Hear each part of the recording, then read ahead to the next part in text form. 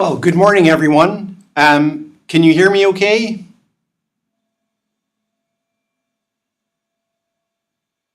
Brilliant. And everybody can see me okay? Okay, excellent. Well, good morning, everyone. My name is Alistair Edwards. I am a reporter with the Scottish Government's Planning and Environmental Appeals Division, otherwise known as DPEA. I've been appointed by the Scottish Ministers to determine appeal by the Scottish Prison Service against the decision by Historic Environment Scotland to designate HMP Barlinnie, 81 Lee Avenue, Ridley, Glasgow, including A, B, C, D and E halls, the chapel, former infirmary and store, former work sheds at the southeast, former gatehouse at the northwest and sections of the boundary wall to the northwest and south as indicated on a polygon map, and excluding the interior of the former infirmary and store, all modern additions and all other structures as Category A. That appeal was brought about under Section 5B of the Planning, Listed Buildings and Conservation Areas Scotland Act 1997 as amended. I have read party submissions and carried out an accompanied site inspection of the buildings in the surrounding area on the morning of Monday the 11th of May 2026. I determined that the best way to understand parties' positions and further my understanding would be to hold a hearing session. We are here today to participate in that hearing. Now, before I cover some administrative points, could I ask everyone to introduce themselves, and I'll start with the applicant's team. Thank you, Mr. Edwards.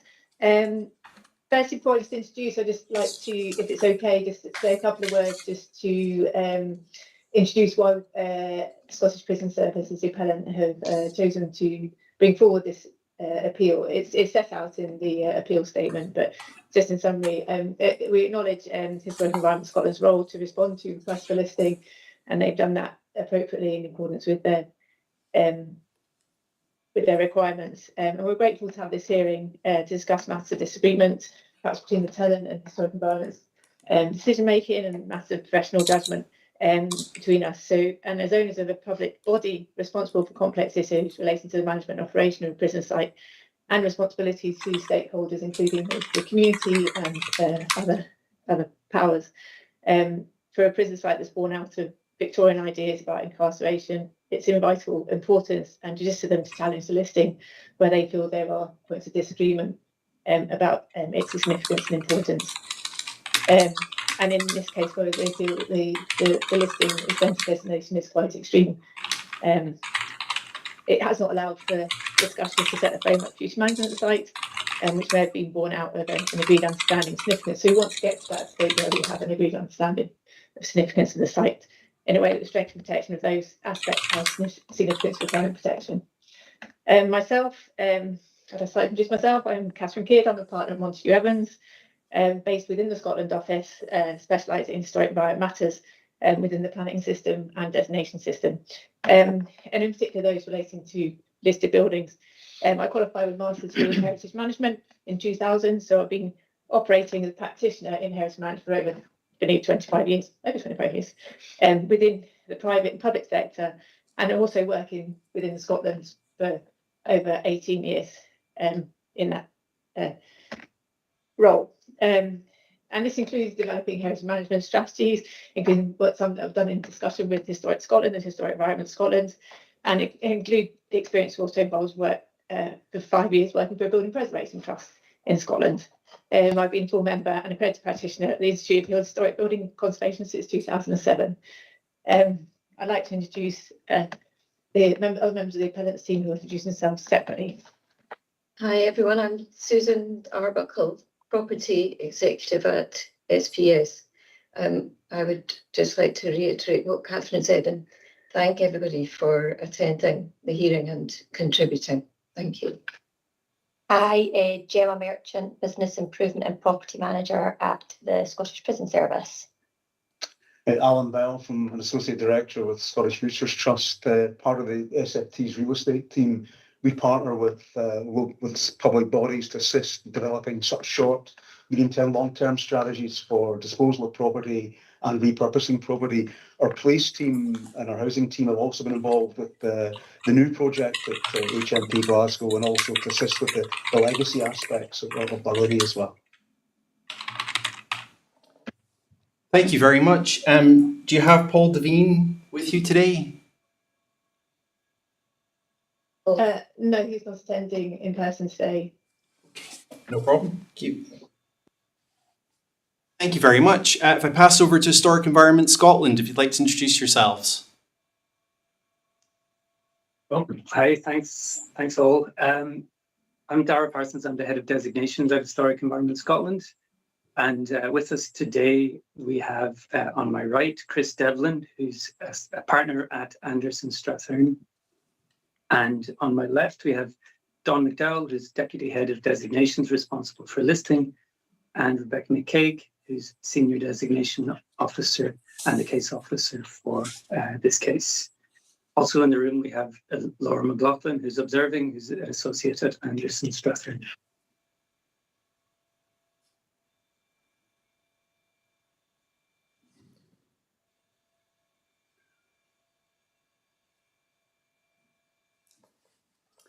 Thank you very much. I'll pass now over to Glasgow City Council.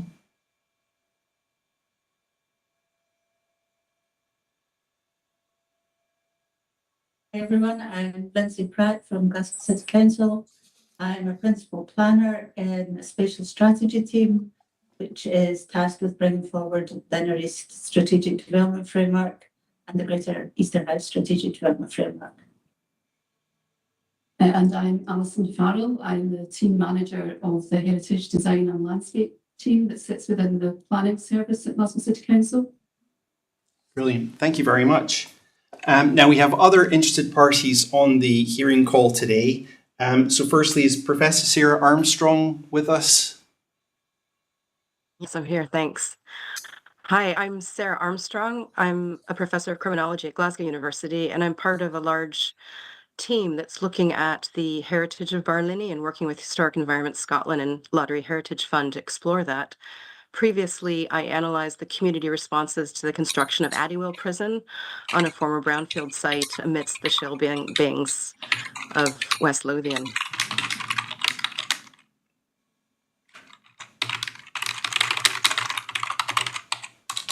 Thank you very much. Do we have, let's have a look here. Is Mr. Sweeney MSP with us today?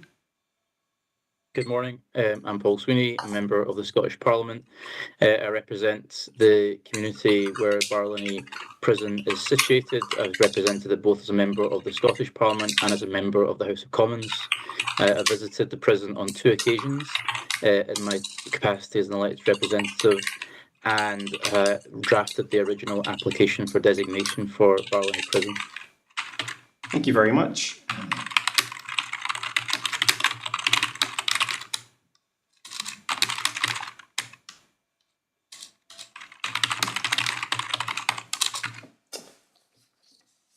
Fantastic. Do we have Mr. Dott?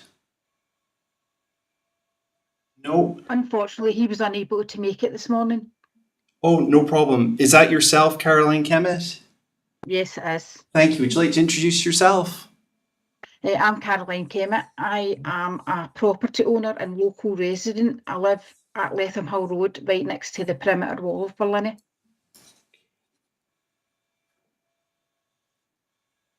Thank you very much for participating today. Now, finally, do we have Mr. Linden, MSP? You may just be observing online. Is there anyone else in the call that would like to introduce themselves? No. Well, thank you very much for all introducing yourselves. Now, a few points of administration before we get to the agenda itself. Please note that today's meeting is being filmed for live and subsequent broadcast via the DPA's website.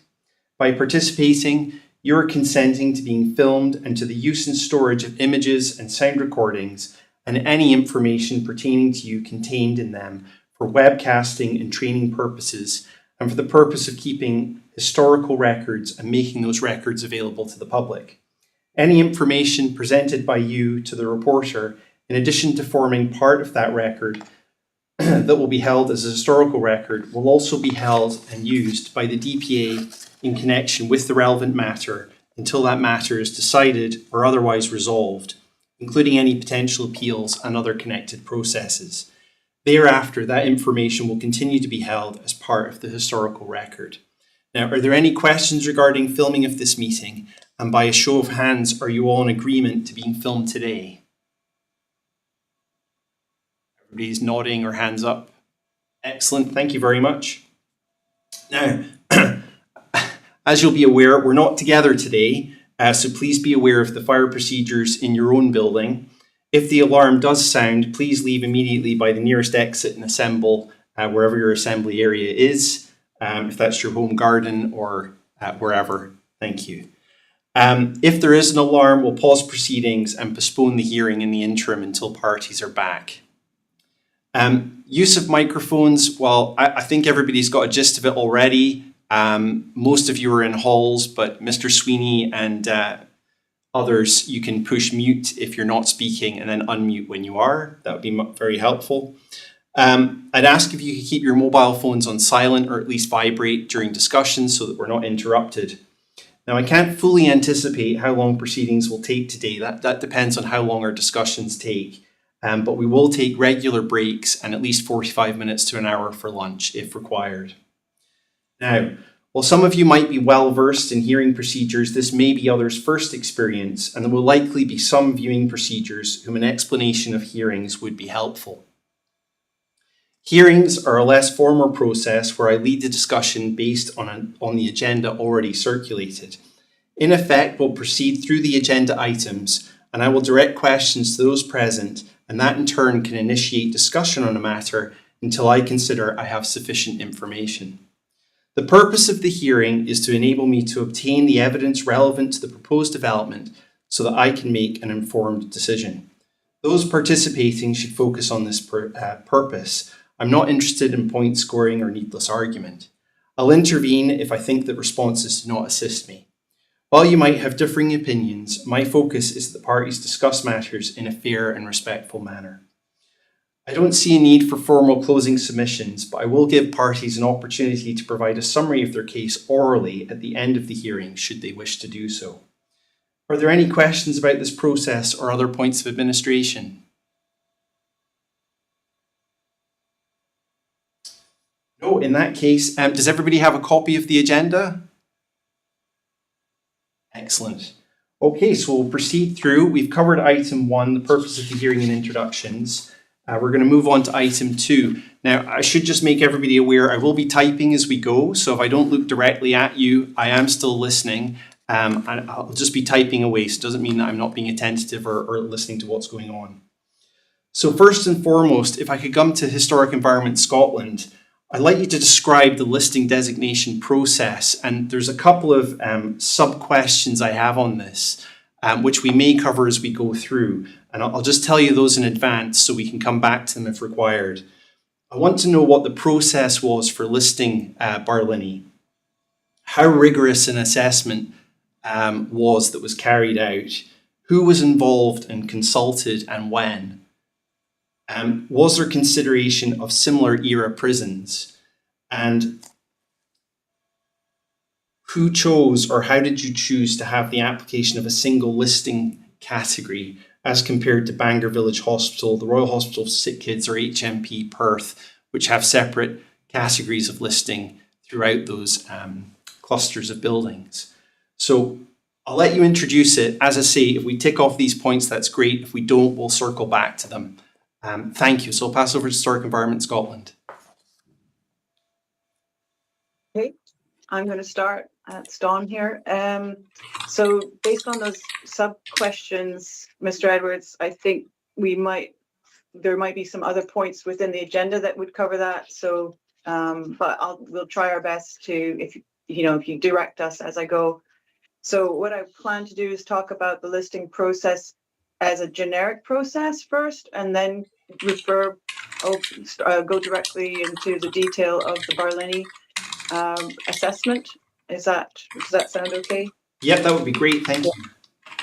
Okay, so as we know, the section 1 of the Planning Listed Buildings Conservation Area Act directs HES to compile a list of buildings of special architectural interest. The process is explained in detail in our designations policy published in 2019. The guidance sets out our policy and principles for designation and gives an overview of how we carry out designation work and how sites and places are assessed. Annex 2 of the guidance explains that the primary purpose of listing is to ensure that changes to listed buildings are given careful consideration through the planning system. The intention of listing is to maintain the character of Scotland's historic buildings and to prevent unnecessary loss or damage. When a building is listed, it means that consideration of its special architectural historic interest is taken into account within the planning system. Designation also informs the sector more widely and will help inform decisions about grant funding or priorities for research, for example. The determining issues when deciding to list a building are whether the site is of special architectural or historic interest and whether the decision is in line with our policy and guidance. So I will describe the main processes that we undertake in doing our work. And Mr. Edwards, you can stop me if I'm going into too much detail, or alternatively ask me to elaborate. Okay, thank you. Okay. Our priority for designation is to provide an up-to-date understanding of sites or places to aid decision-making about potential change affecting the historic environment. The guidance specifies that we carry out designation by adding designations, amending designations, existing designations, or removing them. This work involves making a statutory change. We also make minor changes to existing designations that don't alter what is legally designated. We carry out the work by responding to external designation requests, as in the case of Barlinnie, improving the quality of designation records and spatial data, and undertaking projects which address gaps in our understanding of sites and places. The process following an external request to list a building involves 5 main stages. These are the request stage and validation. So we receive a request or a proposal to designate or make a change to an existing designation. There's the research and assessment evidence gathering stage. There will also be a consultation stage if we propose to list a new site or make a statutory change to an existing listing, and that includes removals. And we have a completion stage, which is the finalizing of a decision and our reporting on that decision. And finally, the notification stage, we notify those directly affected by the decision and we publish our report. Each site or place is assessed individually using the designation selection guidance. The selection guidance for listing is published in our policy, and our assessments may involve a site visit and will make use of the best available evidence. Following research, we consider the merit of a building against the selection guidance for listing. We normally consult those directly affected by the proposed designation decisions before taking a final decision. This includes owners, occupiers, or tenants, and the planning authority. We also welcome views from interested persons or groups. We set out the reasoning of a proposed decision in a document called a report of handling, which we publish on our portal. Consultation periods normally last 21 days, and the scope and length of the consultation may be widened, and the level of participation in the decision-making may take longer depending on the circumstances of the case. We consider comments and representations which are material to our decision-making, and those would be the understanding of the cultural significance of a site or place and whether it meets the criteria for designation, the purpose and implications of designating the site or place. We consider whether these are relevant to the case, and development proposals related to the site or place. Where there are development proposals, we consider where there are development proposals, we consider whether to proceed with designation in line with our designation policy. Furthermore, we also consider the accuracy we also ask people to consider the accuracy of our information. What we do not consider are comments and representations on non-relevant or non-material issues such as economic considerations and whether a party or an interested party agrees or disagrees or personally likes the decision or not, the decision to designate.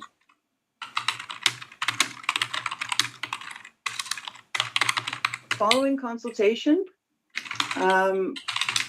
we would review, actually during the consultation, we continue to review and assess all the relevant information to help make a final decision. So the period of consultation may go beyond the formal consultation period, or we might extend. When making designations decisions, we consider whether the site or place meets the statutory criteria, and we also consider any development proposals that could affect the potential listing. If development is proposed, we consider the extent to which those proposals have been advanced. In practice, this means that we normally avoid intervening unnecessarily in the planning process or other regulatory processes where there are development proposals by adding a new designation.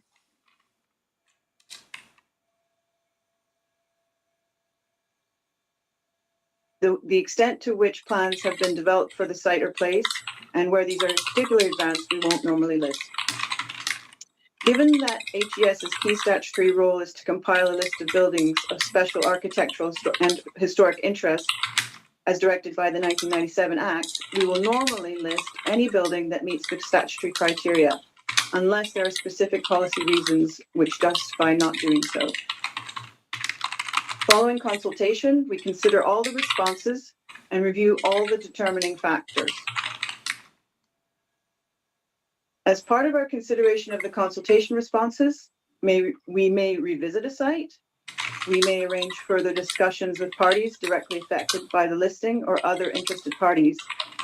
And following this engagement, we may alter the listing proposal and reconsult, alter the listing proposal but find there is no need to reconsult, or proceed to designate without any change to the proposed listing. We prepare and publish a final report of handling that explains our decision-making with reference to the consultation comments made to us and with reference to our designation policy. We set out whether we've made any changes to the proposed decision that we consulted on, and we reach a final decision and then issue a formal notification of the listing. When we have undertaken wider public consultation through the use of citizen space, we publish our final decision on this site and contact those who interacted directly with us as part of the consultation process. So that's sort of the approach for our reviews of sites for listing, and I will sort of I'll refer directly to the Barlinnie case now. So do we want to go through the whole chronology of the case, Mr. Edwards, or do you want to go straight into when we consulted on it? And well, what I'd like to understand is, obviously you've had a request from Paul Sweeney, MSP, who's on the call here, to list the building. So what I want to understand from Hez's point of view is, what was Barlinnie on your radar prior to that? And were there any studies of it in terms of listing? And then if Mr. Sweeney wants to describe why he made the application, and then we can go through it swiftly, I hope, in terms of the chronology of what happened from Hez's point of view to the point of listing the buildings. Okay. Well, I wouldn't call it on our radar. We know that Barlinnie exists as a site. We did do a review of Scottish Prisons' existing designations in the Scottish Prisons estate in 2014-15 in partnership with the Prison Service, but that was only looking at their existing designated sites. So we reviewed those sites and updated the designations I guess that's just over 10 years ago now.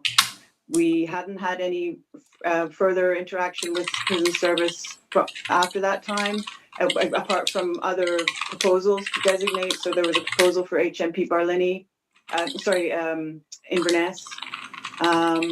and there were no separate proposals for designating the site at Barlinnie until we received one in 2023 from Mr. Sweeney. After that, so Well, why don't we? Sorry yeah. to interrupt you. At that point, why don't we bring in Mr. Sweeney, and I'll just ask him what prompted you to make this application, Mr. Sweeney. Thank you. Well, I've been interested in the future of Barlinnie for several years. Indeed, I was first covered in the Daily Record in 2019, proposing the idea of Barlinnie becoming a prison museum once it was decommissioned as an operational prison. I've visited the site, as I mentioned, on 2 occasions, once as an MP, once as an MSP.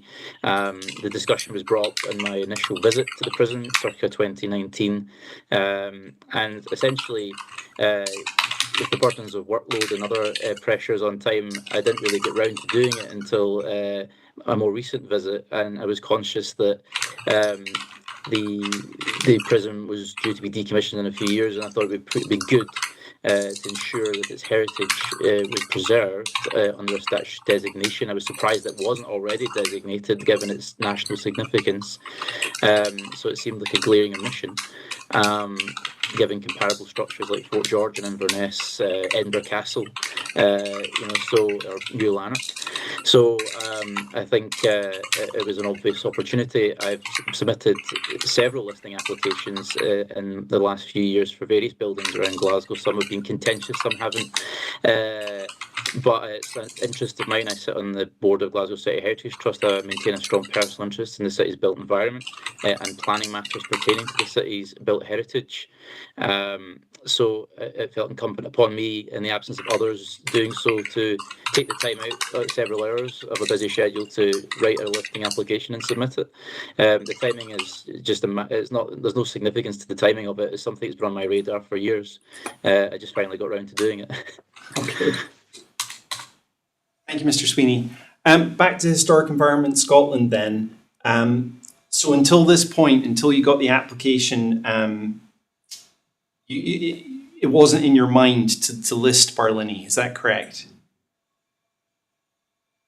Yeah, we weren't in the process of or making any plans for a further review of the prison estate. We had prepared a report that was a follow-on from our initial project that included reference to Barlinnie and sort of the history of Scottish prisons, and that was published on our website. But it was open to anyone to propose the designation at any point. But there were no plans to do a part 2, as it were, of a project on prisons. However, the project report is very useful for us in the case that proposals are made to us. We have a clear, understanding of the building type, and that sort of legwork had been done. So that put us in a position to have an overview already, as and when proposals come in, and in this case, it was for the Barlinnie site. Yeah, no, so there are some prisons that aren't listed that just simply haven't been reviewed and have potential for designation. We just aren't. We're not in a position to go and do those at the moment. Okay, so okay. I'm just trying to. Just for my purposes to understand the process. So unless Mr. Sweeney had come forward with the application, you wouldn't have, as a matter of standard practice, reviewed whether or not to list Barlinnie when it was set for decommission. Yeah, yes, that's right. Yeah. Okay, thank you. Yeah. Would you mind talking me through now the process? So Mr. Sweeney's made the application to you. What happened?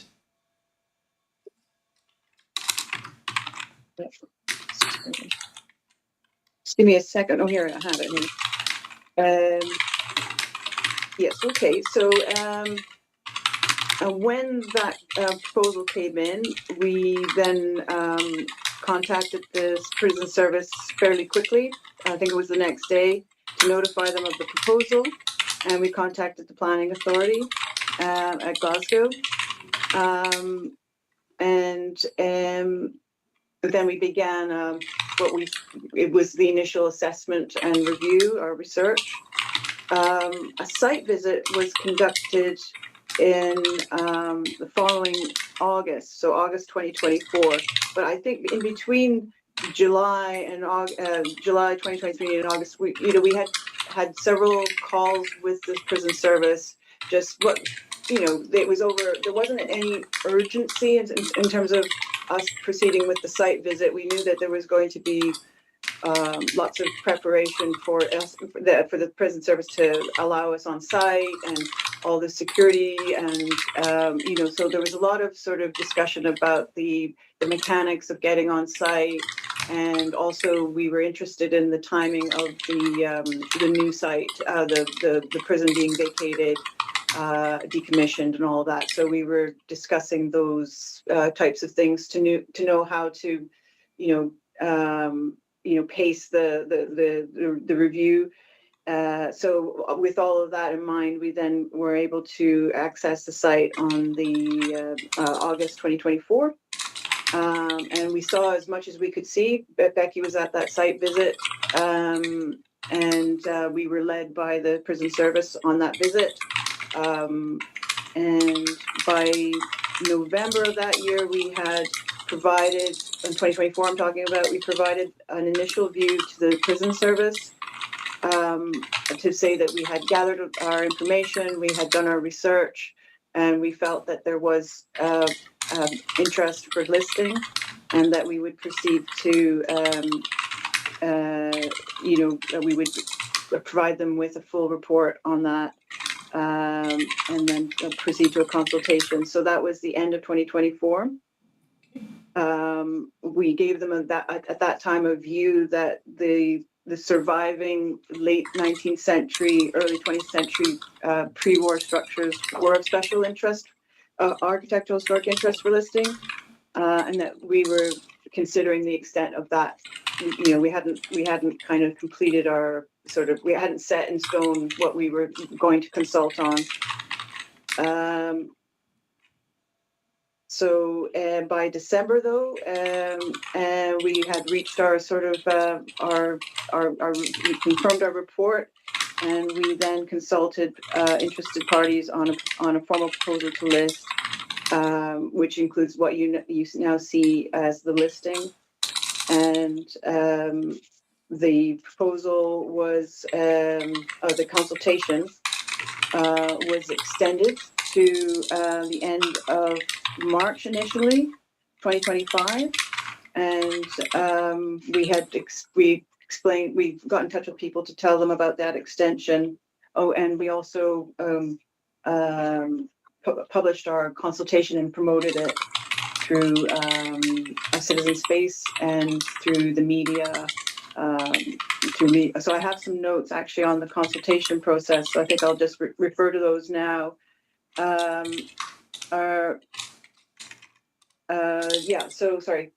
We extended our consultation. We as we normally do, we provide.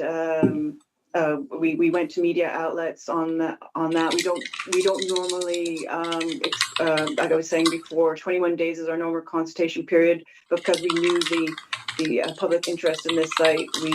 We extended that, and we extended it to the end of May 2025, based on a request from the prison service, as they had asked for more time to prepare a report.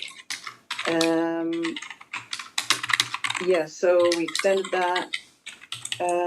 There was some further correspondence between HES and the prison service during the consultation period. We talked about how the consultation was going. We provided them with sort of a summary of the responses that we were getting from the public citizen space consultation. There was 225 responses from citizen space, and we provided the prison service with sort of an update on how that was going and some of the detail of that before the consultation period was before that period ended. we by June 2025, we received the response from the planning authority from Glasgow, and by the 11th of July 2025, so beyond the consultation period that had been agreed, prison service submitted their consultation response. So that takes us to July 2025. Yep. Before taking our final decision, we decided to publish all the consultation responses and made those public on our website, on our portal. So we published in July 2020. Sorry, I'll just pause you there for 1 second. There's 2 hands up. Yeah. So just in case it's a point about the chronology. So Professor Armstrong, I'll let you come in first. Yeah, thanks. So I just wanted to comment on the consultation process. HES did extend the period quite helpfully, but I did write to the HES at one point to say that an online consultation response form would make it impossible for anyone actually in Barlinnie prison to take part in the consultation. And I think there was a positive response in recognition of that. And I suggested some ways of reaching people in Barlinnie prison, but I don't know if any of those were taken up. So just to the point of the consultation process, there was key stakeholder groups excluded. I'm not sure the Prison Officers Association either was included or targeted, or any particular community groups, and that the 220 responses are largely from individuals rather than local community organizations. Okay, thank you. Before I come to yourself, Mr. Sweeney, I'll just ask Hez to comment on that particular point.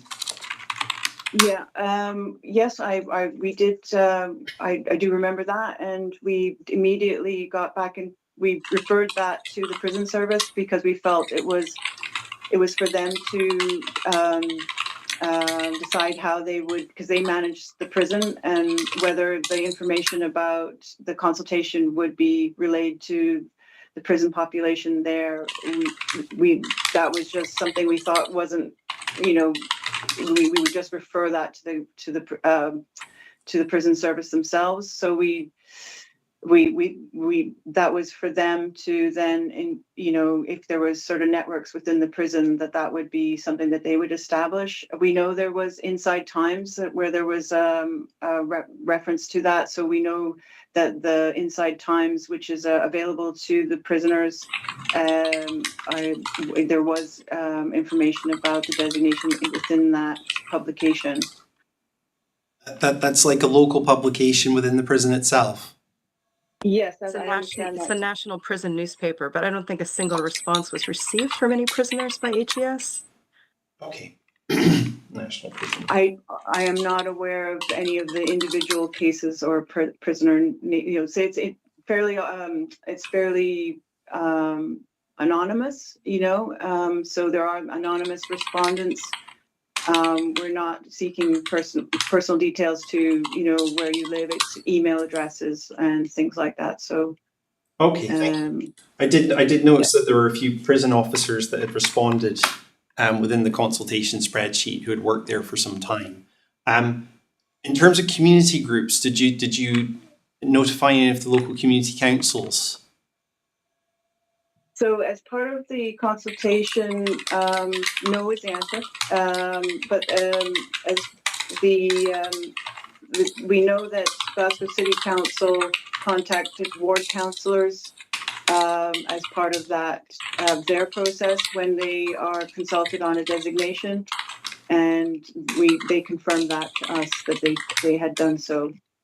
Brilliant, thank you. Mr. Sweeney, I'll just come to yourself now because your hand's up. Thank you.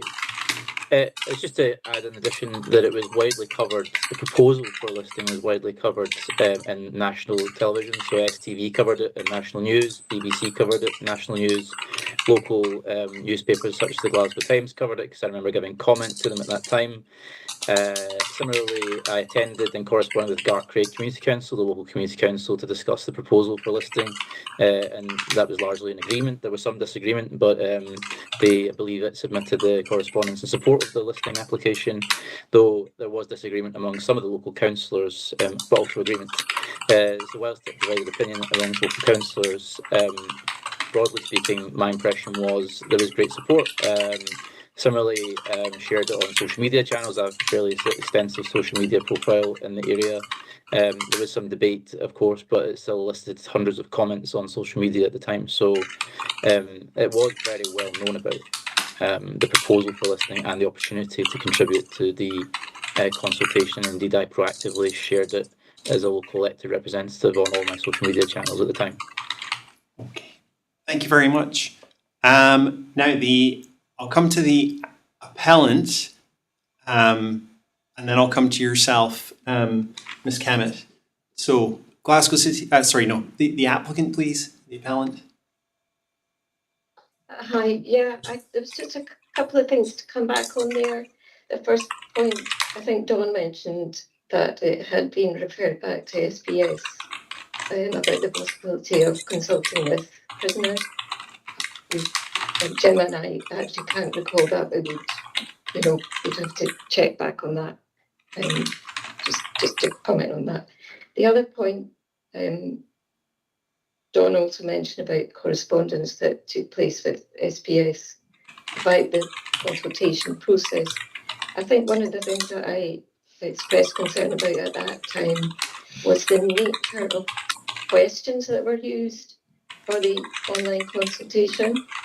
We felt that they were a bit limited in terms of the possible responses.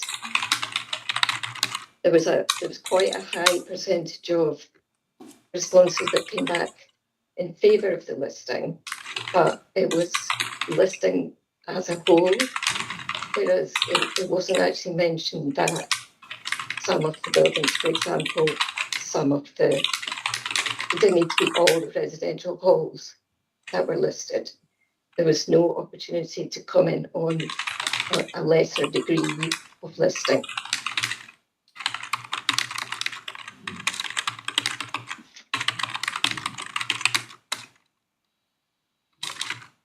Okay, thank you. That's noted. Ms. Cammett, you have your hand up as well. I'll just come to you next. Yeah, there's been a lot of talk about the consultation, the local residents and stuff like that, but we were never consulted properly about this. We didn't know anything about this. I do attend the Gap Craig Community Council regularly myself now, but I only started doing that earlier this year because I feel that we're not very well represented up here at Latham Hill Road. There's not really any people that go to that meeting, but I've started going because I felt we were missing out on a lot of information. I feel like with something like this, could local residents not have been lettered or something to make sure that they knew about it? I know there's a high public interest, but I don't know whether it's actually local residents who actually stay right next to the prison like we do. And a lot of my neighbours don't know anything about this. My neighbour, Robert Dott, he told me about it because he looked into it and he found out a lot of information. He told me about it and we both submitted our feedback, as you know. But up until now, we feel we didn't get any consultation. We didn't have any information on this. I don't buy newspapers. I don't watch a lot of TV news. I just feel that as a local resident directly right next to the prison, we should have been better consulted about this and had some information on it and what was happening. Thank you. I'll come back to Hez, if you'd like to comment on anything that you've heard from the appellant and Ms. Cammett, and then we'll revert back to the timeline. I think we were at the 11th of July 2025, so we'll pick up from there. Okay. Well, our strategy in this case, because of the public interest, was to widely promote the consultation that we were undertaking through national media and social media and through the other sort of contacts that I mentioned. When we write to owners or occupiers about potential listings, we don't normally write to people in the surrounding areas. We just don't do that. It's not how our process takes place. But when there is, like I say, a wider interest, we do our best to promote as widely as we can. And we also, in this case, extended the consultation a significant number of weeks and months. And so we understood that it was widely out there. And then, as I said, also the consultation was through the Glasgow City Council forwarded to local elected representatives. Okay, back to the timeline. Sorry, Ms. Yep. McDowell. Just back to Ms. Cammett, you've got your hand still up, or did you have a further comment? No, I hadn't raised my hand again. I had Oh, my okay. hand there. No worries. We'll go back to Hez. Thank you. Okay, so I mentioned that we published our consultation responses online. So with full responses that we were allowed to publish, meaning we were given permission to do so by those people who responded. So we made that publicly available. We held an online meeting between us and Scottish Prison Services and Glasgow City Council at the end of consultation, well, in September 2025, to discuss the case after the consultation had closed, and to discuss the handling and the next steps for heritage management and what would be required in terms of future consent. Sort of hypothetical, what was all the discussions that we could talk about in terms of their interests in terms of future management of the site, and that took place in September. And then we said at that meeting that we would hope to resolve and finalize our decision by the end of the year. So on the 10th of December, we formalized our decision, we finalized our decision, and we listed Barlinnie and published our report of handling. We published our online citizen space consultation report on that space. We notified the prison service, the council, and that was the case completed. And following that, there was contact from our policy consents and advice service to the prison service, sort of saying now they're listed for further sort of discussions about development and any kind of sort of ongoing concerns they might have about their operational needs. That was sort of the follow-up from that. So within 3 months, then the actual designation was appealed. Okay. Thank you very much. I just wonder at that point, could you just explain you said you carried out a site visit and that there was research. Could you just explain to me a bit more about the level of assessment that you undertook? Yeah, I'm going to ask Becky to answer that. So as well as the site visit, we received historical plans from SPS. They provided that during the research process. As with all sites, we assessed the building within its building type. So we looked at prisons of the period, dating before and after. So we assessed it within its building type and against the listing criteria of architectural and historic significance. So there's extensive historic research looking at historic evidence and comparing the building with what survives in Scotland today in terms of its building type.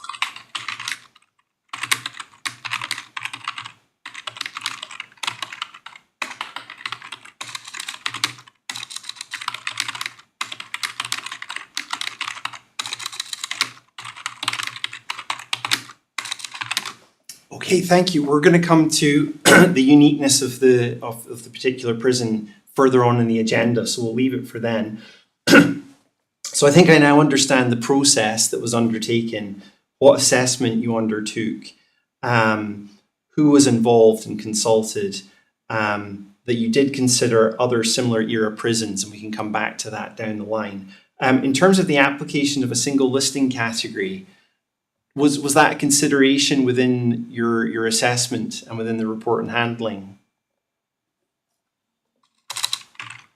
Yeah, so I might start. I mean, the practice that we undertake when we're looking at a large site that is functionally related to such as a prison or a hospital or maybe even a farm site, is to consider the site as a whole. And our normal practice is to designate it as a single site with the options of including or excluding parts of the site with the listing, within the listing. And that normally would then have one listing, and it has then it gets assigned a category after we've assessed what is of special architectural historic interest and what contributes to that special architectural historic interest within that site. So there, buildings will be of a certain, ancillary or sort of potentially the main building, such as like a farmhouse or a steading or boundary walls, that kind of thing. So it would be it's what we've been doing for established many years now. Since the introduction of exclusions in 2015, this is the standard approach for our designation reviews and of sites. And I think we've provided in our response to the appeal examples of that. Okay, so these other examples that I've had cited from the appellant of Bangor Village Hospital, the Sick Kids in Edinburgh, and HMP Perth, those were all post or pre, 2015? Those were before. Okay.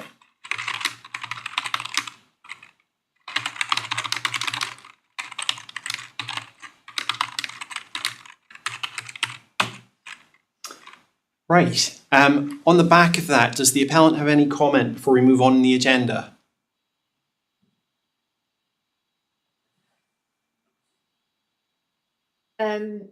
With regards to the categorisation of this thing, or? Yes, anything you've heard so far, if you'd like to comment. Obviously, we'll come back to categorisation at the very end of the agenda. Okay. I don't know if you have any particular comment. We did have one question we were just discussing amongst ourselves, just about the consultation with SBS Post at the point where HES were to designate following the consultation, and whether the consultation with SBS was about heritage management, about how to look at this site from a heritage management perspective in the future, whether it was more about just the implications of designation and how the process would proceed once they decide to designate. So we, in that discussion just now amongst ourselves, we've kind of it's been agreed that it was purely just about saying about kind of what it means for the listed buildings to be designated, rather than a discussion about heritage management. Thank you. I'm sure we definitely will cover this as we go through, but in brief, Hez, was that one of the matters that you considered in terms of how the site could be managed in the future? I'm sorry, could you repeat that? Yes, I just wondered on the back of that. So the appellant is saying that the meeting you had about heritage management, they were the feeling that it was more about what the designation meant rather than the management of the site in the future. I'm sure we'll come back to this, but was the management of the site part of your consideration in the listing? Sorry, I'll take this. I think, it broadly was about the listing, but the attendance of the City Council and our colleagues, our kind of statutory consultee colleagues, was intended to, I suppose, really instigate a longer conversation about the potential options for the site. It's true that it wasn't discussed in any detail, but it was really an introduction to the idea of the buildings being listed. At that stage, we hadn't taken the decision to list the buildings, but I think it's fair to say all at the meeting were aware or expected that the buildings would be listed, and the idea was to, as I say, instigate that discussion. Okay, I'll put it hopefully more plainly. So in terms of your decision to list, did you at any point consider what the implications of listing would be for the future of the site? I think we are going to probably come on. I imagine we're going to come on to that later. I suppose I think sorry to interrupt you, Mr. Parsons. I suppose I mean more generally, would you ever consider implications of listing on a site? We, yes, consider and understand the implications of listing on a site. What weight we give that is in our decision is a different question. We couldn't possibly consider the potential implications of a range of development options, for example, but we can consider the implications of the listing, and the implications of the listing is to introduce legislative and policy requirements. But I'm sure we'll discuss this in more detail later on in the day. Yes, no, that was useful just from a generic point of view. So, Glasgow City Council, just from your perspective, you're involved in the consultation. Can I just confirm, do you have any comments on that or your involvement? Thanks. We're at the meeting, I can't recall the date prior to the listing going through September 2025, and that was a discussion, I guess, about the implications of the potential listing, and I guess to pave the way for us to work collaboratively with the Scottish Prison Service in terms of, you know, the reality of the ongoing operation of the site, if it were to be listed, and how the council could assist with that in future, which we are already, you know, engaged with at the moment. Thank you. That's very useful. Right, I just have a quick question for the appellant. In terms of the initial appeal statement, that requests amendments or exclusions to the list description, including to the work sheds, Hall E, surviving boundary walls, the former infirmary and store, Hall D, the gatehouse, and interiors of cell halls, with the exception of Hall A, which is described as being the best surviving example found at Barlinnie. In your response to Historic Environment Scotland's appeal statement, your last paragraph refers to delisting the buildings. I assume that these are the same as those referred to in the original appeal statement, and you're not requesting that the listing is removed in its entirety. Is that correct? Yes, that's correct. What we're seeking really through this appeal is to have the best representative examples in terms of special historic or architectural interest to be designated. I think that's right. And through the appeal process and our own research and understanding in terms of significance, those three buildings, the A Hall, B Hall and Chapel, would be those best representative examples in terms of special architectural historic interest and the most significant. So yes, we're not seeking full delisting, removal of the list. In its acknowledgement, there is some special historic interest in the site, and we're just seeking kind of proportionate designation that have to be represented. And we set out in that bullet point list in the conclusions at the end of the appeal statement reasons, sort of some summary reasons why we feel the other buildings do not fit those criteria. Yeah. Super, thank you. Is there anyone else attending that has the position that none of the buildings should be listed or merit listing? Ms. Armstrong, Professor Armstrong?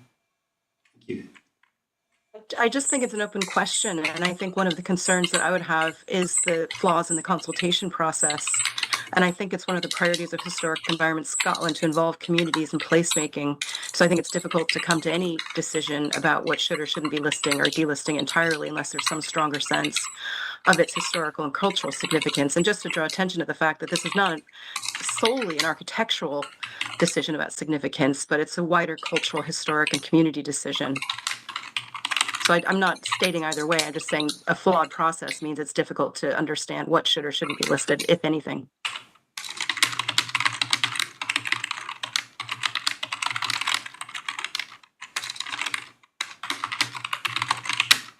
Just to clarify, Masters, and Hez can keep me right here, but the building is listed now, category A. This is an appeal against that listing, so it currently is listed. That's correct, Hez? Yes, that's correct. Yeah. So this would be the proposal from the appellant is to amend that listing description. Is that correct? Sorry, from the appellant.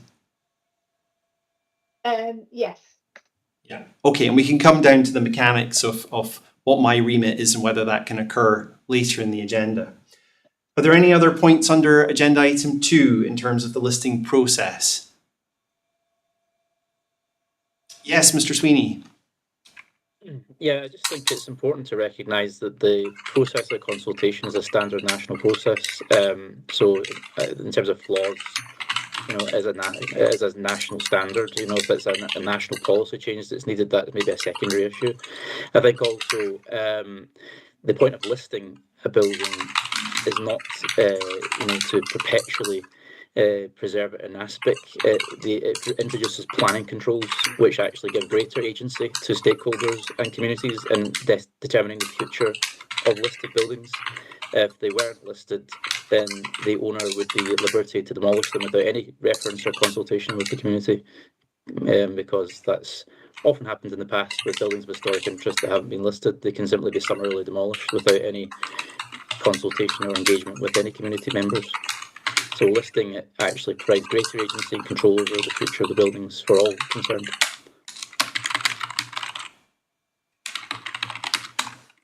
Thank you. Yes, Ms. Cammett, and then I'll come to the appellant. It's just that they were talking about management earlier on, what would happen, once all this was decided, if it all went ahead as it is. As a local resident, I feel that just now everything is managed by the prison, security-wise and everything. And the wall, the perimeter wall, across from my house, that is the biggest thing in front of my window, is that perimeter wall. I'm wondering what is going to happen with that, because once the prison moves out and they won't be securing that anymore, that is going to be, to me, that is going to be open to vandalism and all sorts that we have to look at every day. And I'm wondering, is there any capacity for that in the plans for managing this and protecting it and, stopping this kind of vandalism on it? Okay, thank you. I'll come to SPS in a second. In fact, yourselves, you have your hand up, so I'll let you come in with your point, and then you can maybe come back on Ms. Cammett's point.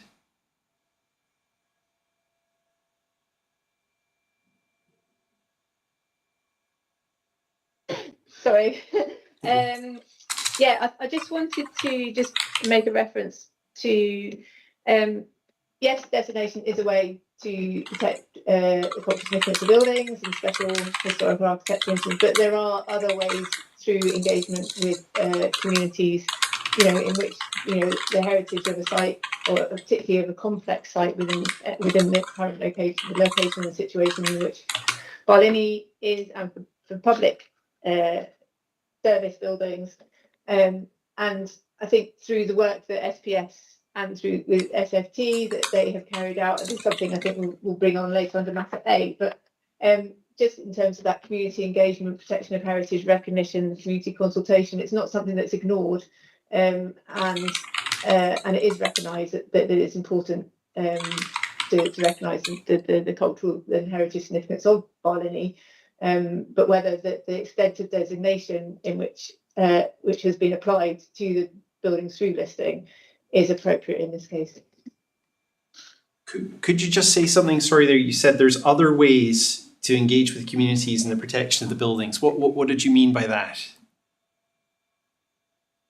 So I think we'll perhaps come on to this a bit later, but through discussions about sort of heritage management agreements and frameworks, so through kind of agree to the stakeholders involved. So there are other ways of protecting and recognising heritage and managing that in the future. There's been work already done as part of, I don't know the details, it's saying, but there has work that has already been done in terms of the local community in Ridgery and the town centre sort of neighbourhood and development plans that has already been taken place. So but this was, Mr. was principally around the new prison. There was extensive consultation of the Germiston area, which where the new prison is going to. As part of that, the net zero public sector building standard, the legacy is a very, very important point in the business case for HMP Glasgow, is that a suitable and an appropriate redevelopment, repurposing of the original prison is an absolutely crucial element of this. Right, we're definitely going to come back to that. Could you see anything in terms of Ms. Kemet's concerns about the future of the site? I assume SPS will retain ownership, whether or not it's operational. Yeah, I mean, the responsibility for maintaining security would continue to sit with SPS until such time as the site was sold, transferred, developed. Yeah, which is obviously an ongoing situation. Super, thank you. Mr. Sweeney. Thank you very much. Just to note the point about Ms. Kemet's point about maintenance, by designating buildings as listed, it introduces obligations on the owner, which can be enforced by the planning authority, such as serving a listed buildings repair notice or an enforcement notice. So there are statutory obligations which are introduced, which, if the planning authority are effective at enforcing them, would require the owners to maintain all the fabric of those buildings to a good standard. So that does introduce extra obligations on the owner of the listed buildings, which helps to maintain them, which otherwise wouldn't be available.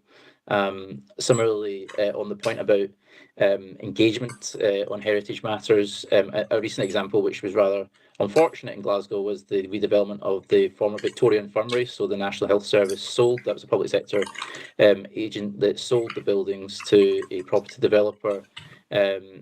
They weren't designated apart from one or two buildings on the campus, and as a result, significant amounts of buildings that should have been designated or were worthy of designation were destroyed without consultation with the community.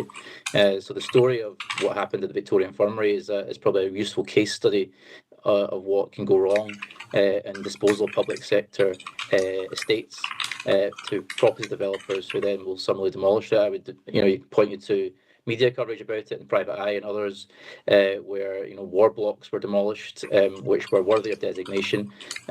Speaking to people like Professor John Hume and others who were appalled that the city's heritage was destroyed in this way. But previously, Historic Environment Scotland had a policy which was not to designate operational healthcare buildings, because it may inhibit their adaptation or use for the NHS. But once they stopped being used for that purpose, they were vulnerable to demolition and destruction. And what happened through the process of Sanctuary Scotland acquiring the Victoria site was they held a consultation which didn't meaningfully engage on any aspect of preservation beyond which they'd already predetermined, and then subsequently we lost buildings that were unlisted but of significant townscape heritage value. Thank you. Glasgow City Council. Yeah, thank you. I'd just like to come in there on a couple of points. Just firstly to pick up on Mr. Sweeney's references there to previous planning applications at different sites. I'm not sure that that's relevant here, but the planning process should pick up on that, and that's the opportunity for consultation. But on a wider sense, there's a wholesale presumption against any demolition of any building according to NPF 4. So there is a high level protection whether an item is listed or not. And as Catherine mentioned there, through the opportunity for perhaps local place planning, those processes can pick up on heritage aspects to any location. So yeah, it's just to pick that up. That's super, thank you. Right, we'll move on into the agenda, and we're going to talk now. I've separated it out, but by all means, if we talk about historical, cultural aspects as we go through, that's absolutely fine as well. So we're going to talk about the special architectural interest of the buildings. as part of this, as we go through, I'd also like to consider the overall design and plan of the prison. And when we get to the end, just to pose the question to you, are the sum of the components, the parts here, greater than the individual buildings? And that you know, we'll think about that as we go through. So I've kind of done this in chronological order. So we're going to start with Hall A. And I think I'll go to the appellant first. I think you've acknowledged that this is probably the best example on the site of one of the prison halls.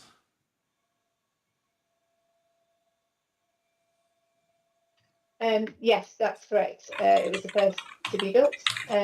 So I think you've correctly identified, considering it as part of the overall plan and original intention for this site development as a prison.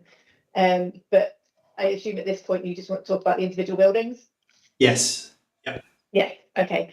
And we'll come on to the overall plan at a later point. Yes. So this was. I think it's widely acknowledged that the A hall was the first one to be built on this site, and perhaps is the best representative example of a building that is known to have been designed and tended by the leader of the Prison Commission for Scotland at the time, Major Collinson. There are, I mean, it's very similar to B Hall as well.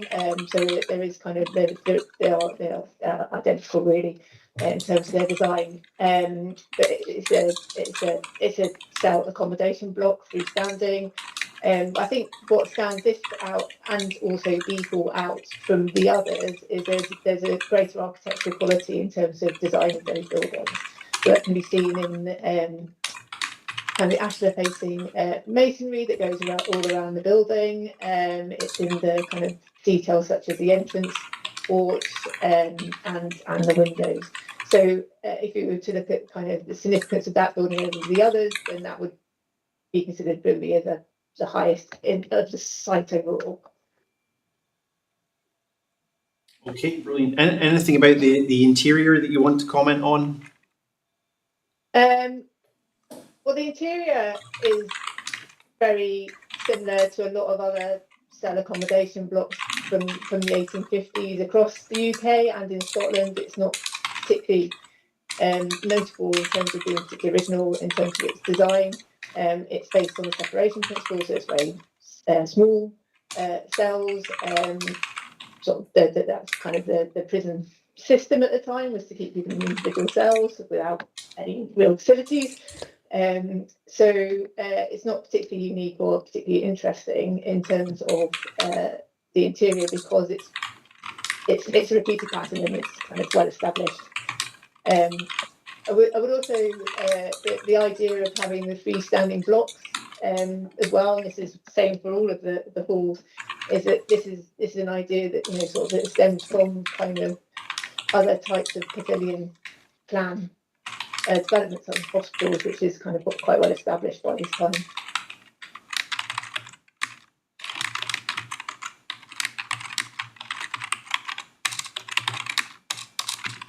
Okay, thank you. I'll just pass over to Hez.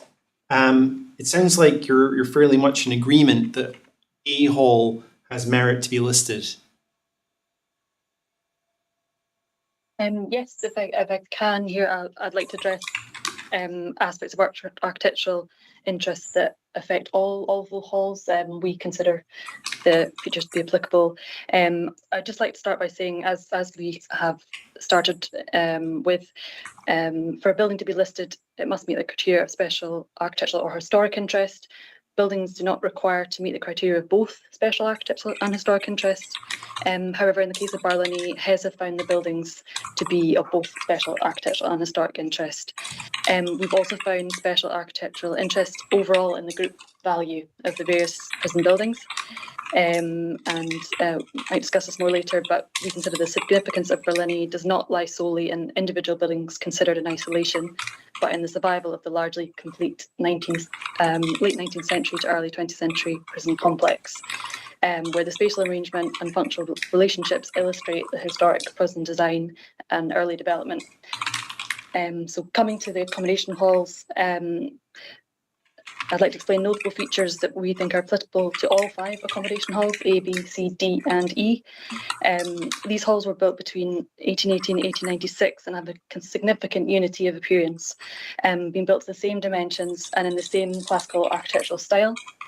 All 5 halls are built of the same quality materials of sandstone with ashlar dressings and feature high quality stonework details. The materials and finish are of a high quality generally. However, when comparing these within the typology of prisons, they're considered to be particularly high quality. Architectural details of particular quality common to all 5 halls include the following: the overhanging roof cornices with stone bracketed eaves, the ashlar stone string courses, ashlar quoins and window margins, including to the cell windows. They have distinctive pairs of evenly spaced stone ventilation chimneys, which also feature carved stone details. As mentioned, halls A and B have pointed arch entrance porches at the north elevations with raised quoins and crown motifs. Halls C, D and E have projecting cornices around their entrances at the north elevations.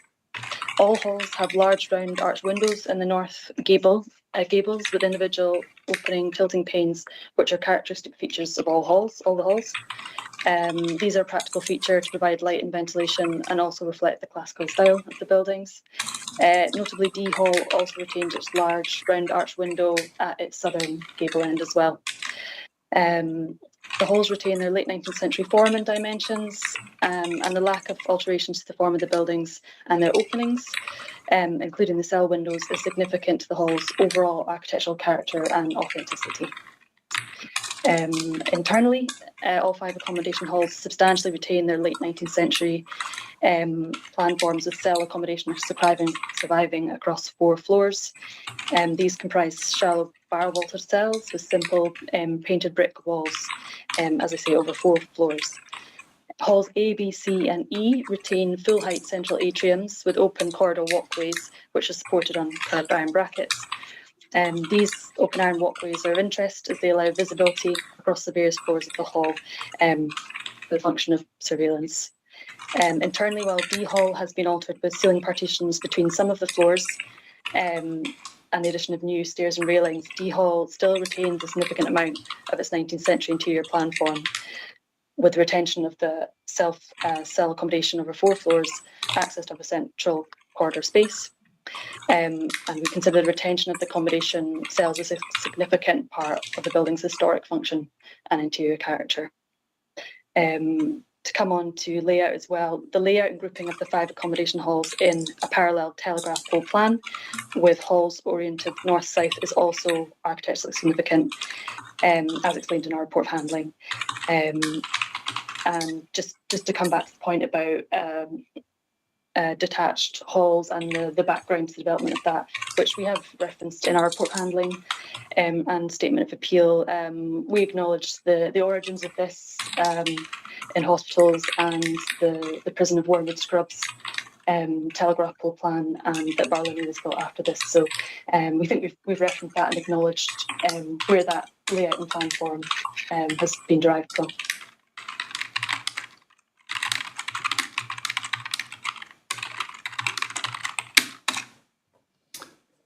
Thank you. I'll just come to Professor Armstrong for back to the appellant. I think Ms. Kemet was first.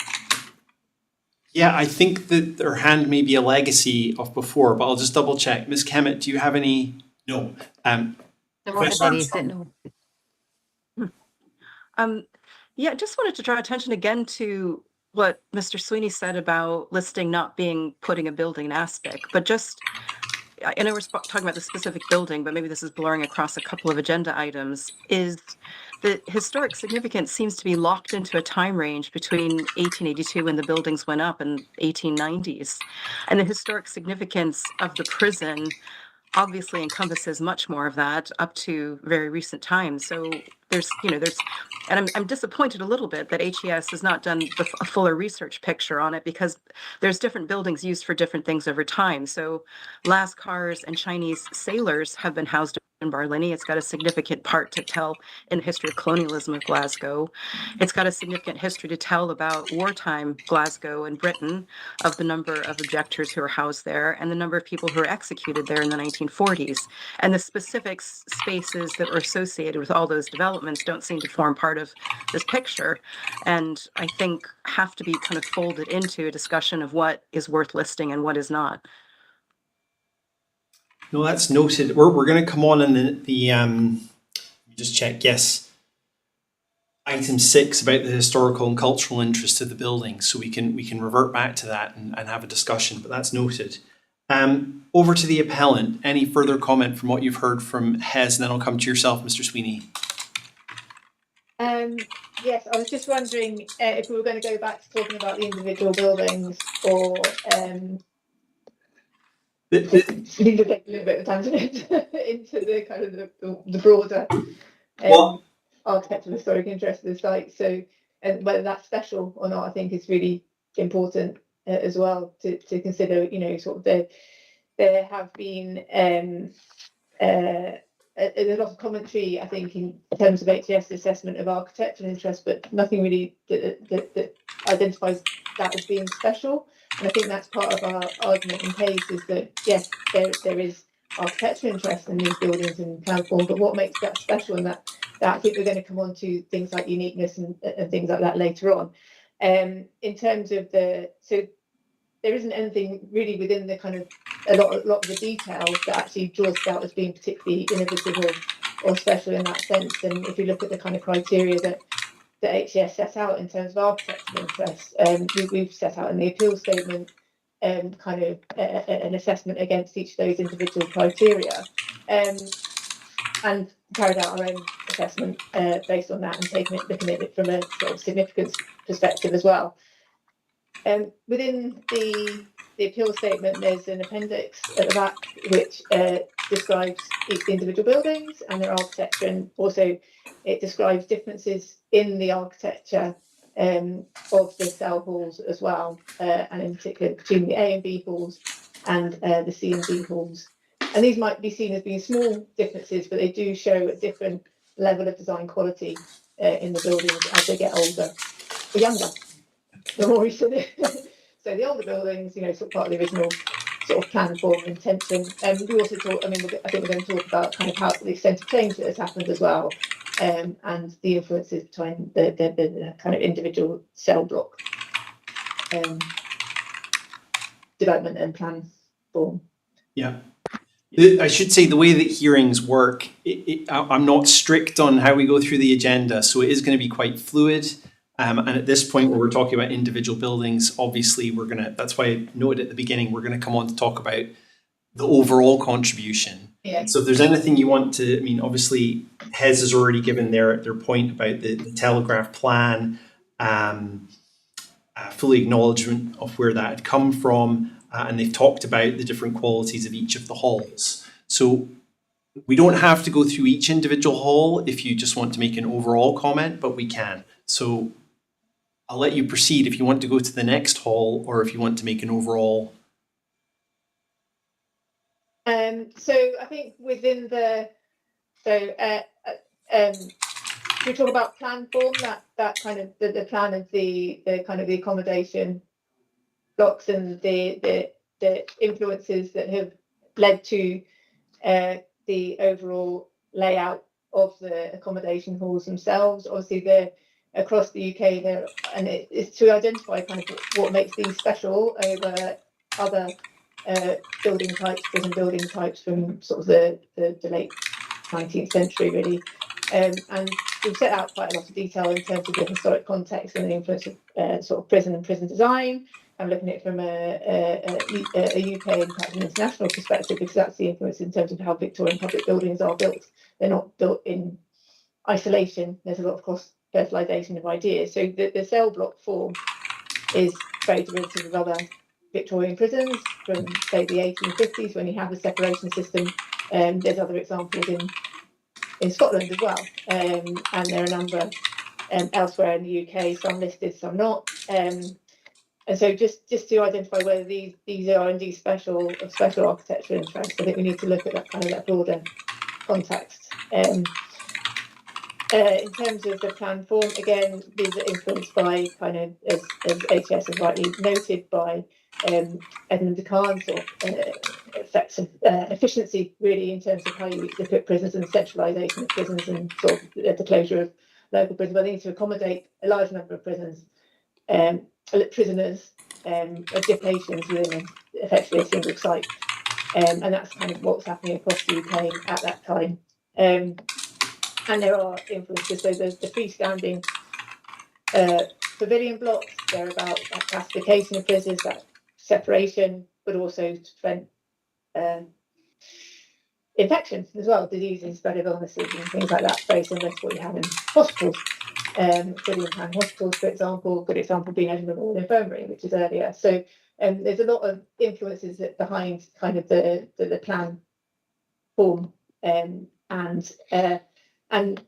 being laid out by military engineers or Major Collinson, sort of he's a member of the Royal Engineers and down from England. So there would have been a lot of cross influence in terms of public building and prison building at that time. So, you know, it's kind of a military kind of almost response to dealing with this a need to accommodate an efficient way, following a very draconian kind of system of separation in terms of prison. So there's a lot of context behind that in terms of the architecture, the layout, the plan behind this building. There are, there's a lot of other examples across the UK in which this layout and form is experienced. We've also found evidence really that the influence of Major Collinson as part of the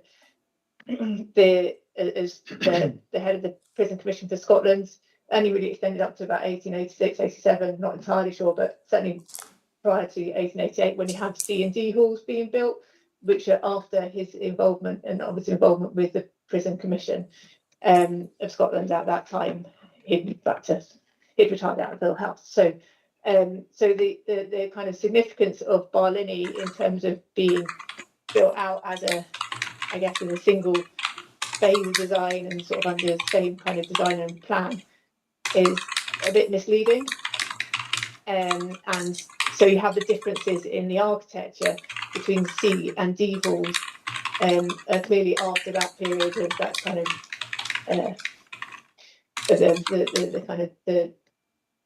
under Major Collinson's kind of guidance in the Prison Commission, and the kind of even the drawings and things like that we have seen evidence kind of they're marked by draftsmen. So the kind of design of them kind of it follows a pattern, very very repetitive pattern, but in terms of materials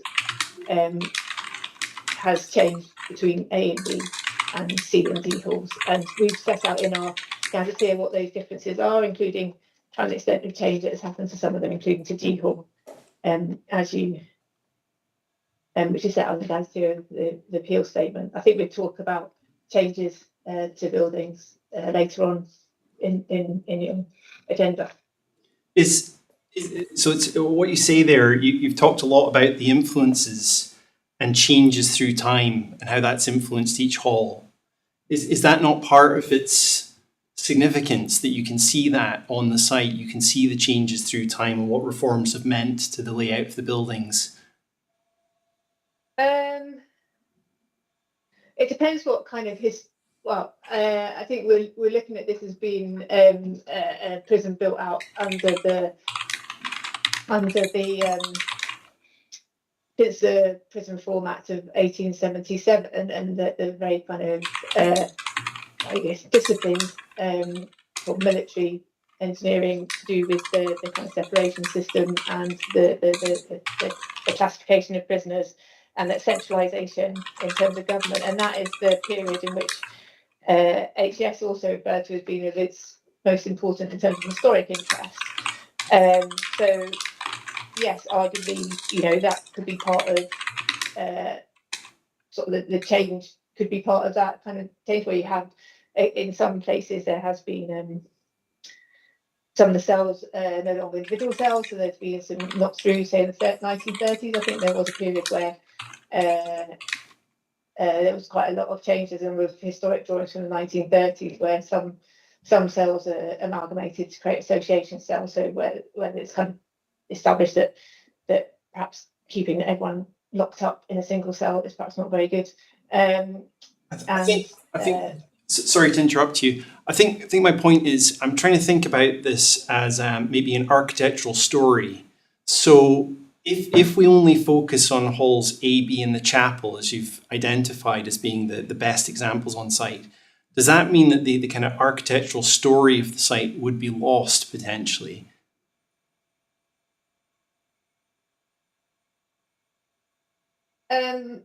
By the architectural story, what do you mean? Well, just as you've described, there's been different influences over time that have influenced the design and the architecture of each of these halls. Is that in itself not of significance? They record change, but is that, I guess it's whether that is a significant special architectural interest, and then you have to look at sort of I suppose in terms of designation, we're looking at what is a special architectural interest, and I think they do show a pattern, and that's natural for public buildings to evolve over time. But I think when you look at the criteria for designation, if you're looking at architectural interest, there are other factors that are taken into account in terms of, the influence in the design, uniqueness, in terms of the interest of the designer, and in terms of quality of materials. So I think there are differences, but there are sufficient differences between, say, A and B holes and C and D for them all to be traceable to that architectural story? Or is it actually represented in A and B alone?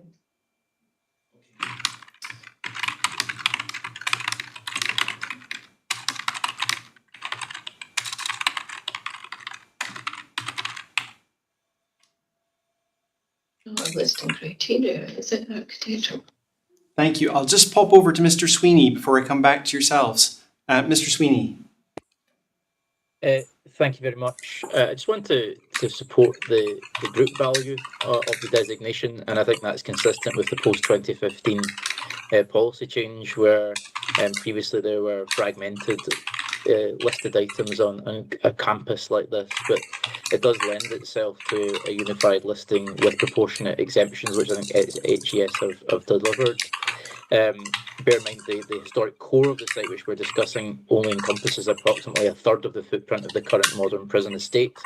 So it is a small share of the overall footprint of the prison. It is a modern understanding of the complex. And I think it is important because it is the ultimate expression in Scotland of the post-1877 Act, the unembellished military efficiency of the barrack-style prison is what gives it that historic significance. It is the manifestation of the Prison Act's push for a centralised utilitarian penal discipline approach.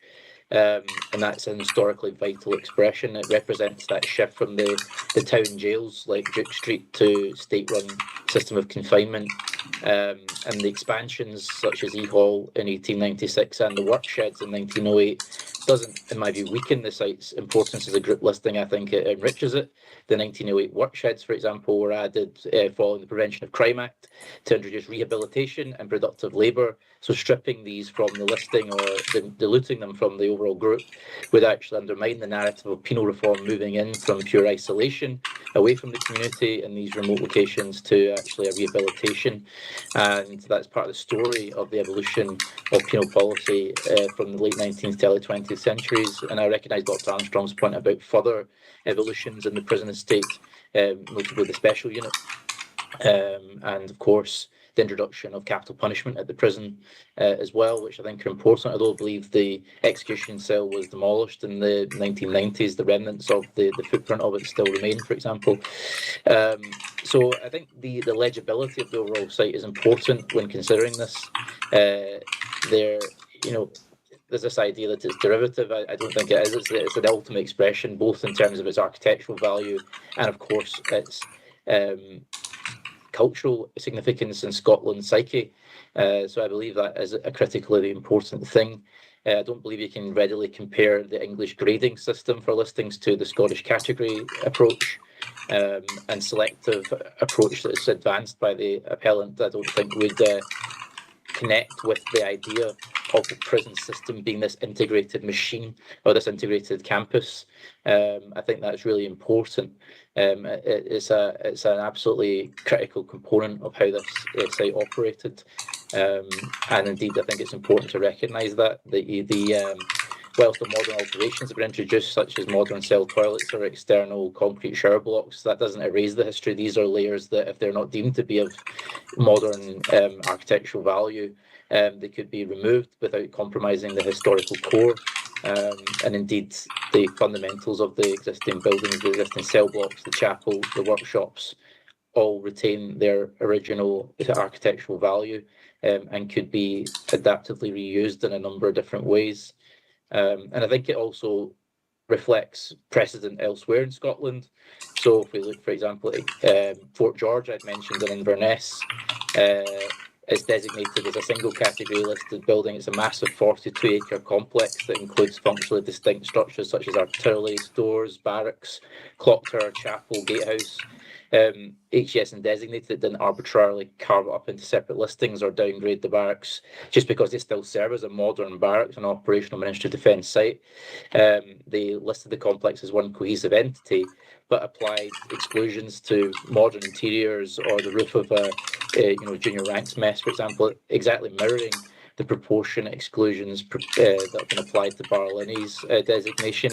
And similarly, Edinburgh Castle, although it's covered by the schedule of an ancient monument, the same principle applies, where it was an interconnected A group, and all those buildings have a variety of different eras there, from the medieval era through to 20th century. They're viewed as a group value, and I think that's a similar approach that needs to be taken with Barlinnie, given its national significance. I could cite other examples such as Gartnavel Royal Hospital, a similarly scaled Victorian hospital complex, which is under a single listing, despite having a variety of different components to the Gilbert Scott building at Glasgow University, including the chapel, Bute Hall, lecture halls, administrative offices, the tower, the new Lanark Industrial Village, which of course is not just a category A listed building, it's a World Heritage Site. Similarly, it's about a story of built heritage expressed through social history, mills, workers' housing, chapels, educational institutions. Barlinnie is of a similar calibre in the national social heritage, and that is why it's so important to recognise its group value, and I believe that that's been achieved here.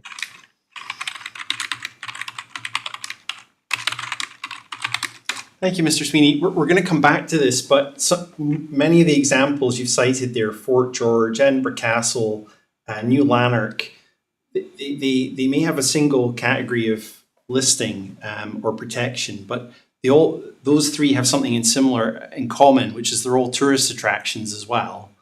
And we're going to come on to the future potential redevelopment of the site down the line. Any comment before we come to that point in the agenda? Well, I think it's hard to predict what the future destiny of Barlinnie will be, because the prison service, despite my attempts to stimulate this discussion, haven't really been very proactive about planning the future development of Barlinnie. For example, I had asked them to commission the Glasgow Building Preservation Trust to undertake an options appraisal, which hasn't been done. Just as an example of what could be achieved with the future development of the site, the detail and the rigour that would be required to sort of fully chart out its destiny hasn't been there. There's a number of speculative suggestions as part of responses to the consultation around residential, commercial, retail, other activities. I guess it's all up for grabs. It's such a versatile site, bearing in mind only a third of the site encompasses the historic core that's been designated. So I guess we can come on to that in more detail, but I think other examples of adaptive reuse, such as the quarter mile development of former Edinburgh Royal Infirmary, Edinburgh Futures Institute, demonstrate examples where you can do this quite creatively by weaving in historic core to modern insertions and achieve quite a satisfying townscape and architectural outcome. So I think that would be something I'd like to see there. I visited Crumlin Road Jail in Belfast. I've visited Kilmainham Jail in Dublin, and I think they're very, very good examples of what can be achieved in terms of the prison museum opportunity. We've seen obviously a more recent development of a prison museum at Peterhead. So I think there's bags of potential for the development of Barlinnie, and the designation helps to enhance that opportunity for future heritage-sensitive adaptive reuse. Okay, thank you. We are straying slightly, and that's fine. I'm going to ask the appellant a question, and then I think we'll take a short break. So back to the appellant, just to confirm, you were comparing it to other sites, other prisons. Were those other prisons listed or given protection in England? And why does that matter?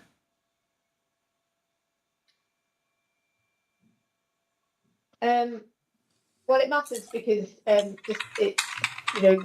are HMP Barlinnie in Scotland wasn't built under a Scottish public service. It's very influenced by kind of wider influences of Victorian public building, and to understand kind of Barlinnie within that context, I think, is really important to be able to understand its special interest. So reference to other prisons, whether in England, Scotland, the rest of the world, I think it needs to be considered its special historic interest and architecture interest needs to be considered within that wider, broader context. So references, there are a large number of English prisons built with listed purpose-built prisons from the late 19th century. There's a number listed in our appeal statement, if you refer to paragraph 3.42. So Wormwood Scrubs, we previously mentioned, this is highly influential in terms of the layout and plan for Barlinnie. That is listed. It has separate listings. So and reference to English. I mean, the English system in terms of listing the primary acts is the same thing. It's still to establish whether it's special architecture, historic interest. So the act is the same in terms of designation, rather, and how they grade them or categorise them. That's kind of not necessarily a discussion at this point in time. Large listed purpose-built prisons, Wormwood Scrubs, obviously the chapel, the cell blocks are separately listed to the chapel and the gatehouse, and that's kind of seen as being the sort of the primary kind of development of this type. You've got other ones, HMP Dartmoor, again, kind of that was built out in the following the format from the 1860s. You've got cell blocks, wing blocks, attached and detached individual buildings, cell blocks, HMP Shrewsbury, again a parallel block system, prison system, and original telegraph pole plan, again by the prison commissioners. HMP Manchester Strangeways, mid-19th century, and then later extended cell block wings. You've got other, there's a large number, and Lincoln, Norwich, Carlisle, Portland, Bedford, Chelmsford, Parkhurst, Isle of Wight, Aylesbury, blah, blah, blah.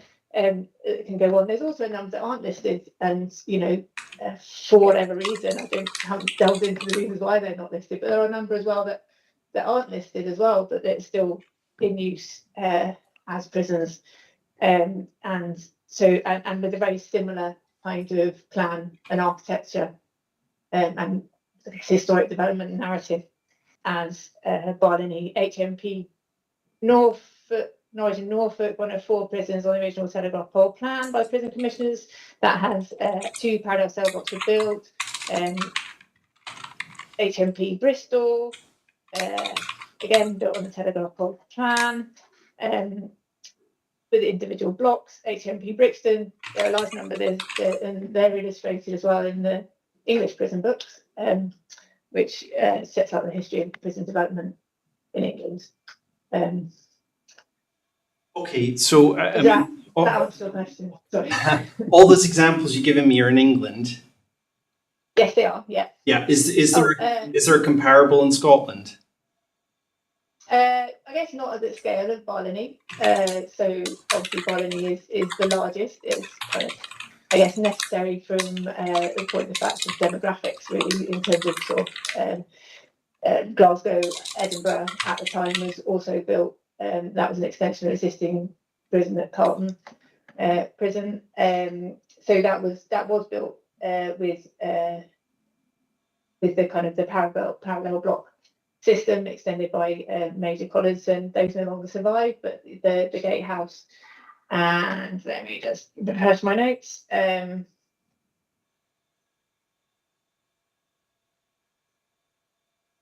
think the gatehouse and What I'm trying to understand here the is Governor's House and Curtain Wall are listed, yes. yeah. What I'm trying to understand is the appellant's argument that there are other prisons within the UK which demonstrate better qualities than Barlinnie, and for that reason, that kind of architectural history of prison building has already been protected, so it doesn't need to be protected in Scotland. Is that? I'm trying to get to the nub of the argument from the appellant here. Oh, okay, yeah. So I think what we're saying is that, you know, we are trying to understand sort of, I guess, what level of significance to apply to architecture here, and whether that's a special interest. And what we're saying is there are a number of other examples of its type, so it's not unique in that sense, and it's highly derivative at a lot of number of other examples. So at what level do you consider that architectural interest to be special? So we acknowledge it is perhaps of interest to Scotland and the Scottish narrative of prison development, but it's not unique in terms of, I guess, wider cultural significance and architectural significance if you're looking at kind of the influences behind it.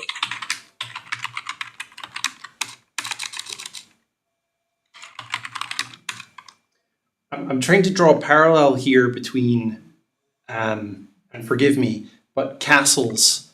So if we took Edinburgh Castle, Stirling Castle, just because one exists doesn't mean that maybe we wouldn't protect the other. So I'm trying to understand, you're saying it I mean, you've said before, it's probably the largest example in Scotland of this prison layout and architecture, and it's of interest to Scotland in terms of prison development, but not unique to the wider architectural significance. So what I'm trying to understand is, are you saying, look, there's other examples, so we don't need to have the full layout here at Barlinnie, we can just protect the core buildings, because that understanding is encompassed elsewhere? Yes, I would agree, but I think we also need to understand, I mean, there are other listed prisons in Scotland that are not at a large scale. So we have Dumfries. Architecturally, the listed elements, you might argue, are better architecturally, and certainly in Perth, the designation of that, I think that was seen as a model prison in Scotland, and I think that is rightly designated as it is, and that architectural significance is recognised. So there are other examples in Scotland. I think we need to look at the individual buildings within Barlinnie from an architectural interest perspective to see whether they would meet the criteria of being special interest on their own. And I know things like sort of looking at Dumfries, for example, HMP Dumfries, there are work sheds in that site, but they're not included in the listing. So that argument that kind of buildings that are, say, pretty functional and generic, and could be kind of industrial work sheds seen elsewhere, whether those are of sufficient architectural interest to be included within the designation. Thank you. Mr. Sweeney, and then I'll come to yourself, Professor Armstrong. Thank you very much.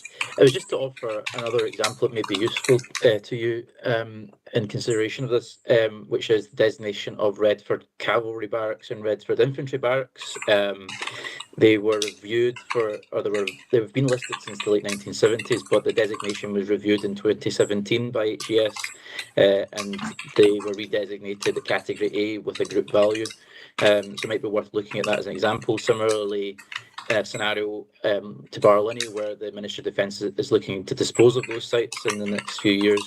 So the designation may have been explored with a view to the disposal of the site in the near to medium term. Also, heavily English influenced because of the institutional nature of the development of the barracks. It was Harry Bell Measures, an English architect commissioned by the War Office to design the barracks complex. So just in terms of that parallel development with Barlinnie being English influenced in terms of architecture, might be an interesting example to consider as a comparison.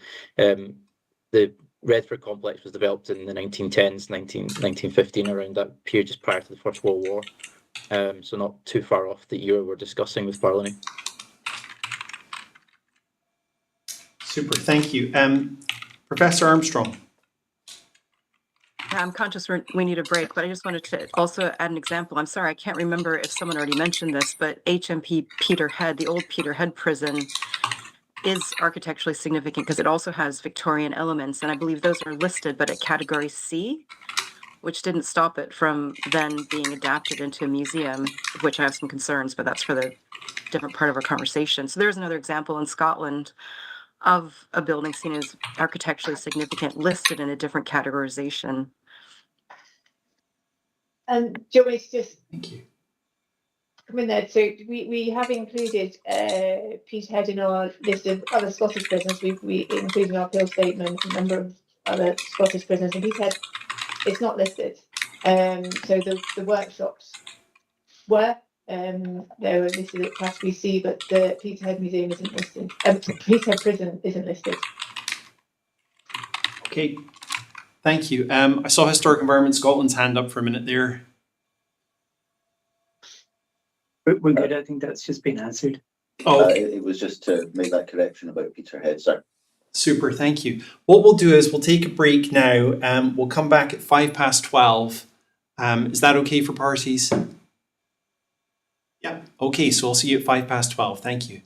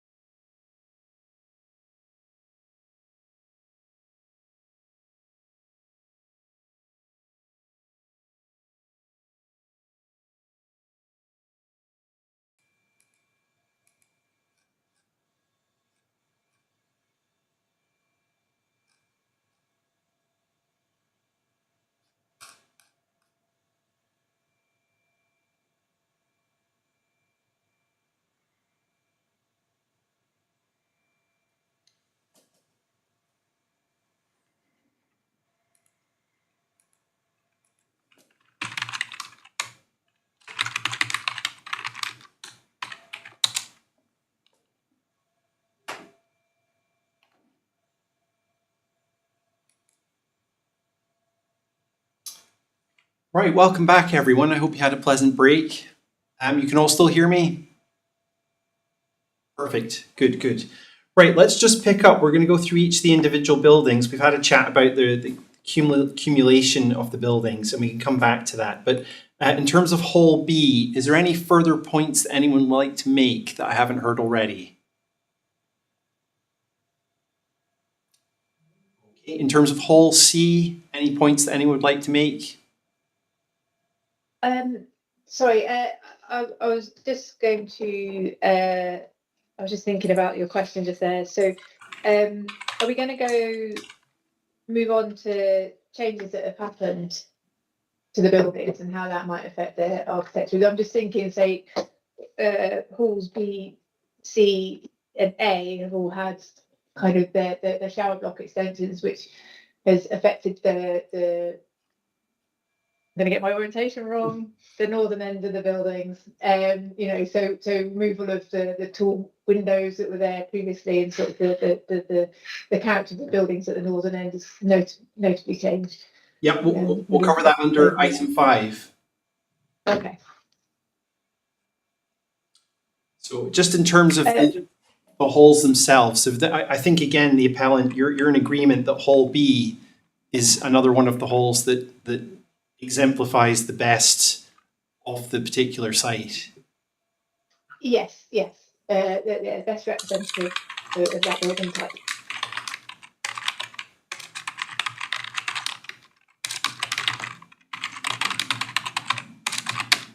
Any comment from anyone else in terms of Hall B?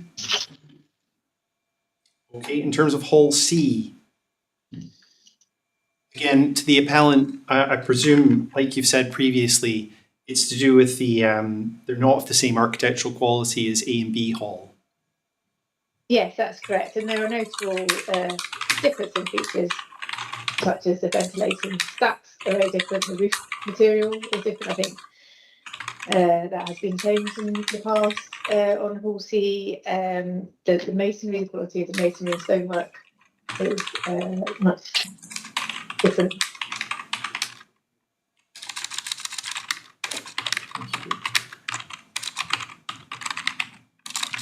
Yes, if I come back to Hez on that then, in terms of Hall C, it does have a, is it corrugated iron roof?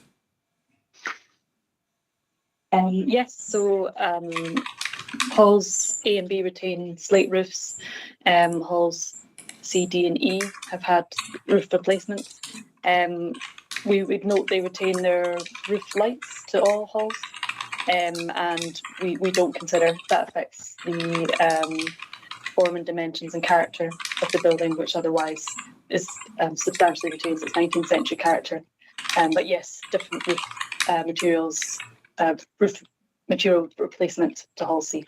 Okay, and any comments in terms of the ventilation stacks, the masonry works? We, as we said, we think the masonry works are very high quality across all 5 halls, and we think the ventilation, the piers of ventilation chimneys, while they differ in design, there are fewer pairs of larger ventilation chimneys on the halls C, D, and E. We think they're very high quality. They have the stone detailing and bracketed as well. They're consistent with the style of the building and a key characteristic feature of the prison halls.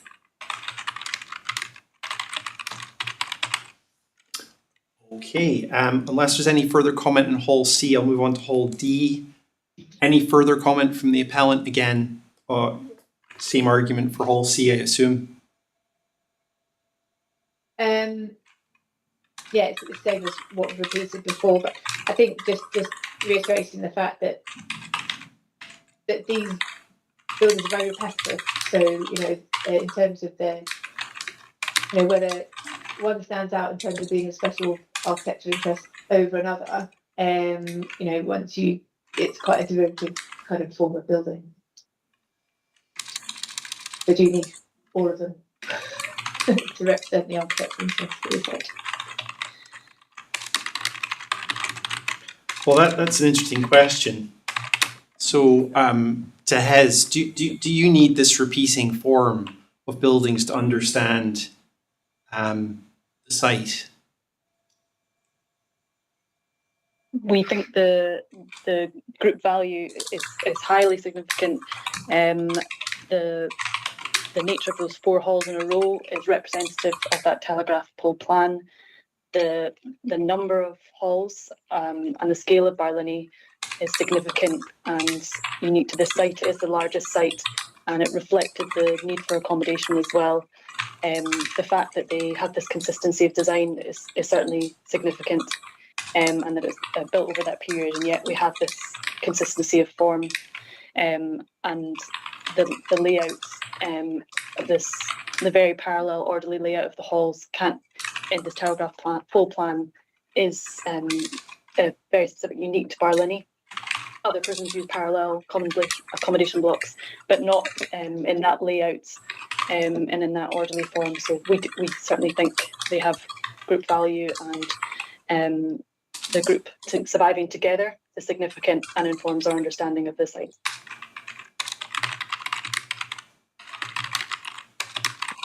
Back on that. Sorry, that's the appellant. Are you speaking again there? It was Sorry, an internal Okay, no question. problem. Mr. Sweeney, then I'll come to you. Thank you. I just wanted to note the 5 blocks, the silhouette on the skyline is significant. The ventilation ducts, they are an iconic character-defining feature of the East End skyline and the entry into the city from the east. So I think that is an important townscape feature. The super block scale is significant in its own right. Thank you. Just going back to Hez, could you remind me who built the buildings? So the prison was built continuously from 1880, and with halls coming into use as they were completed. The prison tendered for works, but there was an element where prison labour was used to construct elements of the site, we understand. So that was a contribution to who built the prison, but they obviously certainly had employed builders as well. I assume you're talking about that rather than design building specifically. That's fine, yeah. Just of interest, thank you. Hall E. Now, Hall D is the one that's been subdivided internally. That's correct. Sorry, Hez. You're still on my screen, so I'm asking you. Oh, sorry. Yes. So yeah, we note that Hall D has had subdivision of some floors. So it has cells and central corridor across 4 floors, but the stairs have been replaced, and there's some subdivision between floors. Yes. Yeah, and the entrance to the side rather than the gable. Yeah, there's an addition on the side, excluded as with other modern additions. The entrance on the north gable can be seen, but the entrance used is on the elevation now, yeah. Okay. Any comment from the appellant before I move on to E Hall? I assume that we'll come to extensive alterations. D Hall has been sensibly altered, that does affect its plan form. I think its understanding reading as a sort of a Victorian separation prison, for the reasons that it's subdivided into 4 quadrants, if you like, with a central entrance, stairs being removed, it's got a modern stair. So just the configuration, orientation, and layout has fundamentally changed. Thank you. And in terms of Hall E, any further comment other than what we've already discussed? Is that directed at myself? Yes. So the appellant. Yeah. With Hall E, I think this perhaps comes on to kind of understanding what the historic core is, or the planned form of the site as well. Through our research, we've identified that the site was extended. So if around the 1894, before Hawley was built, and Hawley doesn't fit within the original plan or layout and design for the site, which is to be 4 accommodation blocks. Okay. And again, it is very, very similar to the Wolsey. With the exception, I suppose, that it has subsequently was altered as part of to accommodate access to the workplace in 1908. It was a different period of historic development of the site. Brilliant, thank you. Okay, we preempted my next question was about the repetitive pattern. So in terms of the former gatehouse, any comments from the appellant about why that's not of architectural special significance? Whilst we acknowledge it is, it does mark the original entrance to the site, and it has some, I guess, some classical details as an archway. In terms of its architectural design, there are better examples of prison gatehouse or forms of marking an entrance to a contained site. So there are better examples elsewhere. I think the extensive change that has happened internally as well. So it no longer signifies the point, I guess, where prisoners would originally have entered the site. They would have been processed, they would have been seen, and they would have been held as well while they, sort of for the waiting cells while they were then kind of, I guess, processed and through and into the prison proper. So that has been lost with the alterations that have occurred in time. It no longer is used as a sort of main entrance or anything like that. It's closed off, and the interior has been removed, with the exception of the passageway. Acknowledge that is still there in some form. Thank you. Over to Hez. Any comments in terms of the gatehouse? Yes, the former gatehouse is built of ashlar sandstone, which is a high quality material and finish. It's of architectural significance for its imposing classical design. The external western elevation is designed as a classical arch or monument and features a large semicircular arched opening with a keystone, flanked by large wide pilasters and topped by a projecting entablature section with an overhanging cornice. The architectural treatment of this building as a classical monument was meant to convey authority and formality to those passing through its doors. And so even though the gatehouse is no longer in use, the architectural style of the structure clearly shows its former function, that it was built as the primary entrance to the prison. The interior of the former gatehouse was seen during the Peel site visit. While there have been alterations to the interior of this structure, the former carriageway, which would have allowed passage through the gate lodge for all visitors, survives. The carriageway forms an integral feature of the interior plan form, and signifies its former function. And for such a small building, we think that element of the plan form being retained is significant and characteristic of its function.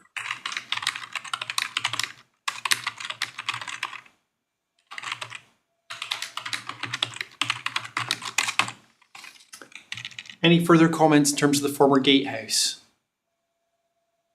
In that case, let's talk about the former infirmary. Sorry. Yes, thank you. Oh, yeah, sorry. I would just say, I think there is architectural interest in terms of the description thing, but I think what we found quite difficult with HES's description, it's very descriptive account, but doesn't actually establish why it is a special architectural interest and why those architectural characteristics are particularly unique or significant.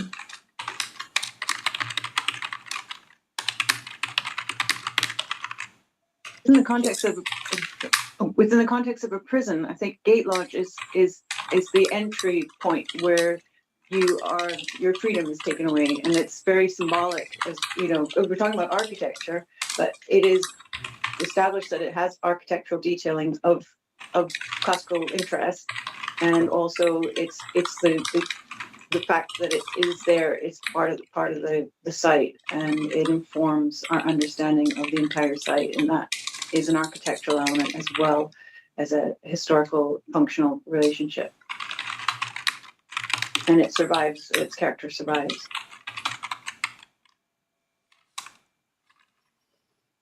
For all these buildings, I'm trying to understand that they're functional. That word's been used quite often by everyone. In terms of the architecture, is HES saying that these are beyond what you would expect from a Victorian prison, some of the detailing and architectural details?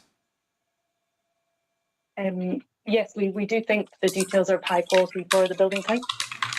And it's notable this is a classical architectural style. Certainly gatehouses were the focus often of architectural treatment, and we do think it's significant that at Barlinnie the other buildings receive that treatment inside the walls and beyond the gate lodge, which obviously would have been visible externally.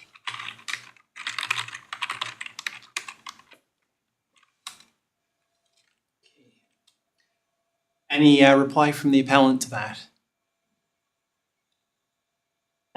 Yes, I suppose your question is quite pertinent, is how are these different from any other kind of Victorian prison of this era? And I think they're quite typical of, you'd expect to see these building types. You'd expect to see a gatehouse, a boundary wall, for example. You'd expect to see accommodation cells and a chapel as well within any Victorian prison era, prison from this era, particularly from that kind of from the Prison Reform Act from the 1870s and earlier as well. So if you look at Perth Prison, for example, you know that contains its gatehouse, and that is designated, but it's still in use as the gatehouse, and it's much more impressive in terms of its architecture and conveys that sense of, I guess, dominance that you might expect for a prison. So, yeah, the level of architecture applied is I guess, of less interest than you might find that there are better examples elsewhere. That's what I'm trying to understand. So these other prisons you're describing, are they plainer in their architectural display than Barlinnie? No, Barlinnie is much plainer than other prisons. Okay, do you agree with that? So, for example, yeah, sorry, you said for example. Say, for example, just on the gatehouse, Shrewsbury HMP, Shrewsbury, that has a much more sort of magnificent gatehouse. Wormwood Scrubs as well has a much more magnificent gatehouse. Perth, I've already mentioned, and even HMP John Fleece has a more architectural elaborate gatehouse. Carlton Prison, what remains of it, again, that's a very castellated form of gatehouse, and is very dominant in its surroundings. So there are a large number across the UK that have this. Thank you. Building type. Okay, I'll go to Hez. I see your hands up, Mr. Sweeney. I'll come to you in a second. So back to Hez. Yes, just to come back to gatehouses specifically, as said, they're typically a feature that's given a lot of focus on architectural treatment. We would note the examples given there, many relate to England, and in terms of what's survival of component parts and the architectural treatment given to them, Barlinnie is of significance there, not just the gate lodge, but the buildings within the prison. We think it's quality. We do not agree that other buildings are of greater architectural quality than Barlinnie from this period, such as Dumfries or Peterhead, and we have described that in our appeal statement and our report of handling. Yeah, we disagree that Barlinnie is of lesser quality than contemporary or later prisons. Yeah, can I just add, I think on stylistic grounds, there's just a different approach in terms of the overall architectural styling of those other prisons that are being referred to. They have this castellated sort of fortification style, and then there is this break at Barlinnie where they've decided to go into this classical mode, and so there's a consistency across the whole of the site in terms of its architectural approach, and that's what's different about it.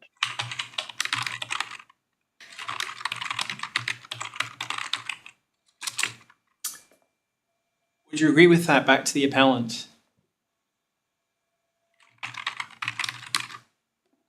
There is a difference in style, yes, that's agreed. But I wonder if that's more of the influence of the designers themselves.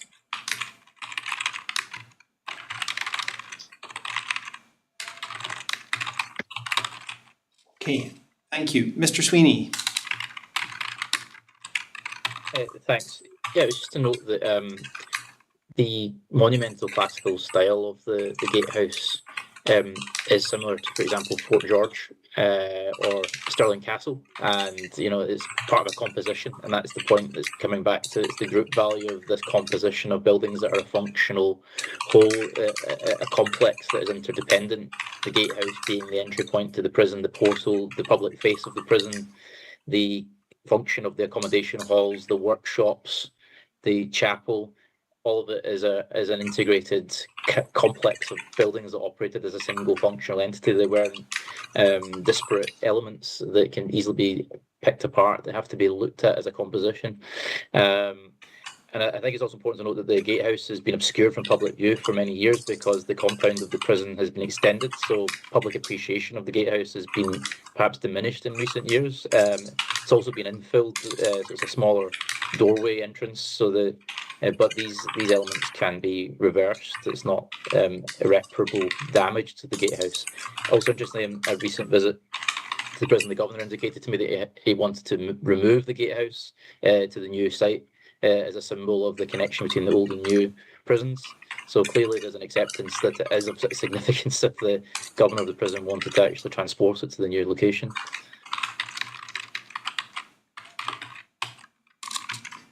Thank you. Any comment from the appellant on that?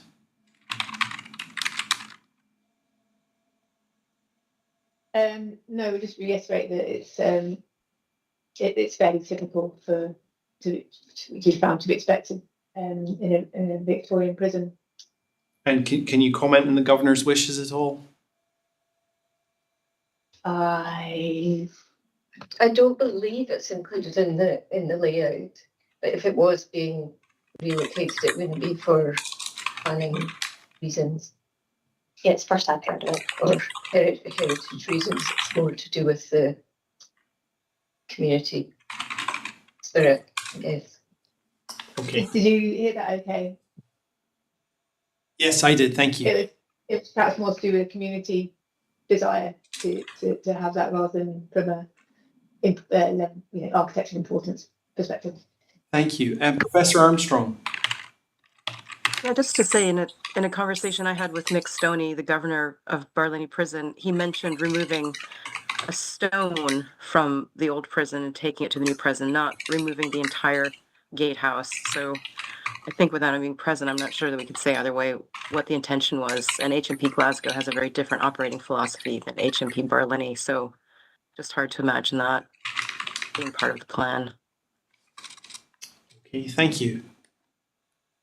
Right, let's move on to the former infirmary and store. Just over to the appellant. Why should this be removed from the list description? Through our research, including just looking at the building itself on site and understanding its architectural character, and I guess questioning there were certain anomalies with that building when we were looking at it, and so we explored it a little bit more in terms of research and looking at historic plans, and we've identified that building was not originally built as a hospital. It was not originally intended to be a hospital. It was built as the prison office for the governors and superintendents, related to the function of operation of the building, and a lot of its original character. It's built like a villa, really, like a classical villa, with a store separate. Obviously, that's kind of built as a store. It's a different style. It was built like a classical villa with an entrance and portico on the north, with an entrance hall and sort of offices either side of the entrance hall and stair above. And there are a lot of details that have been lost. Yes, it was converted to provide some hospital wards quite soon after it was built. We've seen that on historic plans from the late 1880s, but that was just upstairs, and it continued to be a prison office until it was ultimately converted and adapted in 1903. So in terms of its, I guess, originality as part of divisional prison design and layout, it's been quite changed, and no longer that functional relationship of it being as a prison office has been lost due to changes over time. And actually that's reflected in the building architecture. It's not particularly architecturally interesting anymore. It was kind of quite ordinary and typical for that time, yes, just because of its style. And things like the main entrance has gone, that's been lost, that's been infilled. And there were bay windows on the north side, they have been lost and changed over time, it's been adapted. So to the extent of change that has happened to it as well. And it's been extended to the west as well. So the sort of number of bays. So the symmetry of that as an office has been lost as a classical building form has actually been lost because it's been extended 2 bays to the west, the consuming part of the store building. Note that the interior has been heavily altered and that's excluded from the listing. So we're just talking about the exterior here.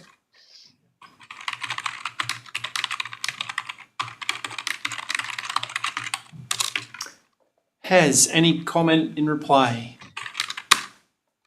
Yes, the building is an early building on the prison site, and we've noted the information about its construction as an office, and then later, or quite quickly, came into use, had a use as a hospital, and with the store addition, which we've acknowledged in our response statement of appeal, we think that adds to the interest of its history. But as stated, we've excluded the interior from the building here. We consider that the simple classical architectural design of the exterior is well retained, including the advanced pedimented bay with the roundel. It's built of sandstone and in keeping with the design and material quality of the other late 19th century prison buildings, and is an integral part of the group of prison buildings surviving from this period. And that historical relationship, its location between the Gate Lodge and the prison accommodation halls, it helps us to understand that as part of the historic group.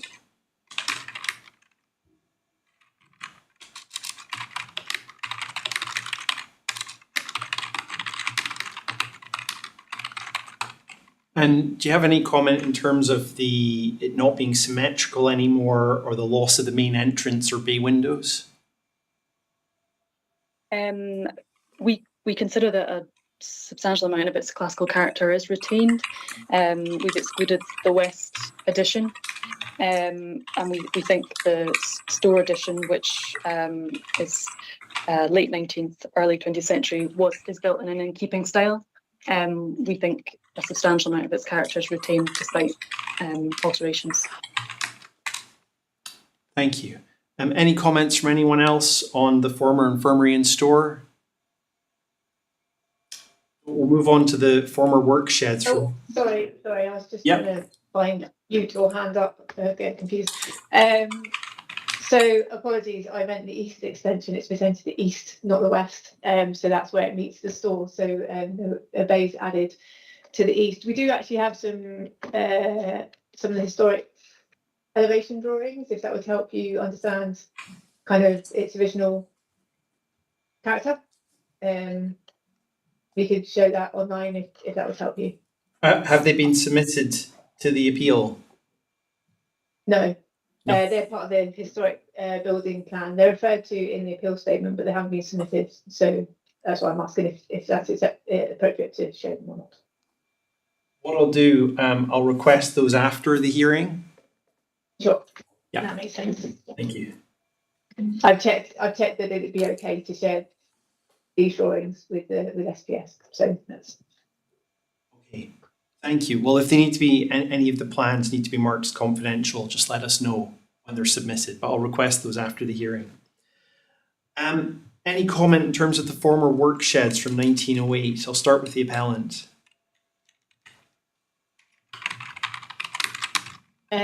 Again, we consider these buildings to be part of a later phase in the development of the site.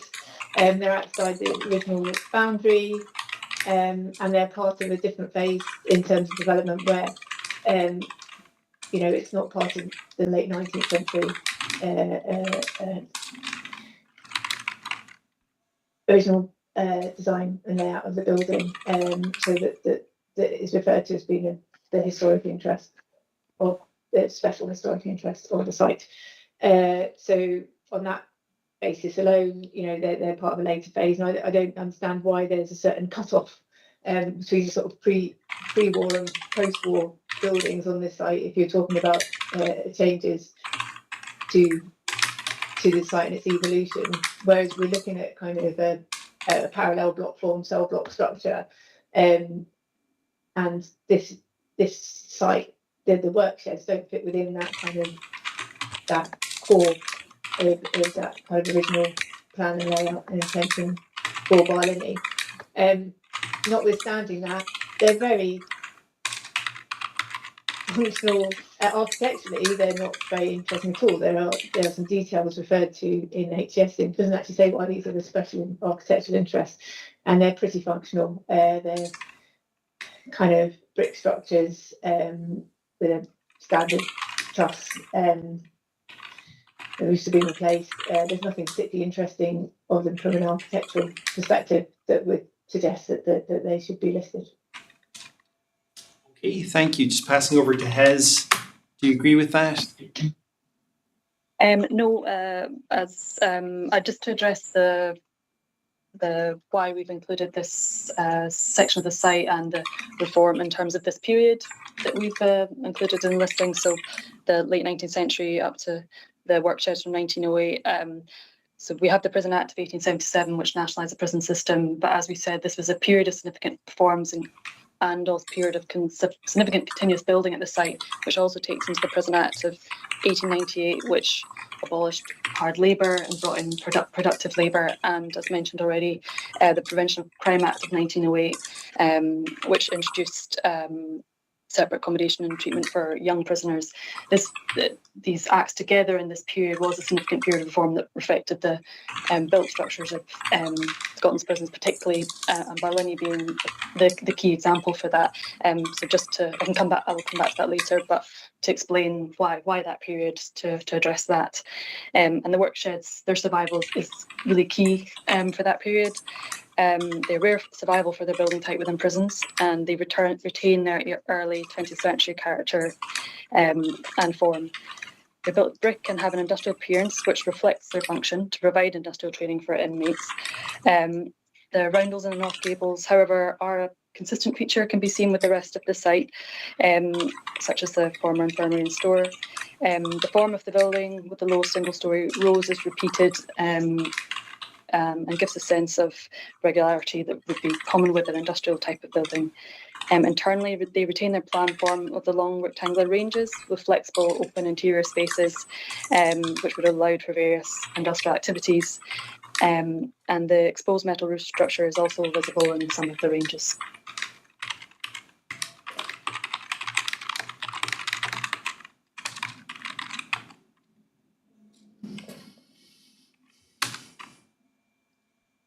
So from Hez, you will have heard that the appellant is saying, well, they're functional, and that's really all they contribute in terms of architectural detailing. Or from your description, I take it you disagree with that. Okay, yeah, I will just answer that. I think they contribute to the special interest of the site, and in themselves, they are typical for their building type, and that is exactly why they're of interest in terms of special interest, because of where they are, what they did, and in terms of their survival and the form. So they're exactly as we expect them to look, and they survive. They've come to us now and survived much as they looked when they were first built at the time. Yeah, so special doesn't mean spectacular. It can be functional. Yeah. Okay. Mr. Sweeney. It was just to cite another example, Redford Cavalry Barracks, where the stable blocks are included in the group designation, because on their own they might not be worthy of designation, but as part of the composition of the function of the site, its readability of that kind of campus function that is important, and that's again the rationale, in my understanding, behind this at Barlinnie, reading the function of the components of the Victorian Edwardian prison. Thanks, Mr. Sweeney. Redford Barracks, that's South Edinburgh. Correct. Yeah. Yeah, okay, brilliant, thank you. Back to the appellant, any further comment in terms of the work sheds? Yes, I think we have to remind ourselves of kind of what special architectural interest is, and there is different views and opinions about it, but this was going back to HDS's own guidance. I don't see how the work sheds actually fit with any of those considerations in terms of what they might consider to be a special architectural interest.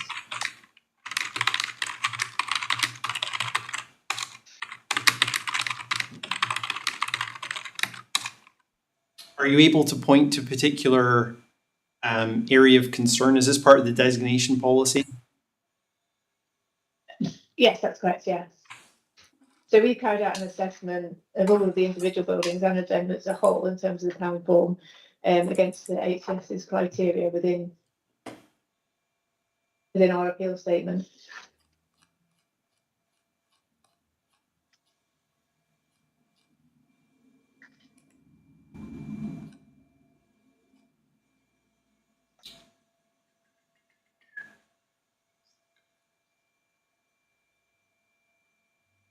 So I think it's electronic page 12 of the, it's hard copy page 12 as well of the designation policy from HES.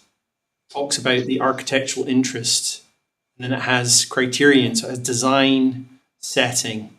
Those are the two main criteria, and then there's sub-criteria within that. Is there something within this that you feel that goes against? It seems quite wide-ranging. Is there something here that you feel is misapplied or misunderstood?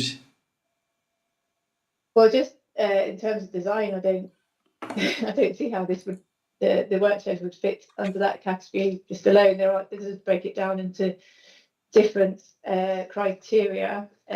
So key factors we will consider include the artistic skill and architectural details and how they've been using the building's design, the interest of the designer in relation to the building's design, the interior design and fixed interior decorative schemes, the plan form of the building, materials used in the building, technological excellence or innovation, demonstrating the building type or its design, or local regional traditions that might be demonstrating the building type, material, form.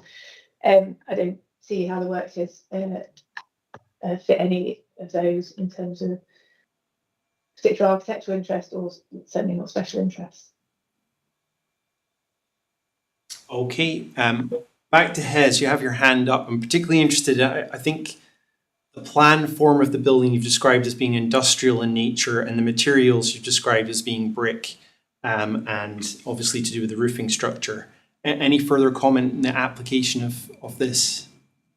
Yeah, so our assessment is based on the special architectural and historic interest. Special interest isn't solely found in one or the other. It's an assessment across the selection guidance. And we would agree that these are standard types of materials for this building type that could be seen probably in lots of different sort of industrial sites. However, the way the building conveys how we understand its function is conveyed in its survival, its character, its form, and in all those things that it evidences in terms of its form now is related to how it was first intended. So that is how we would assess that. So it doesn't need to be special in its own right, be considered special in terms of listing architecturally and having a sort of every building doesn't need architecturally to be of special architectural significance through an aesthetic approach. And there can be other characteristics that are non-aesthetic.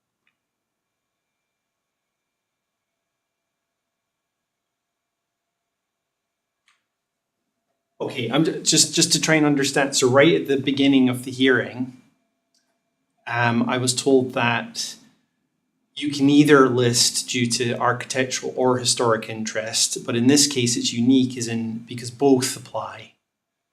But are you now saying that they don't apply to each element? So you're saying non-aesthetic elements. That makes me think of historical and cultural rather than architectural or design. I think part of the selection guidance also refers to authenticity in terms of the design section. Sorry, I just want to get the words. So taking into account the level of authenticity and completeness is a factor that contributes to special architectural interest. And I would feel quite strongly about that in this particular site. Thank you. Any response from the appellant?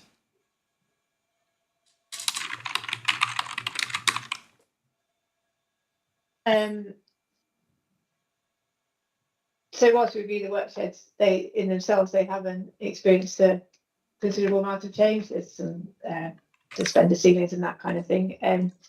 But what we have looked at in terms of architectural interest, design, integrity and authenticity across the site in our appeal statement, and under paragraph 5.53, we've identified that if you're thinking of the authenticity, integrity of the site as a whole, and the work sheds, because they fit outside the kind of the original core and intent they weren't part of the original Victorian plan for the site. So in terms of the authenticity, they're a later addition, later functional, reflecting later reforms and changes from the 20th century. For that reason, we don't think they actually contribute to the authenticity of the site as a whole, or the integrity of the site. Okay, thank you. Professor Armstrong. Thanks. I appreciate we're really just focusing on the architectural dimensions, but I've been reading Historic Environment Scotland's historical environment designation policy and guidance, which encompasses a much broader set of criteria than just the architectural interest. And if HES is saying that maintenance of certain elements of the campus should be maintained because of the overall environment, then I would have thought that those priorities would apply. And its first principle is that decisions affecting any part of the historic environment should be informed by an inclusive understanding of its breadth and cultural significance. And it just feels like these are quite narrow considerations of architectural significance without thought for the potential consequences of the listing for the people and communities who live around it. And I see that it looks like in the agenda we're looking about the historical significance, but I'm a little bit concerned about how the inclusiveness, and as it already says in its own document, that history evolves and changes over time and the meaning changes over time, is not being folded into this conversation, which is so focused on the period of 1880 to 1901 or whenever the estate was completed.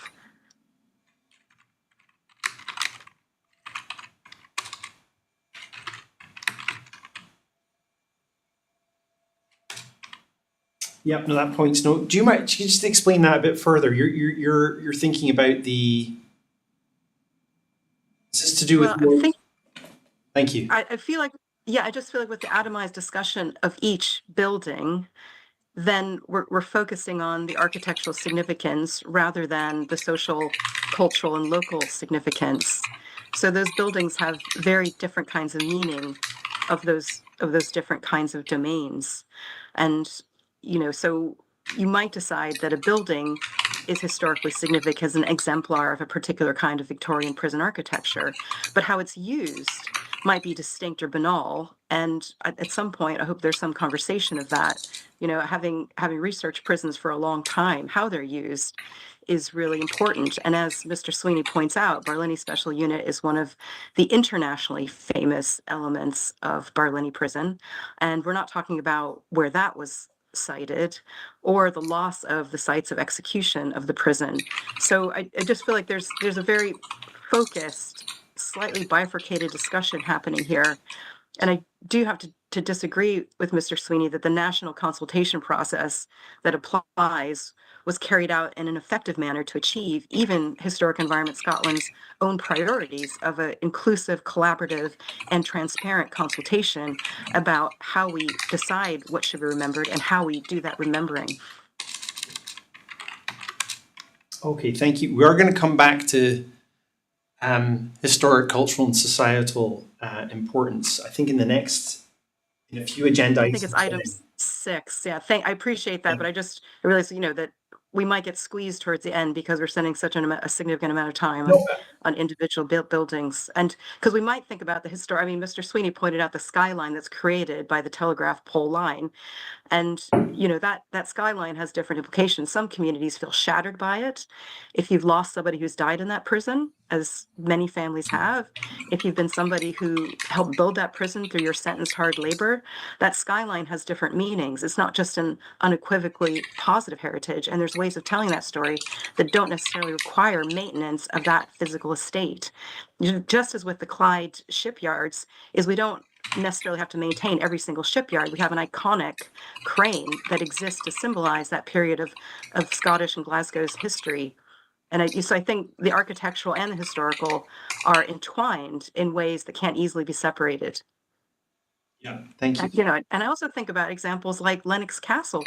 Lennox Castle is a Category A listed institution for people with learning disabilities that was burned down. So, so the arguments that a category listing will protect something or ensure its careful preservation for future generations is undermined by Lennox Castle and also by the Glasgow School of Arts Mackintosh building, which has just been embroiled in over a decade of paralysis. Noted, thank you. And I've noted that as well within your representation too, Hez. You made these points as well, and I've read that, but we will come back to it. I'm going to move on to the boundary walls, to the appellant. Any comment in terms of those? Yes. As evidence in our appeal statement in the appendix, there's a phasing plan, and that kind of indicates the survival and extent of the boundary wall. And rightly, HCS, they've identified what it was part of the original boundary wall. That's fair in their designation, but what they don't really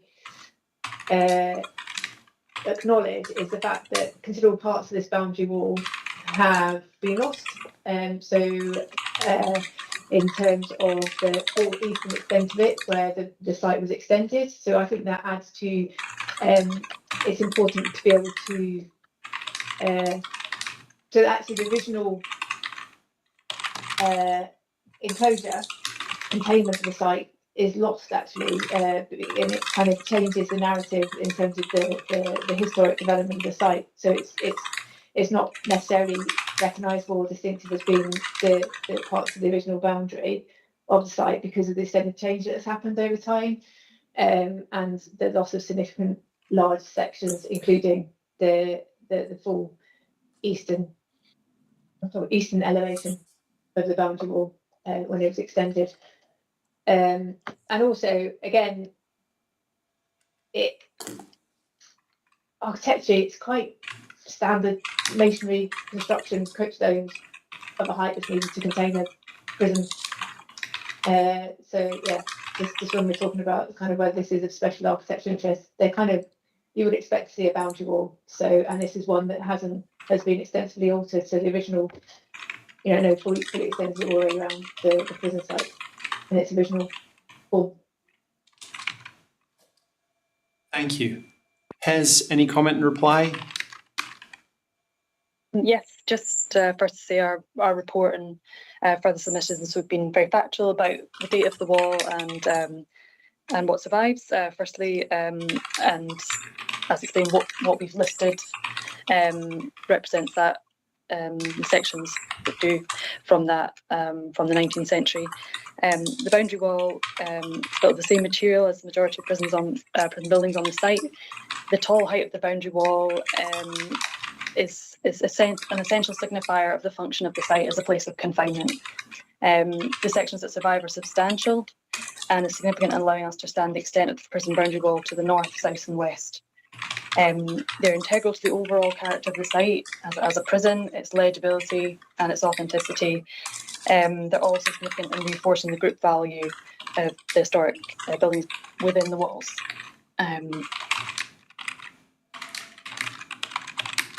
And what about the fact that it's no longer, these original walls no longer contain the original site? Yes, so as we said, the boundary wall, the prison site was extended to the east in the 1890s to accommodate the construction of E Hall. However, we think actually what survives there is quite substantial in terms of the southern boundary, and the boundary to the north today can be understood considering that the prison has been extended beyond to the north. We think it gives an idea of that, how compact the layout of the historic prison was, but we've absolutely recognised and not listed the extended boundary wall, the boundary wall to the east. Thank you. Mr. Sweeney. Sorry, I just wanted to reiterate that it's probably the most obvious example and signifier function of a prison to have the wall encompassing the site.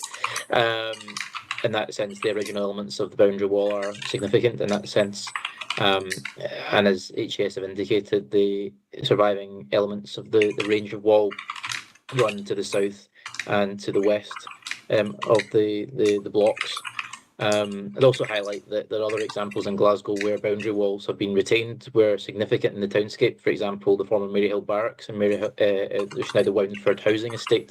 The boundary walls were retained. I don't believe they're designated. Maybe that's one to add to the list, but certainly the original boundary walls of the barracks were retained, even though it was redeveloped for housing in the 1960s. Similarly, at the former Duke Street prison on the High Street, elements of the original prison wall were retained. I don't believe they are designated either, but nonetheless they were viewed at the time of the redevelopment of the prison into a housing estate that they should be retained as a signifier of the previous use of the site as a prison. So even on that basis of historical precedent in Glasgow, boundary walls are important signifiers of a use of a site like this, and therefore merit retention. Thank you. Unless there's any other comment, I'm going to move on and talk about the chapel. I appreciate it's not on the agenda, it should have been. So to the appellant, you're in agreement that the chapel should be retained within the listing description, is that correct? Yes.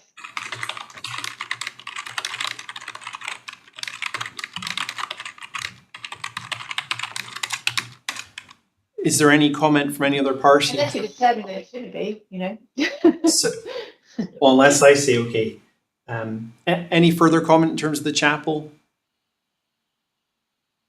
No, we have no further comment. And then finally, I said at the beginning, we talk about the overall layout of all these buildings.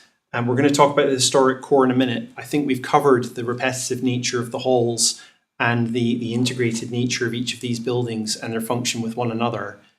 Is there any other comment from any party before we move on to the historic core?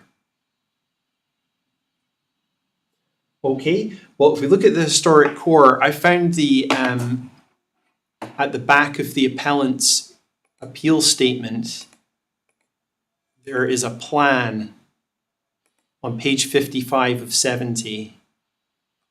And that shows the phasing of the site. I think it's useful to look at that while we talk about what the historic core is.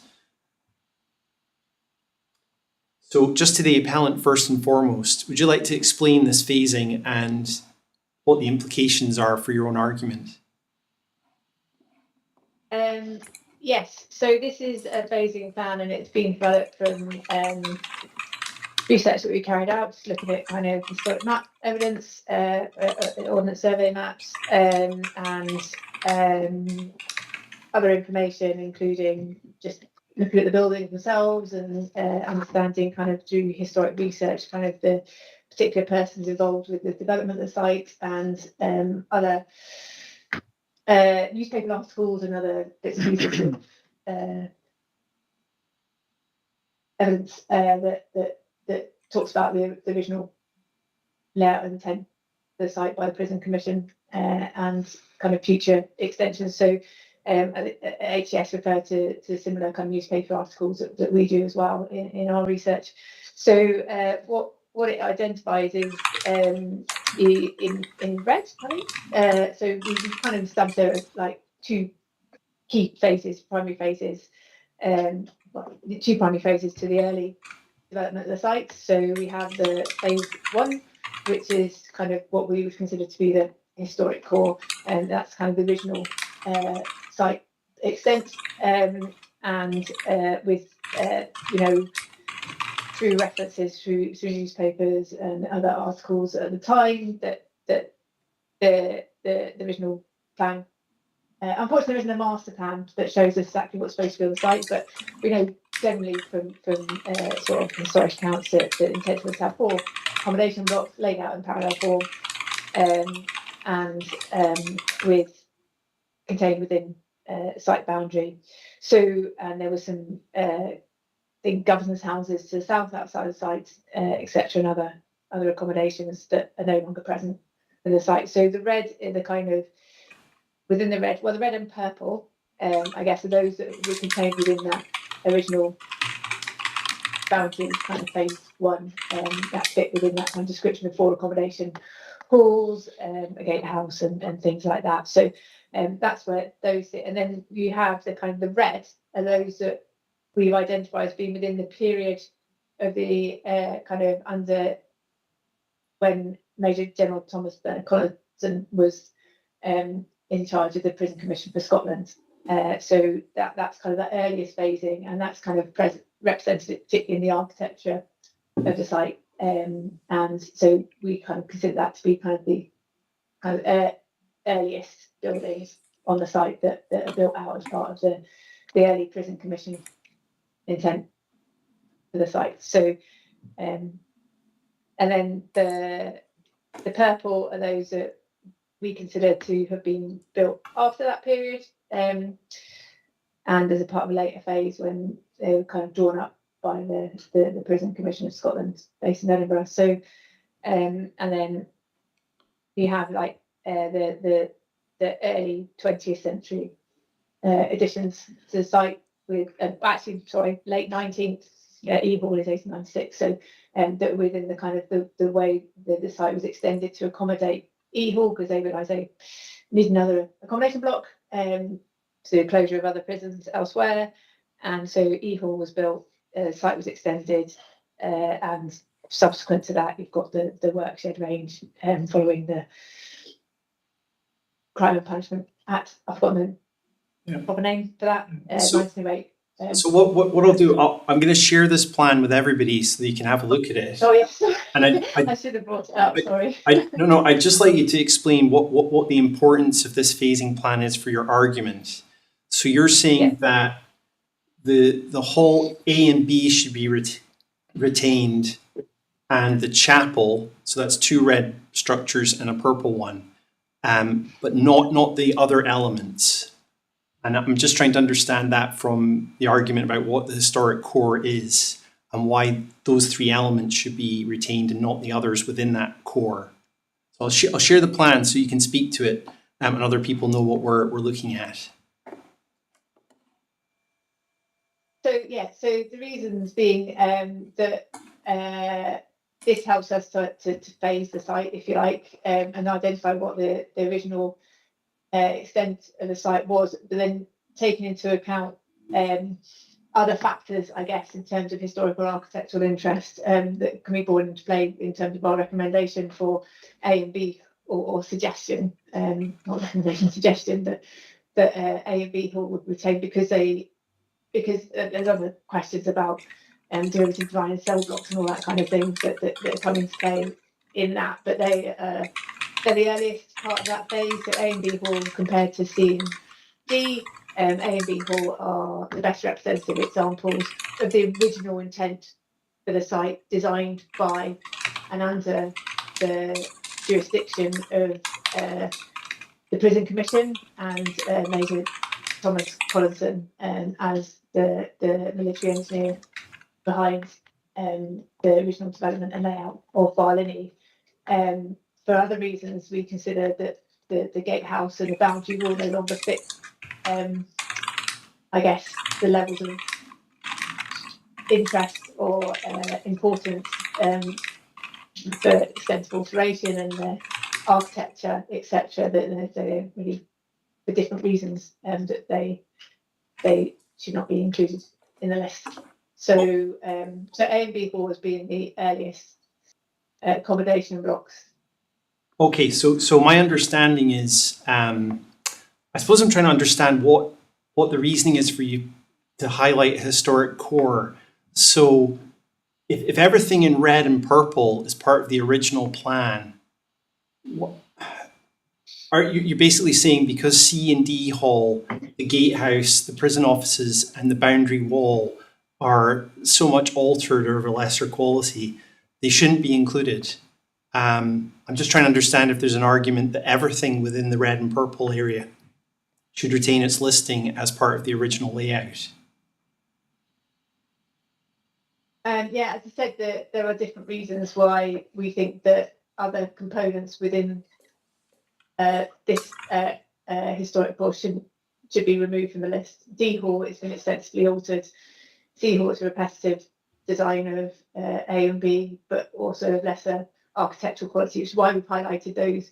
You know, it doesn't necessarily follow the kind of the level of materiality and design quality as A and B hall, which were built and developed under Major Collinson. Yeah. But the others are kind of, you know, sort of their repetitive design. They've been, you know, it's repeat in terms of sort of the drawing of them and the building of them, the construction of them, in terms of C and D hall. Okay, so if I just go back to, if I talk to Hez then, does this carry any significance, the phasing of the site and what was original and what was expanded? So we note in our report that construction of Barlinnie began in 1880 with the first accommodation hall, but there then followed a period of significant continuous development up to 1908, with each building coming into use as it was complete.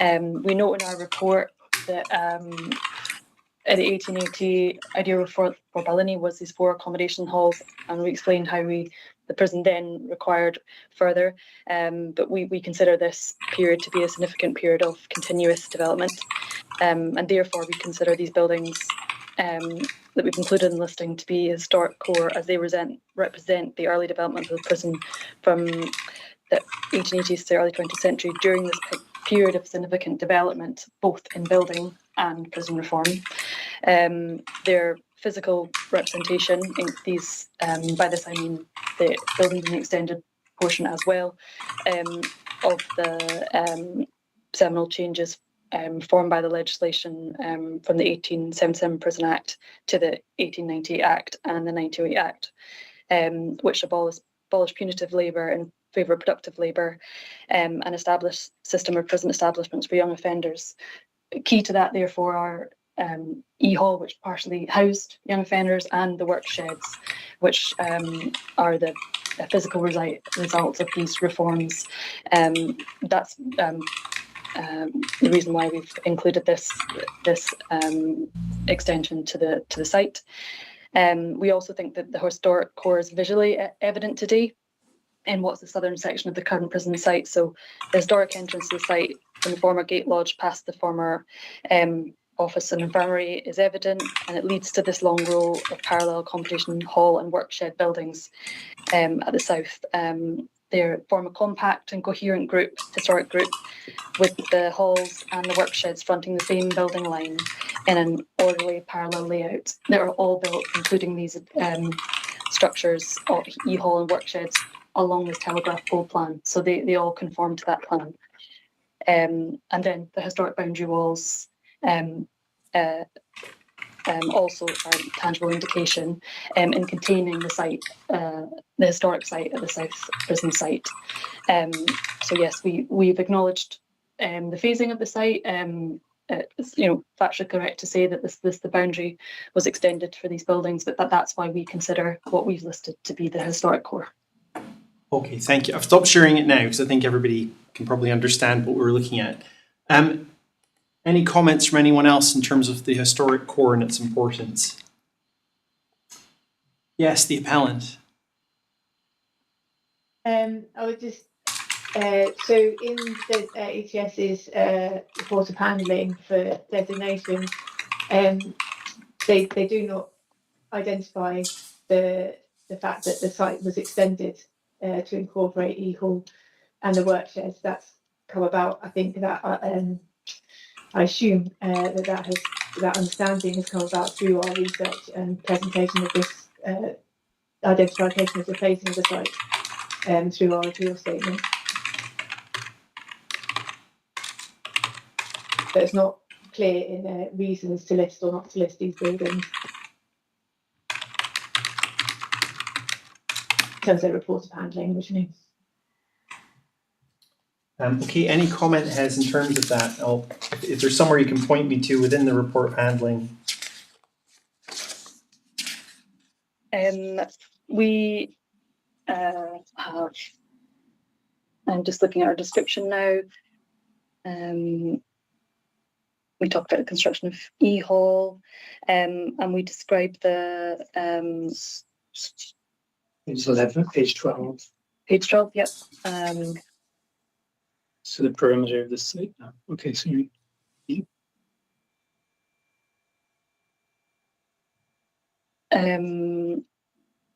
we have not significantly noted in the historical development back section, but we have not, we don't deny this historical development in our reports, that the prison was designed for four halls and then there was a fifth. So I don't think we've denied in any way the dating of any of these sections of building, and we reference historic maps. I think we're quite factual, and we don't think anything that's been raised goes against the factual information in our report. I think we found in the process of the appeal that we might have referred to the original boundary as what we thought was the core up to 1908, and I think that might have caused some confusion. I think in reference to the original wall, it's the original sliding wall, which of course was that original phasing, and I appreciate that could be confusing in reading that because that's what survives. Yeah. The extended wall doesn't survive. So, I mean, any point we could say following all this process, and we've done this in previous appeals where there's been something that's not clear and which should now be the listed building record, we will update wording to make sure that you know, if you need to explain the significance in a clearer manner, that's something we can easily update. Sorry, run that by me again. So are you proposing that you to update something within the list description? Well, yes, could do if say we refer to the original footprint, meaning what we feel is the extent of all the buildings that we've listed, as opposed to what would have been the original footprint of halls A to D. So it's just for clarity purpose. It's not a change to the designation. Yeah, understood. I mean, there is a polygon that goes with this, a map that shows what it's listed in. Yes. Yeah. So you're not proposing any change to that? No, not at all. No, just to say in the design section, we do say that the 19th century boundary walls of the prison have been extended and rebuilt in some areas in page 14.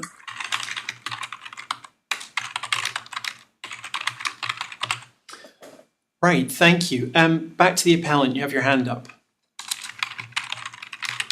This is really quite important, I think, in terms of understanding the site and its significance. If things have been missed, and appreciate, you know, sort of we're all learning and improving our knowledge and understanding the site as we go along. But I think in terms of the reasons to list or not to list the buildings and to include E-Hall and the work sheds within the designation, where there's not necessarily been clarity in the understanding of the fact that this site has been extended I think it's of fundamental importance in terms of the special historic interest of the site and how the buildings relate to each other or intend to relate to each other or form part of the visual design and plan for this site.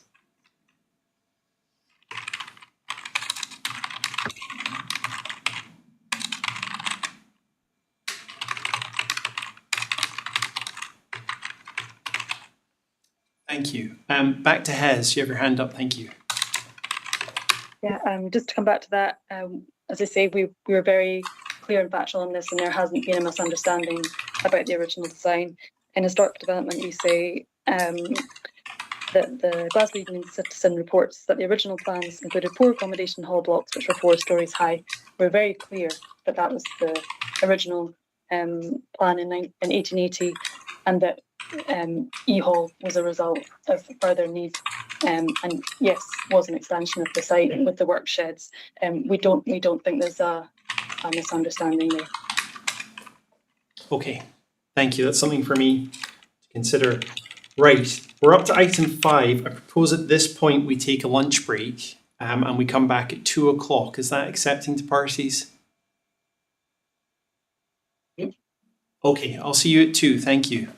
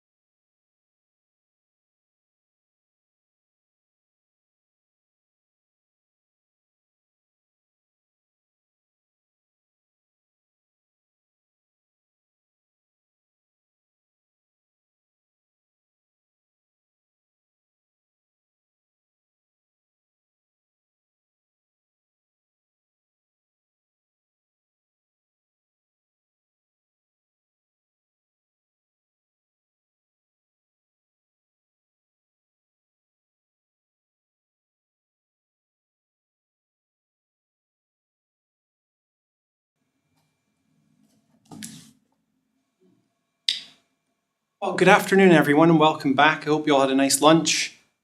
Can you hear me all okay?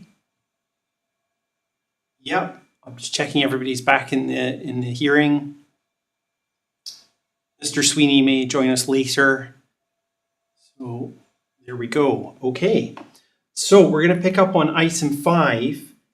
Whether the works to buildings to modify, adapt and repurpose has altered the respective value. And I know the appellant, you started talking about this before, so I'd like to introduce you first to speak on this matter. Thank you. So I think some of the alterations, so we start with different buildings again, sorry, bring it down to individual buildings again.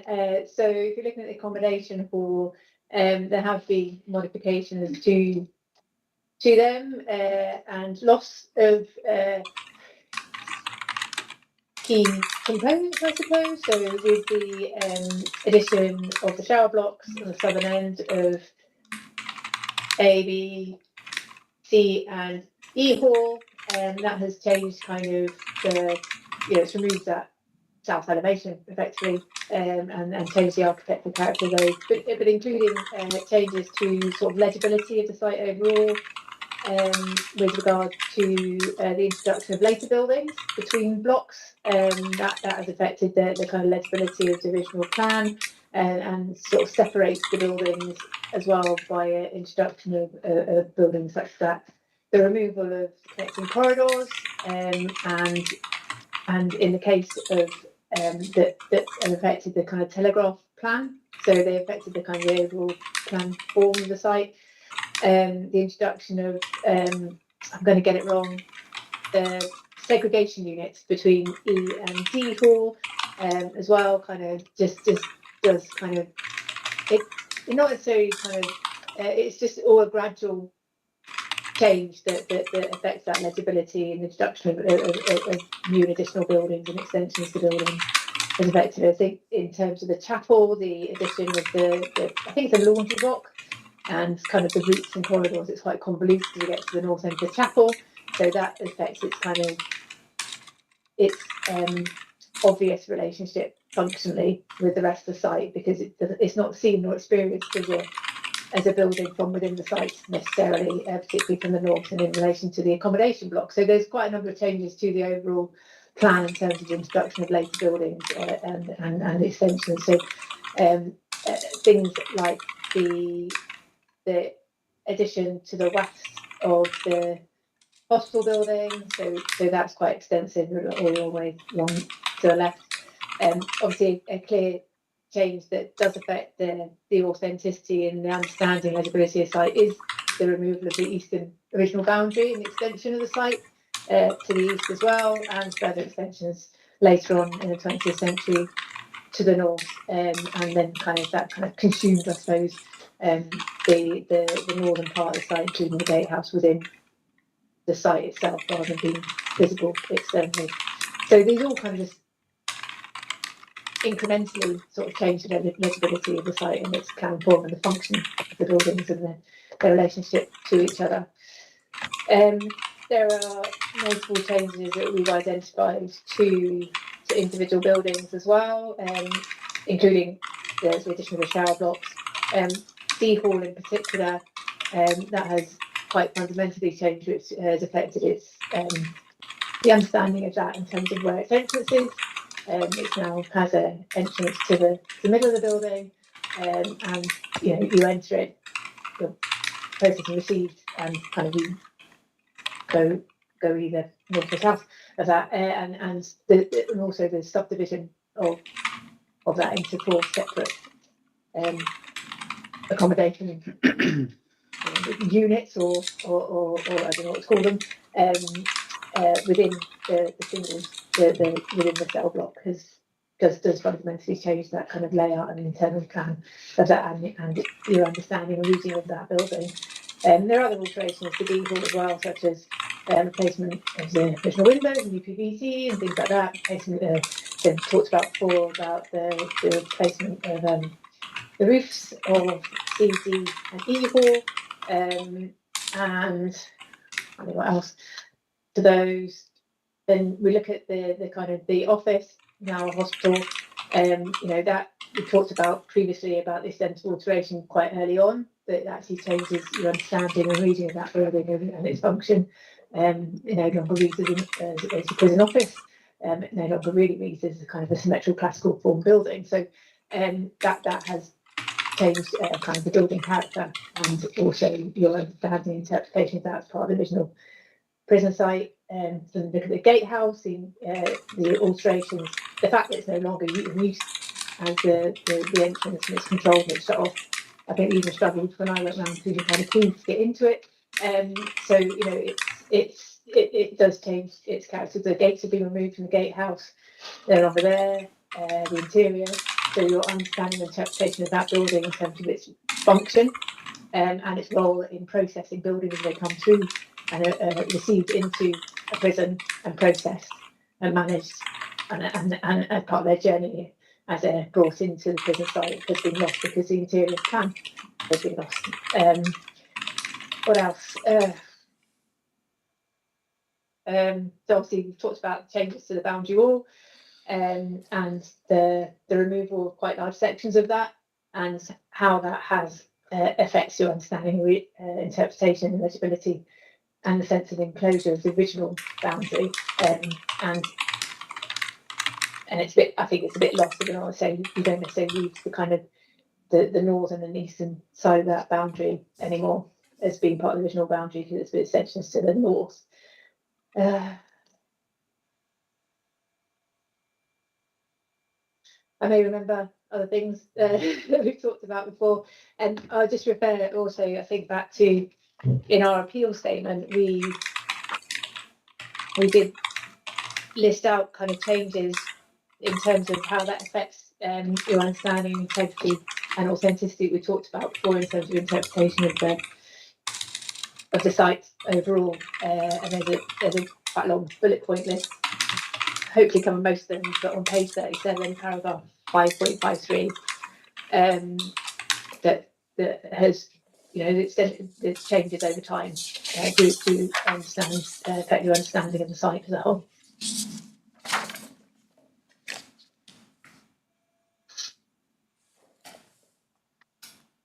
Thank you. In terms of halls A, B, and the chapel, those three elements which you accept should be retained within the listing. They also have these modifications and alterations. Does the same argument not run for those? To a degree, to an extent, but I think as we talked about before, there is a recognition that if you were to include in the list as being special historic architecture, those would be the ones that you would deem to meet those requirements, despite the extent of changes because of being the best surviving examples representative of their type.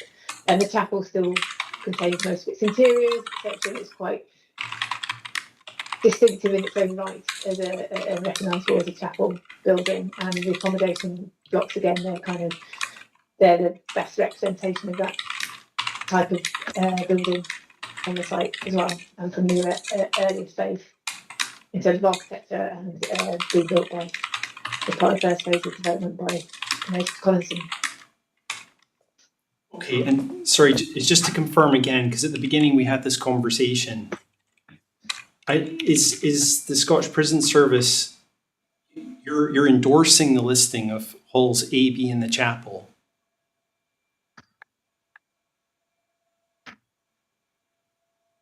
Accepting, not endorsing.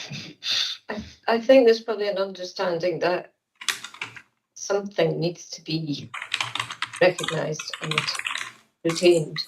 It's the extent, our main concern is the extent of listing and how detrimental that could be. What did we say in the response? So in the response, we have, I think we acknowledge that there is historic interest in the site, but we were very keen to see just those buildings that we would deem to be of special historical architectural interest retained on that site, and there are other mechanisms for recognising cultural significance of Barlinnie, other than designation. Yeah, I think it's around the proportionality argument and the need to find a balance. What I'm just trying to square though is if you're accepting of halls A, B and the chapel being listed, to what degree are the other halls any different? Is it because of, for example, the interventions in hall D are too much? C, you maybe want to explain C to me because that's part of the original plan as far as I'm aware, and hall E is an expansion from 1908. So I can understand your argument from that point of view for that one, but maybe focusing on hall C, what makes that different to A and B?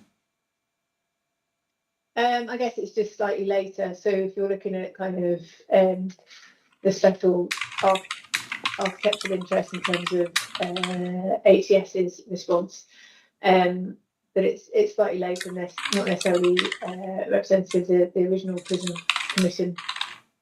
commissioner's design in terms of building. So it replicates. It's a pattern, it's a repeated pattern of development. I think there's kind of, I guess for hall C, it's probably marginal about whether it would fit within the category of special historical architectural interest, and sort of argue as if it's marginal, it should be left out. Designation isn't an obligation. It's so if something's marginal, then maybe it shouldn't be listed. Okay, thank you. I'm just going to let Professor Armstrong come in, and then I'll come to Hez. Yes, this just is a question actually, and goes to agenda item 11 about what precisely is within your powers around categorization. I mean, if you were able to list parts of the site under one category and another part of the site under other categories, do you have the power to list the added on bits of things like A hall or B hall? Is that considered like an integral part of A hall, or is it not if we're talking about the original construction dates of this thing? Yeah. I'd like to return to that at the end of the agenda, if that's all right. I'm going to, under any other competent business, I'd like to discuss what my remit is and what the Act allows me to do in respect of the appeal. And we're going to talk about categorization as well, in particular. So we will come back to that. That's something I'm very interested in. I'm just going to come to Hez now. Any response in terms of what you've heard in terms of the adaptation, modification and use of the buildings? Yes. So our assessment has taken into account the later changes to the buildings and has found that what remains and what is legally included in the listing is of special interest. We've been highly selective in what we've chosen to list to specifically exclude where practical parts of the buildings which have later additions. We confirm that we stand by the comments made in the report handling and the response statement appeal, which have responded to some of the points raised by the appellants there. We state in our report handling that Barlinnie, which has been in continuous use since the late 19th century, has expanded in the 20th and 21st centuries, and alterations and modernisation have taken place. It's significant, however, that the majority of the early prison buildings, including the halls, chapel, former hospital store, workshops, gatehouse, and sections of the boundary wall survive and retain their historic character as imposing late 19th and early 20th century institutional structures. We consider that the buildings retain a high level of authenticity and historic fabric. Changes such as roof materials, additional bars on windows, and interior reorganisation are on the whole quite limited, with plan forms and elevations substantially unaltered. Later modernisations such as shower block additions are clearly distinguishable from the 19th century fabric and have been excluded from the listing. We've also considered the relative rarity of what survives at Barlinnie. The interiors of this building type are expected to be functional and altered over time as penal reform developed. However, we think the interior of the accommodation halls, for example, still closely resembles what was built in the late 19th century, with the cell dimensions and surviving openings the same, for example, largely the same, for example. The historic character and grouping of the buildings included in the listing is well retained, and we do not consider that the value has been affected by later works. And yeah, just to that point, as we've addressed in our response to statement of appeal, this includes things like the presence of later buildings between the accommodation halls.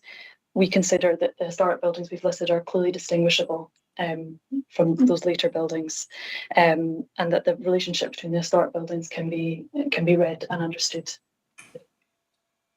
I'm gonna park this point for probably later, but just while it comes to me, was there any consideration of what would happen if all those excluded elements were removed from the buildings, whether or not the integrity of those buildings could be maintained?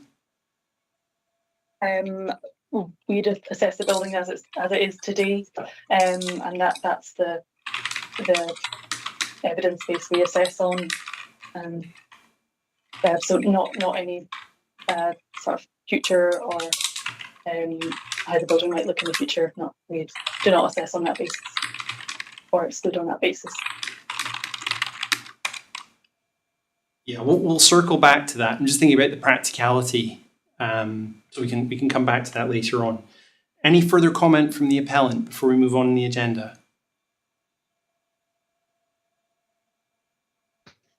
I think that something that's going to be talked about later on, I think it's matter 9, just about that proportionality that Susan raised as well, and providing a balanced view on special interest. And I think that's something we are drawing further on. Right. If we move on to item 6, that's the special historical and cultural interest of the buildings.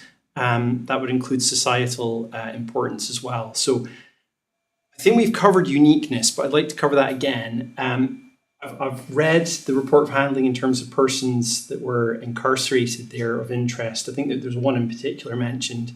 I just want to understand what is the significance. And I'm interested as well in Professor Armstrong, your take in terms of the negative association with the building as well. So I'll start with the Historic Environment Scotland. If you could explain to me what you think the special historical interest of the buildings are. Yes, so would you like me to take them in terms of all of these bullet points in terms of uniqueness first, or yes, thank you. Just go. Good. Okay.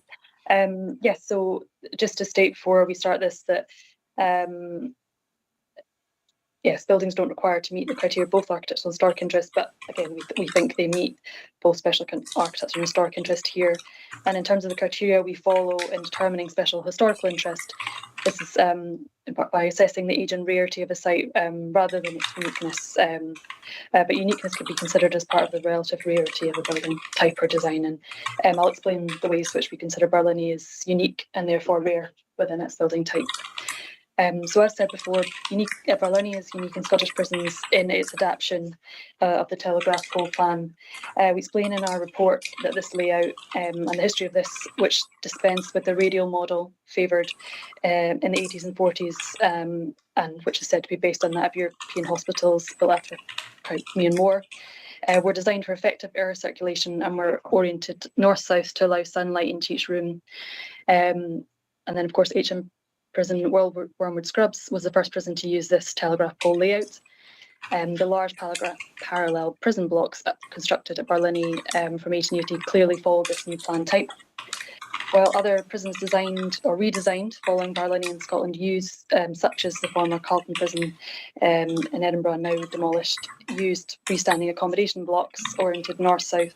Their layout did not otherwise reflect the telegraph pole plan, and that can be said of other surviving prisons in Scotland built after Barlinnie. Therefore, Barlinnie is of outstanding significance as the largest and most complete surviving example of this new style of prison in Scotland. Another way in which Barlinnie is unique and stands out, we've discussed before again, is its particular choice of style in the fortified classical architectural style that's used here, with other contemporary prison sites applying a castellated or Scots colonial style. This is a fact which stands the building apart, but as explained earlier, what's defining about the style we consider is the quality and consistency of its application. Barlinnie is also unique in its survival of certain component buildings, so including the work sheds. To our current state of knowledge, no other historic prison work sheds dating from this late 19th to early 20th century period survive in Scotland. As explained in our report of handling, the buildings listed at Barlinnie reflect the latest developments in prison design following the prison reform in this period, and are exceptionally important in the history of Scottish prison architecture for that reason. The work sheds reflect the reforms of the Prison Act 1898, as said before, with the abolition of hard labour, and the Prevention of Crime Act, which introduced separate establishments for young offenders, but also introduced education and industrial training for this group of prisoners, which took place at Barlinnie. So the work sheds were built as a result of these reforms, and they provided space for industrial training. They are a rare survival, retaining much of their original form and character. We would also say that Barlinnie is unique in its scale and ambition. The building of Barlinnie was highly ambitious and a significant building project. The scale of Barlinnie and the provision of accommodation across 5 halls was unique in 19th century Scotland. It was the largest prison in Scotland when built and remains so today. The scale reflected the need for prison accommodation following the Prison Act, which nationalised the prison system and led to the closure of a number of local prisons. The ambitious scale also, as we mentioned, reflect the population distribution in Scotland and the fact that Glasgow, the most populous city in Scotland, was growing rapidly in this late 19th century period. Finally, in terms of uniqueness, we consider Barlinnie is unique in the retention of its various historical components. So the survival at Barlinnie, not only of the accommodation halls, but of other buildings of late 19th to early century prison, stands it apart from other prisons. The historic prison at Barlinnie includes a gate lodge, a former office and hospital, a chapel and work sheds, accommodation buildings and boundary walls. It's rare for this number of functionally related historic prison buildings to survive. And we don't consider that other prisons from this period retain that variety of historical components. The historic 19th century, historic work sheds and chapel buildings are particularly rare surviving components. And finally, the group of historic prison buildings listed at Barlinnie is therefore, that's why we consider it of outstanding historical significance. Okay, thank you very much. That's covered the kind of age and rarity issue. So I'll go back to the appellant and then we'll discuss persons of interest. So back over to the appellant. Any comment in terms of age and rarity? Yeah, I think there's obviously a different view that we have come back in terms of the significance of Barlinnie in terms of age and rarity. We've considered it in terms of its more broader context, which I don't think is unreasonable, and I think it's how the kind of the special historic interest or cultural significance is established and has been determined. I think it's perfectly reasonable and follows long-established charter and guidance on culture and plates using heritage management to take a broad view on the context and the influence of the development of a place. So we've placed Barlinnie within the context of UK-wide. We can also take the idea of kind of more European or international influences in terms of prison design and prison type of prison reform that have influenced the development of Barlinnie at that time. And looking at kind of how Victorian public buildings themselves have evolved and adapted. There's a lot of cross-pollination of ideas, let's just say, across sort of public building programmes across Victorian Britain. So we've kind of looked at it in sort of a broader term in terms of its uniqueness and importance, and we don't feel that Barlinnie is unique in that sense, and we've drawn on a lot of other examples in terms of the evolution and development of the prison system and sort of buildings that have been developed as part of that, sort of pre the 1877 Act, and also sort of bringing Scotland and England in line with each other in terms of prison development and reform, going back to 1835. That's all set out in our appeal statement. There's a table of key phases of development of prison systems and how at the point Barlinnie was conceived, there had been a substantial change in how the prison system was administered, managed, It was brought under kind of UK government, so it was part of the Prison Reform Act. It was brought under the UK government, kind of centralised in terms of its development, and from that, and actually preceding that, there's from the 1860s a very large amount of bulk of sort of building types, purpose-built buildings, purpose-built prisons of this type from sort of mid-19th century that we can draw examples from, which can be drawn on in terms of examples of similar type of building as Barlinnie. Once you get sort of actually predating the 1877 Act, you do get the kind of the separate pavilion block layout, which has also has influences from kind of the continental European kind of pavilion hospitals, and as military engineers involved in the Prison Commission of Scotland and Prison Commission of the UK. It's led by military engineers, members of the Royal Engineers who would have had international, worked internationally and had international remits and roles. So there's a lot of other ideas that have influenced the design and development of Barlinnie, and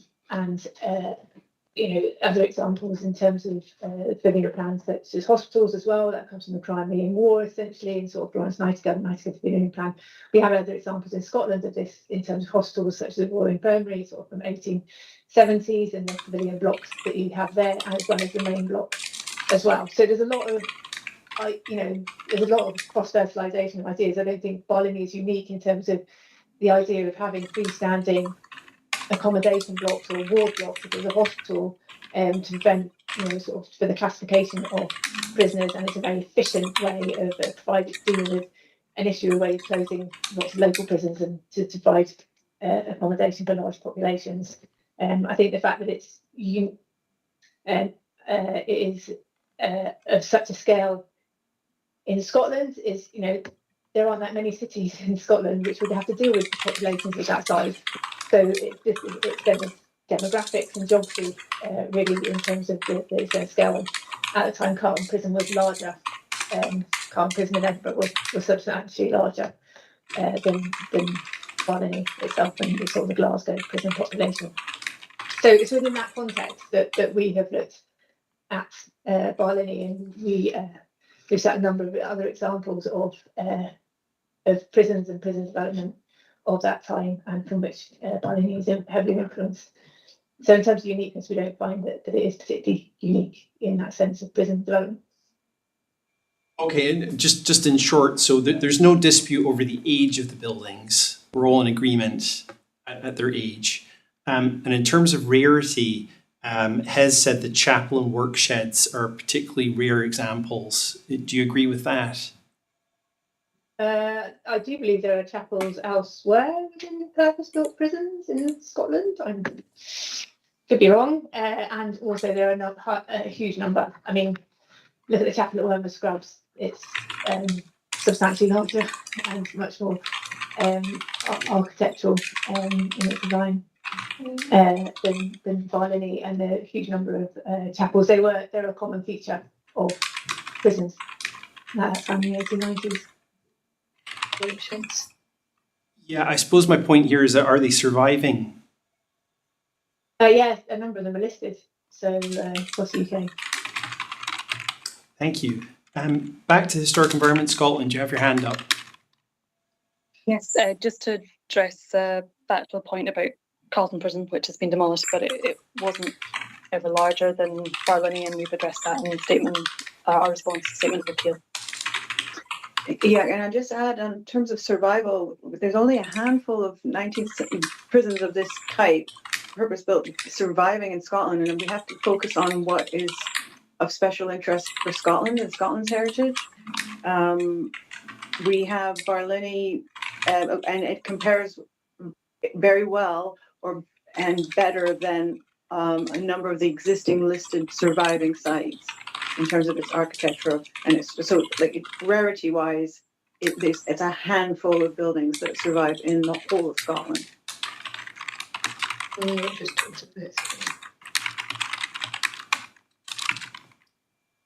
Yes, I've got the appellant back on again. Would you like to come back, or should we move on?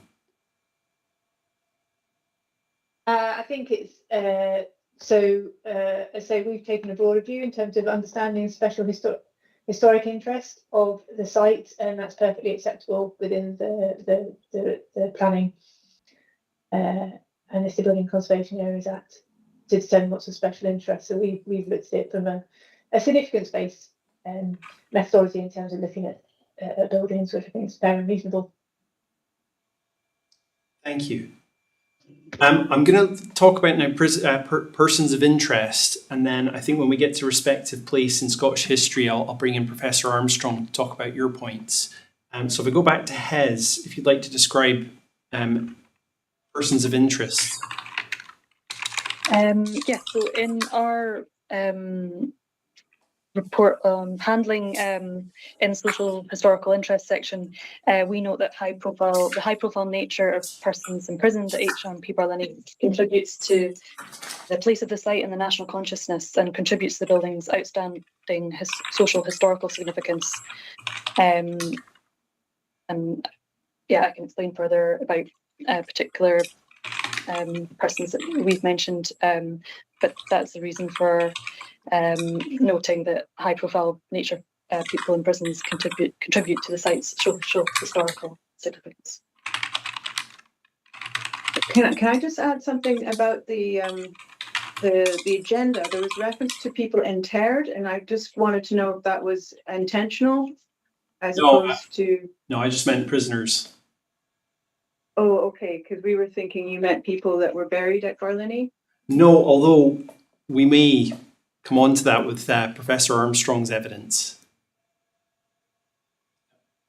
Okay, could I just ask, in terms of national consciousness, would that consciousness not continue without the buildings?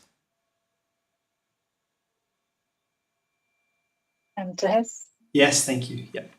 Yeah, I think in terms of Barlinnie's reputation and place of history, that has we consider the social historic interest. We're looking at the physical structures and how that's tied to it. Barlinnie's reputation and its place in national consciousness, I'm sure would live on, respective of what happens to the building in the future. But we're assessing kind of what is its social historical significance and how the site as it stands today is viewed and understood and significant in the national consciousness and Scottish cultural history. I'm sure that would live on. Thank you. Yeah, can I come in? I think that is straying into a discussion about the future of the site and what should be retained, if anything. And I think we will have to come on to that later. But I think just to say here that is not the process that we consider that we're in at the moment. We're in the process of deciding special architectural or historic interest. Anything beyond that is the subsequent discussion about development site.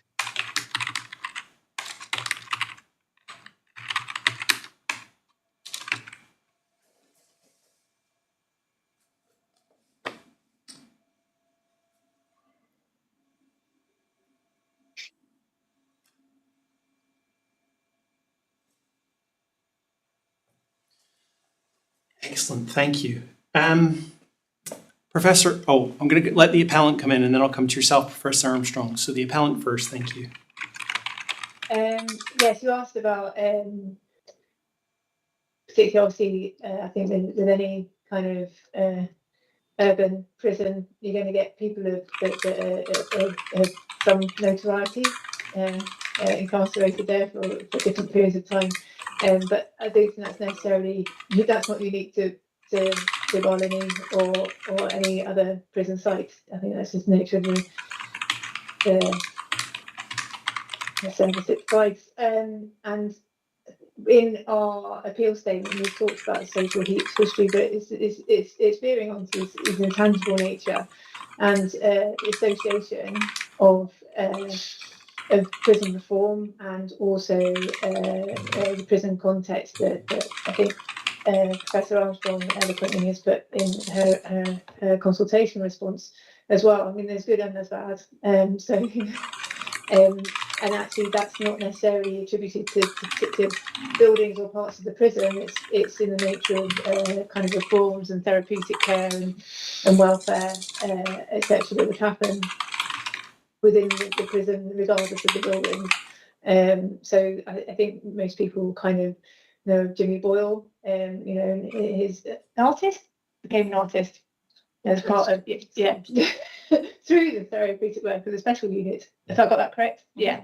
But the you know, and that would have happened regardless of the buildings on that site that are in question here. So I think a lot of the features and characteristics that are associated with some of the more negative associated to the site, particularly sort of through the 20th century in the I guess care and then the changes, you know, sort of a lot of those have actually changed with the hanging cells no longer present or clearly legible, and you know, with the introduction of but the cells are still there.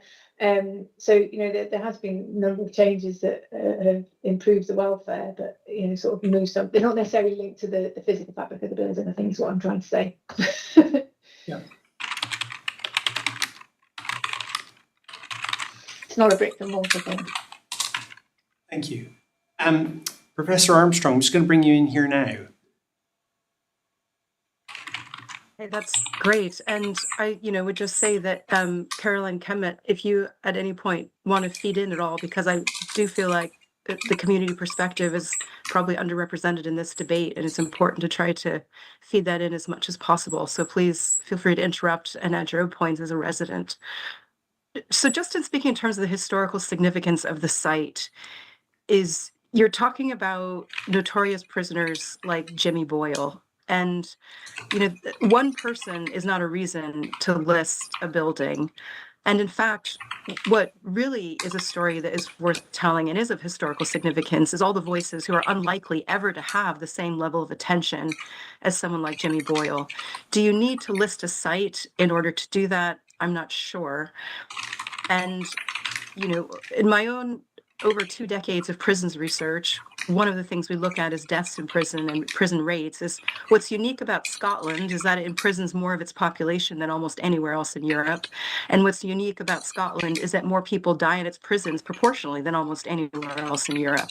That is heritage too. That's history too. And there's ways of respectfully reflecting that, and also respectfully reflecting the fact that Barlinnie is located in communities where it draws much of its population, and to look at the history of those communities and the level of investment those communities have experienced and what kinds of needs they have.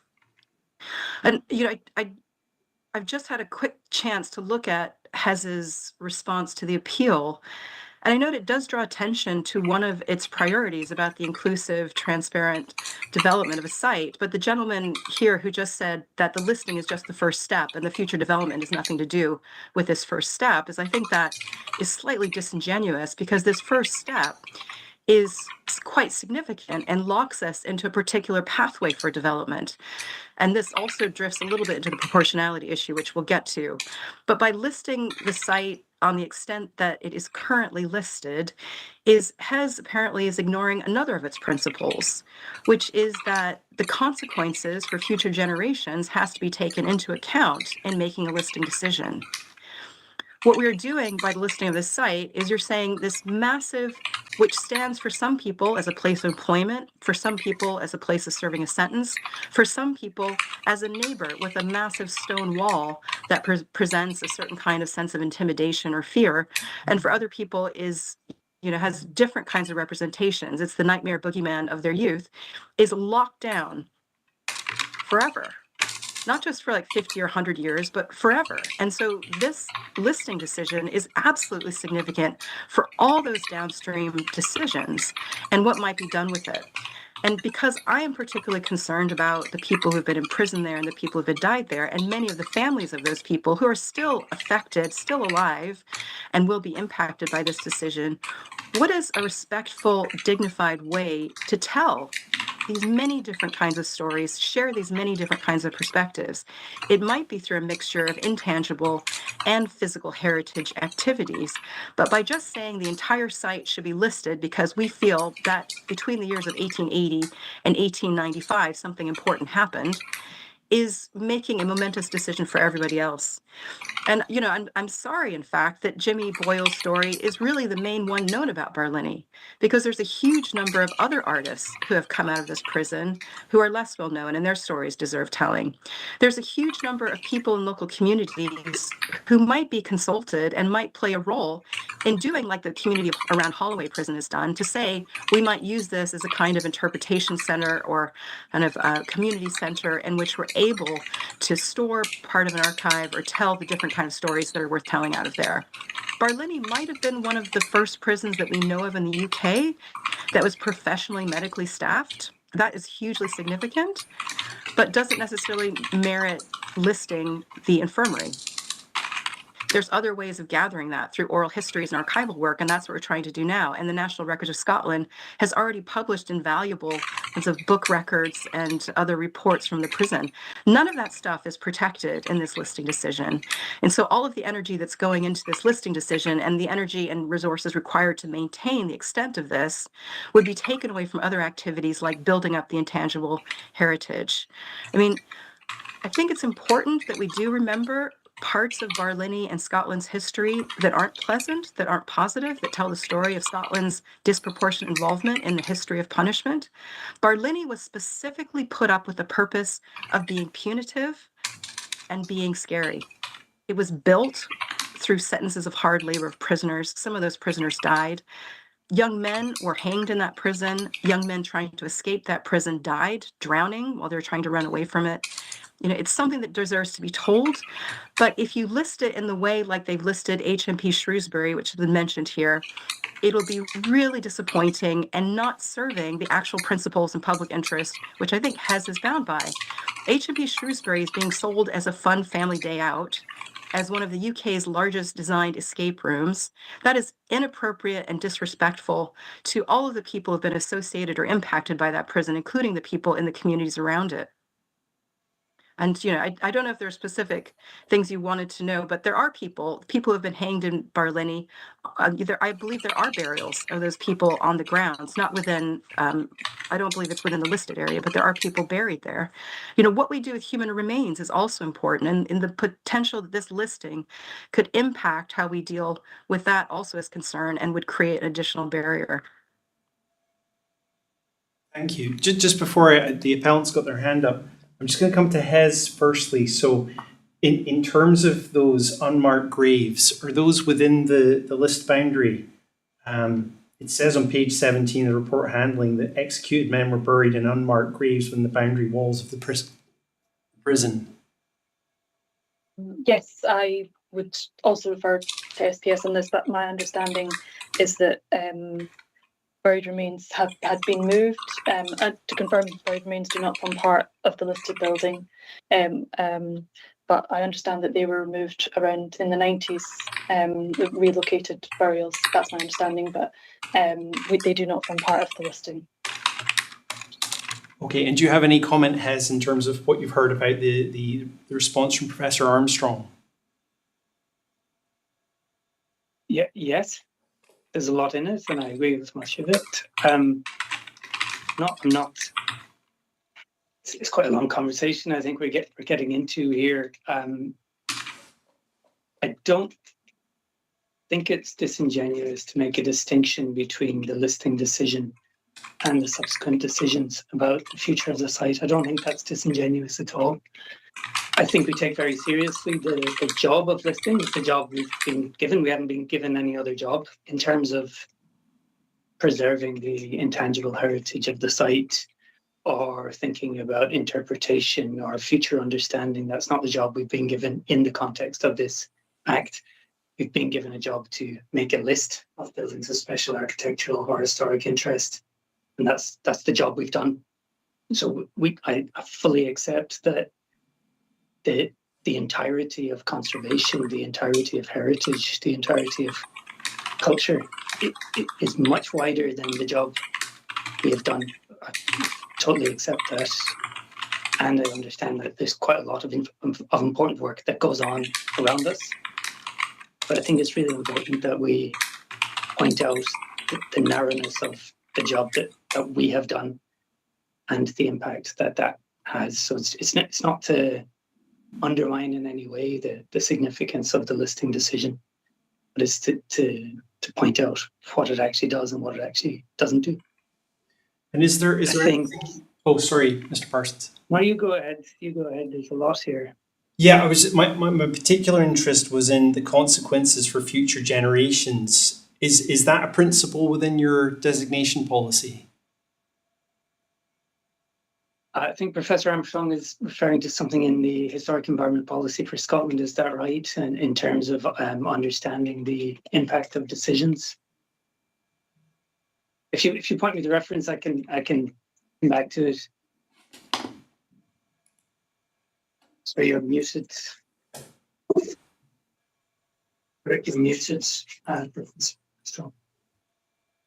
Sorry, Professor Armstrong, you're muted.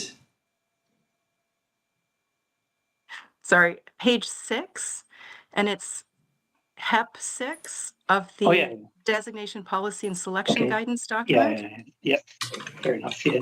Okay, so that's referring to HEP's policies. Yes, absolutely. A decision should be informed by inclusive understanding of the potential consequences for people and communities. We and the designate and HEP's the policy, the national policy has influenced the creation of our specific designation policy.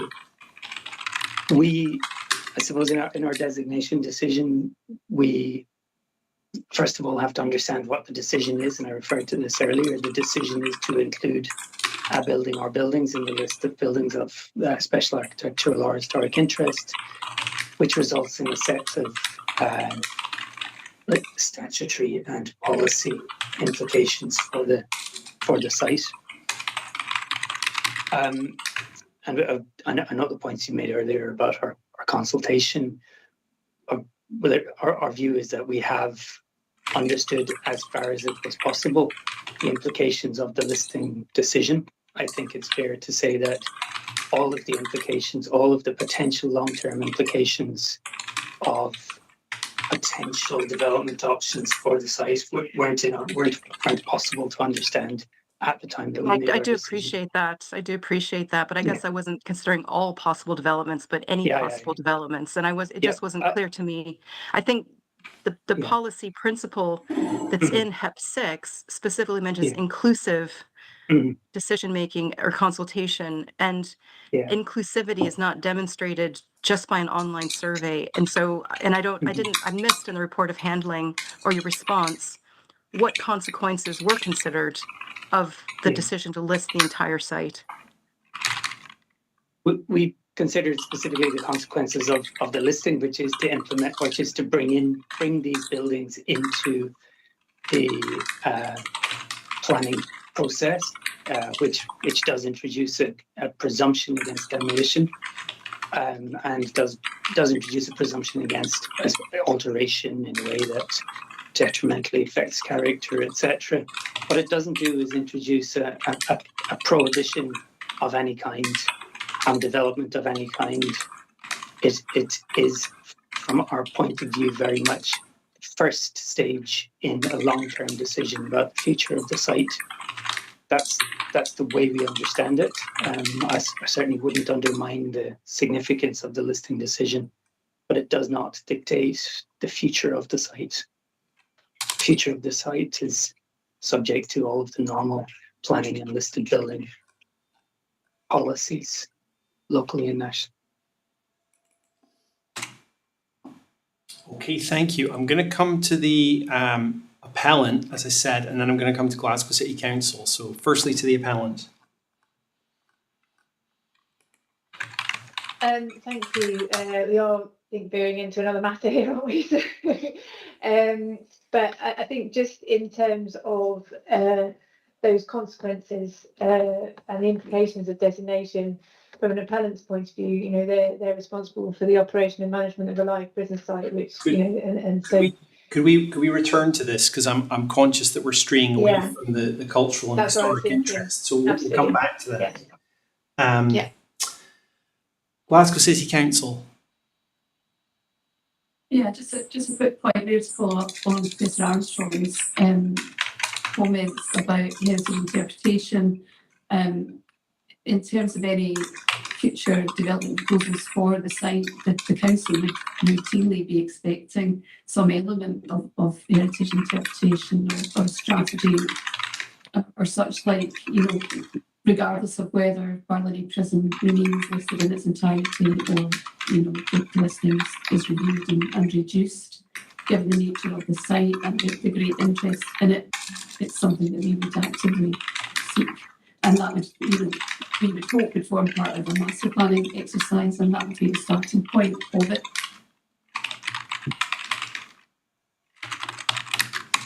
Thank you.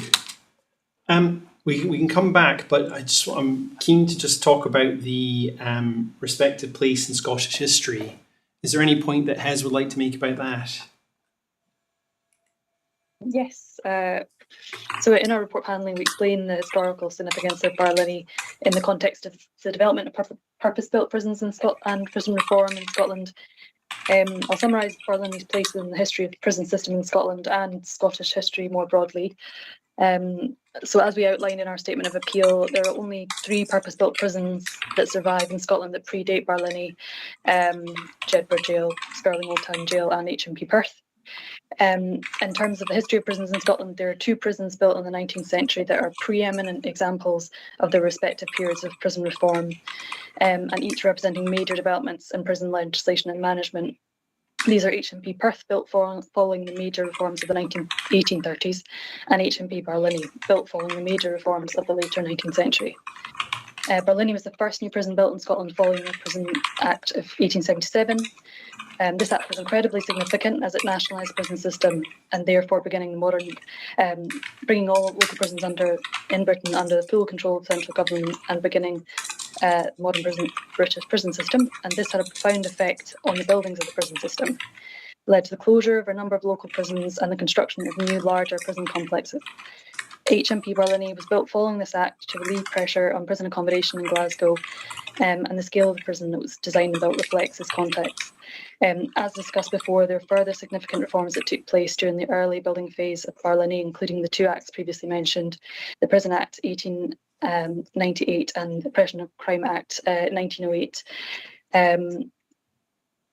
Barlinnie is one of only a small number of prisons surviving from the significant period in Scottish prison history between the late 19th and early 20th century that established many elements of the prison system we know today.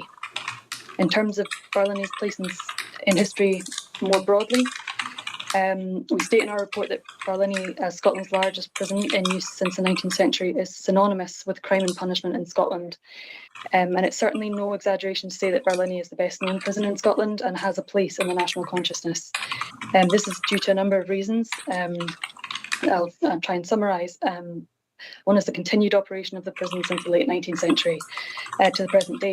Barlinnie has been at the centre of discussions about crime and punishment and prison reform in Scotland across 3 centuries now. It's culturally linked to Glasgow and its people in Scotland's largest city. As we've discussed, it has been associated with high-profile prisoners and significant events in Scotland and Glasgow's history, including prison riot, the 80s. It has a reputation as a harsh place, and attempts addressing violence in the prison in the later 20th century has gained international interest through the Barlinnie Special Unit, which has also been mentioned. To summarise, Barlinnie was at the forefront of major development in prison reform in the later 19th century and has continued to hold a central place in the history of crime and punishment in Scotland since this time. It's an outstanding example of a purpose-built prison complex in Scotland dating from the 19th century and a rare surviving example of its building type. And it's for these reasons that Barlinnie is of outstanding historical and cultural significance. Okay, thank you. Any comment from the appellant? I think we've talked about age and rarity and the social history and connections with Barlinnie quite extensively. already.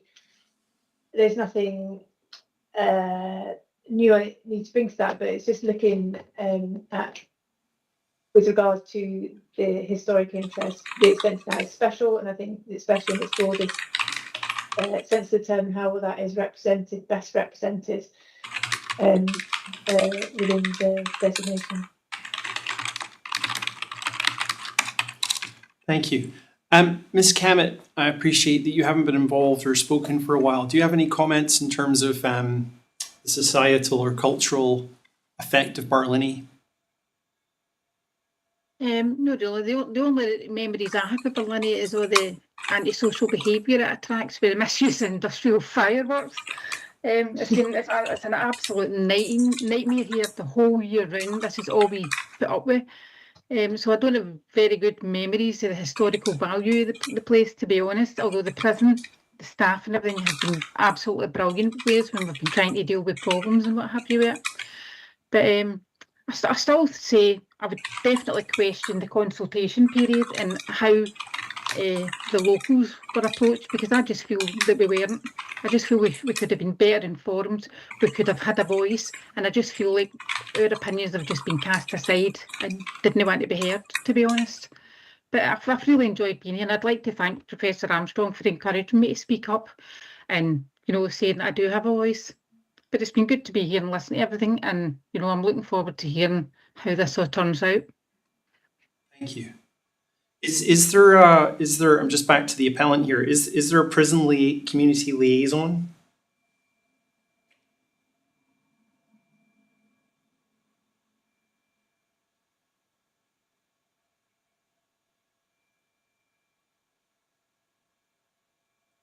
Sorry, did the appellant hear me? Yeah, sorry, we're just discussing just internally just what we're aware of. So I don't think there's maybe an exact role for like a kind of liaison for the community, but I know like the police have liaison officer that work closely with the prison, so I know there is a connection, but whether it's kind of a voice in the community, I'm not sure. And certainly during the initial consultations for the new prison, the prison officers themselves actually went round the doors. Right, okay. So there's been the actual staff themselves have taken that role. But there's not a designated person as such. That was about the new prison. It was the new prison. Yeah. Could I just comment on that? Our last community council meeting at Gartcraig, we actually contacted the prison to ask if they would like to send a representative down, and the security officer came down, and he was really good. He spoke to us there, so we're hoping to maybe make that a regular thing, invite somebody to come down, because he came down right away. As soon as we asked, he showed up and came down to the meeting, which was really good, and we really appreciated it. we can, yeah, thank you. I think we could maybe come back to you if you want to know further sort of representatives here and not based in Barlinnie itself. So yeah, that would have to come from our operational colleagues. Yeah, so from the operational colleagues in Barlinnie, if that's something you want to know further. Well, I think that's fair. I mean, if there's a further positive from this hearing, perhaps it's that could be set up, but that's beyond my remit. Yeah, but what I'm interested in, if I go back to Historic Environment Scotland, you're talking about the kind of rarity and the age of the property, and as part of that, the changes through time that have occurred from the prison reforms. I just wonder, part of the elements here, like the introduction to the 1970 shower blocks, are those part of the story as well? Was there a reason? What's the primary reason for excluding those?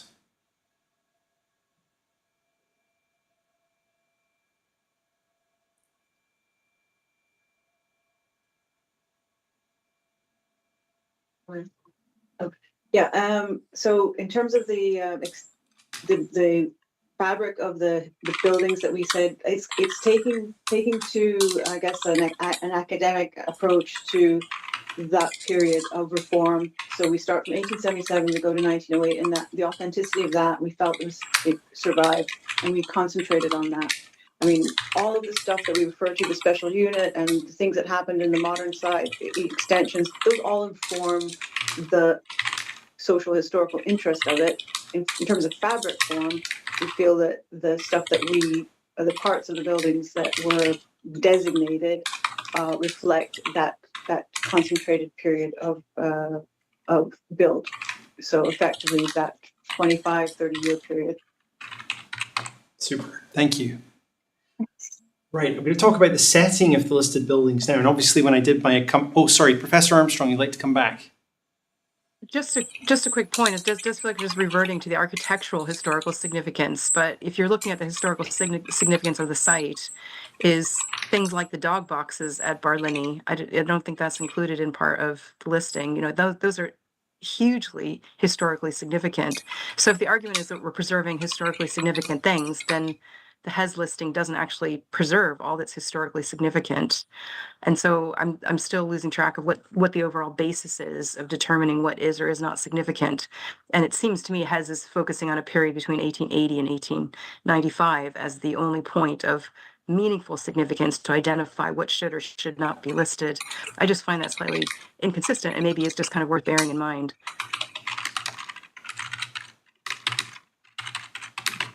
Could you just confirm for me, Professor Armstrong, because I'm not aware of this term, is that actually for dogs?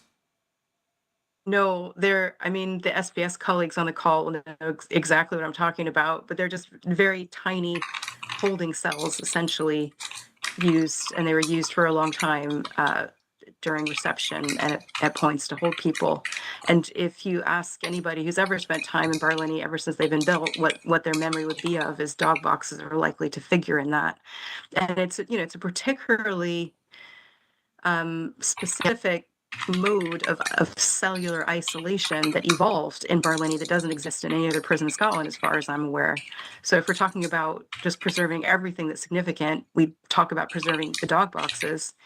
But I think it's sort of recognized by everybody that that's an example of a physical site, which in some ways should not be remembered and should not be commemorated, but might be remembered in other kinds of ways. And I think, that exists for other parts of the prison that we've been talking about. Okay, thank you. Hez, you'd like to comment on that before we go to the appellant? Yeah, I just wanted to say that at any, we didn't really, at consultation, we'd also expect to hear about elements that we might not have known about as part of our research, and we would have sort of considered any of those elements of the site that maybe we hadn't been specifically directed to when we were on site. And so this is like it can be an ongoing sort of, someone wants to ask us to review the listing. That is something that we would do if anyone asked. So it doesn't mean it's forever, this is the listing. Someone can ask us again to review the site, to include other parts of the site, or say in 20 years from now, some of the buildings have gone out of use. I don't know what the future is, but that they might not be. The features are completely gone. The buildings are half demolished. Who knows what can happen. We would then look at reviewing the listing. So that helpful, means, but that's really helpful. Yeah, it could be think, additional if you things. consulted even a single prisoner in this, the dog boxes would have been mentioned, but that's the... Yeah, well, it's good to know. I'll just bring in the appellant now. So it's more as a point of interest, really, Professor Rosa. Do you know where those were located? You're going to have to ask. I think they might have been in the reception. Does the SPS Estates team know the location? We'd have to ask the local guys. I'm not sure. Yeah, I was just wondering if they might have been in the gatehouse, which would no longer be they likely are in the gatehouse area. Yeah. So I think that might be correct, which in a sense actually reduces the significance of the gatehouse because that interior has been lost.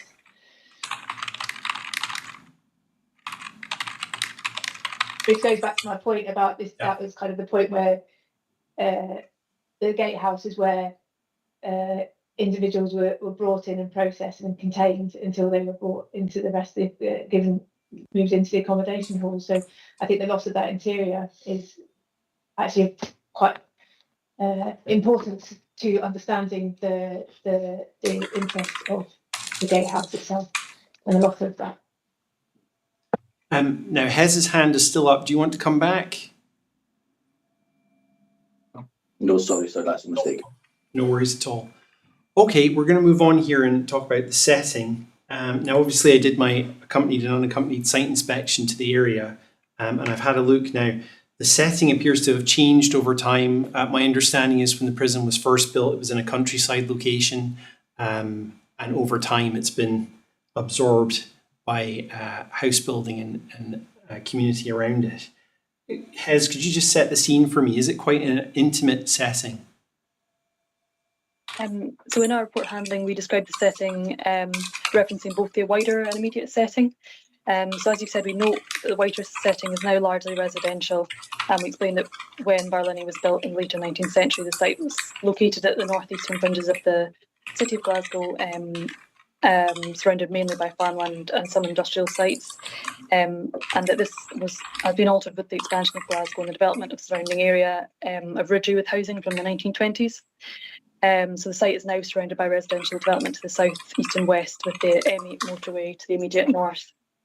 We say the prison, however, remains a feature in views from the area of Ridgey and in views from the M8 motorway to the north, with a row of 5 halls with their ventilation chimneys visible.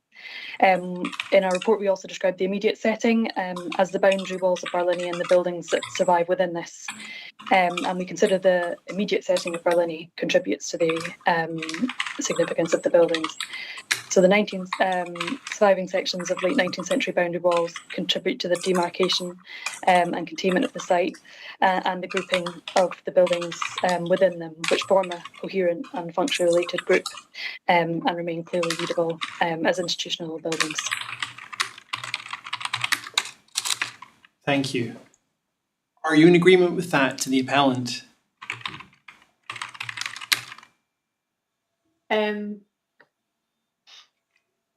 I guess I don't think.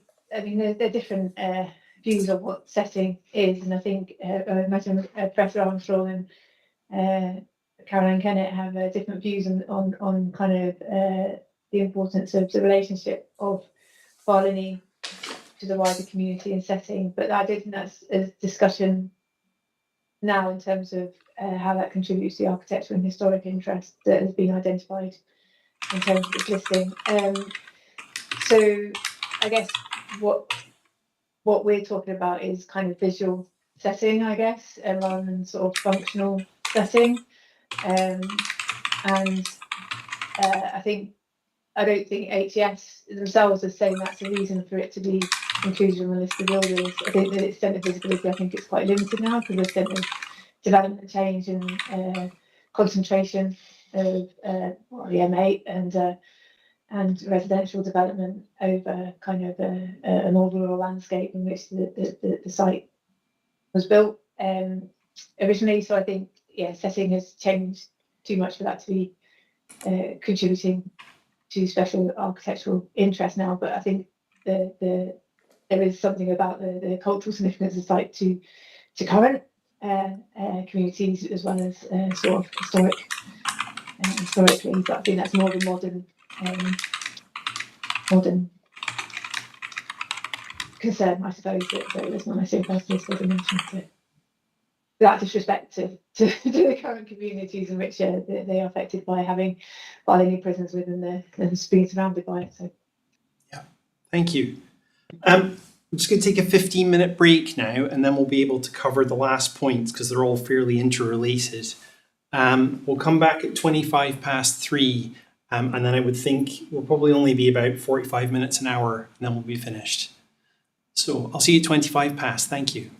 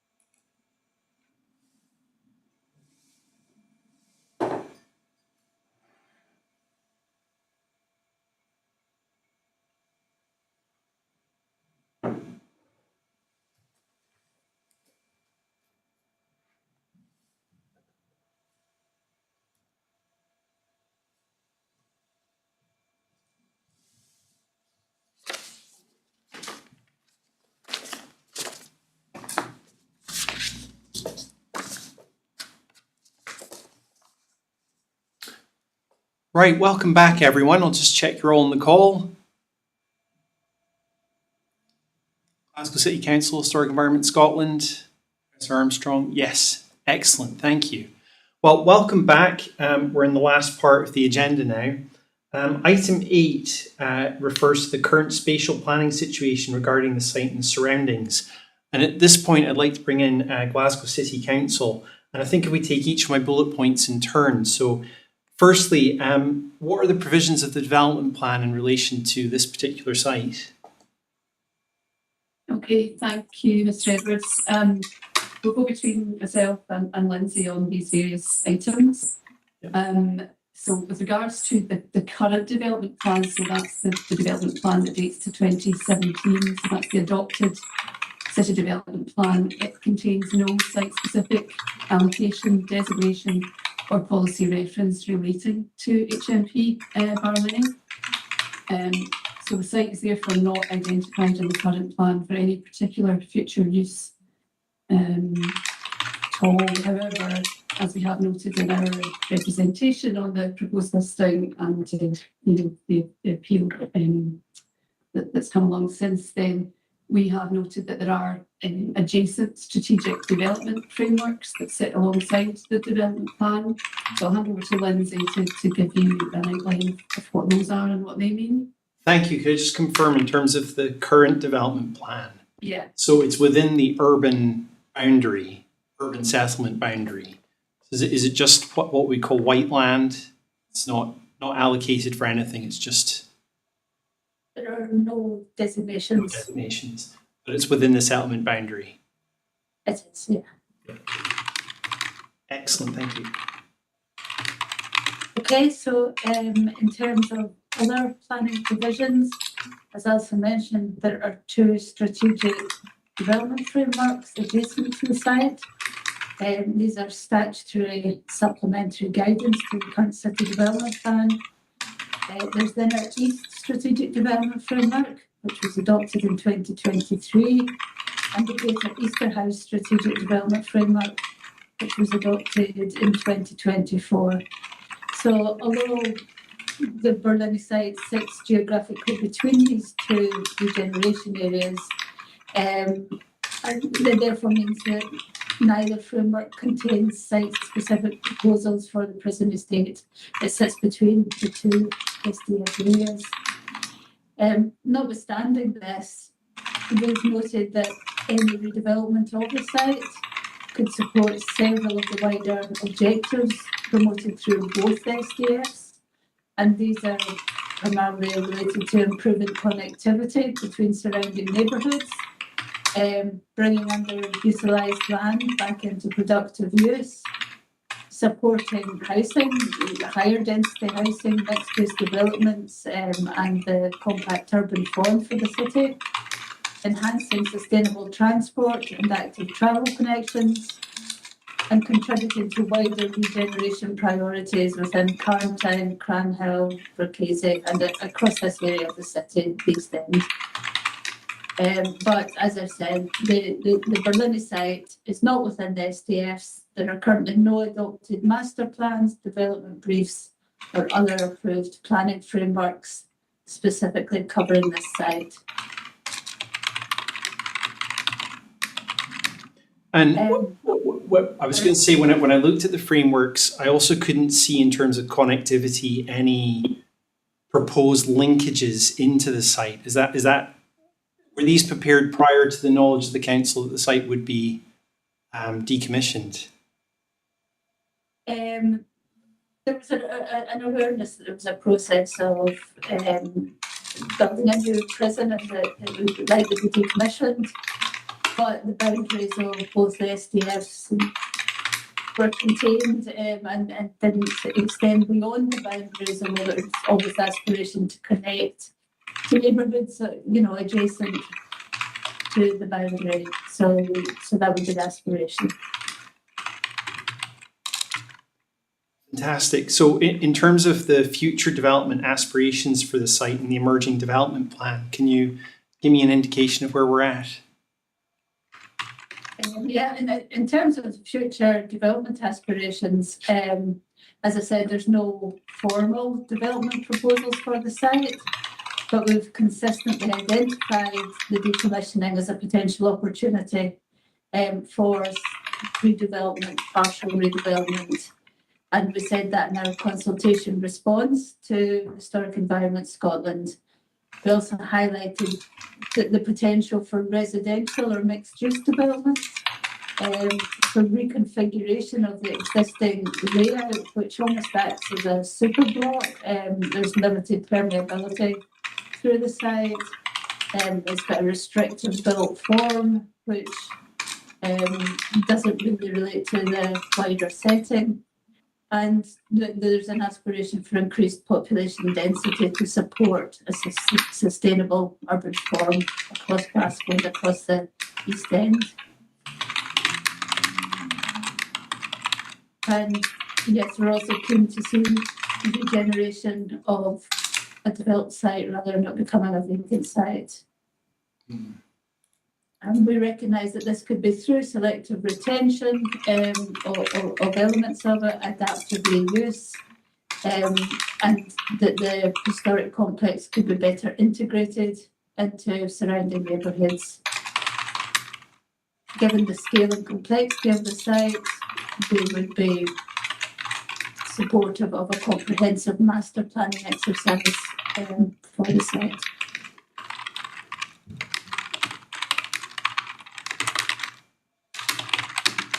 So Glasgow City Council, you haven't been approached by Scottish Prison Service in terms of any proposals as of yet?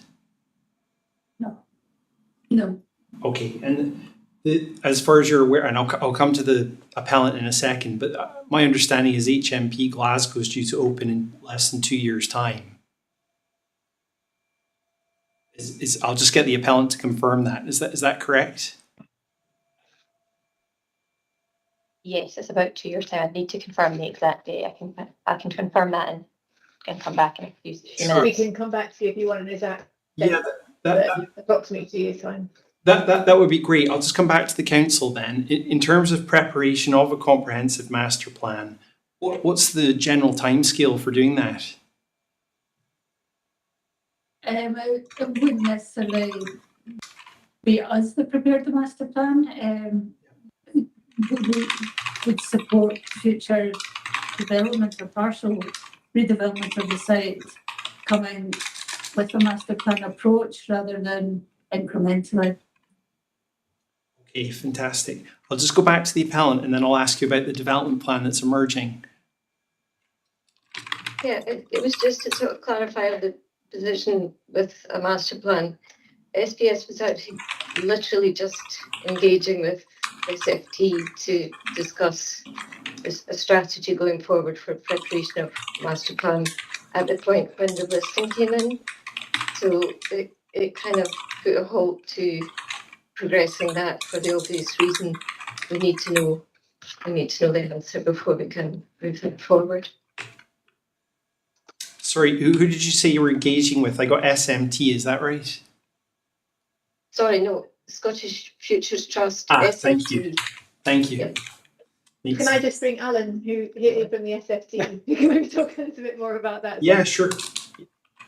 Thanks, Mr. Edwards. It's part of the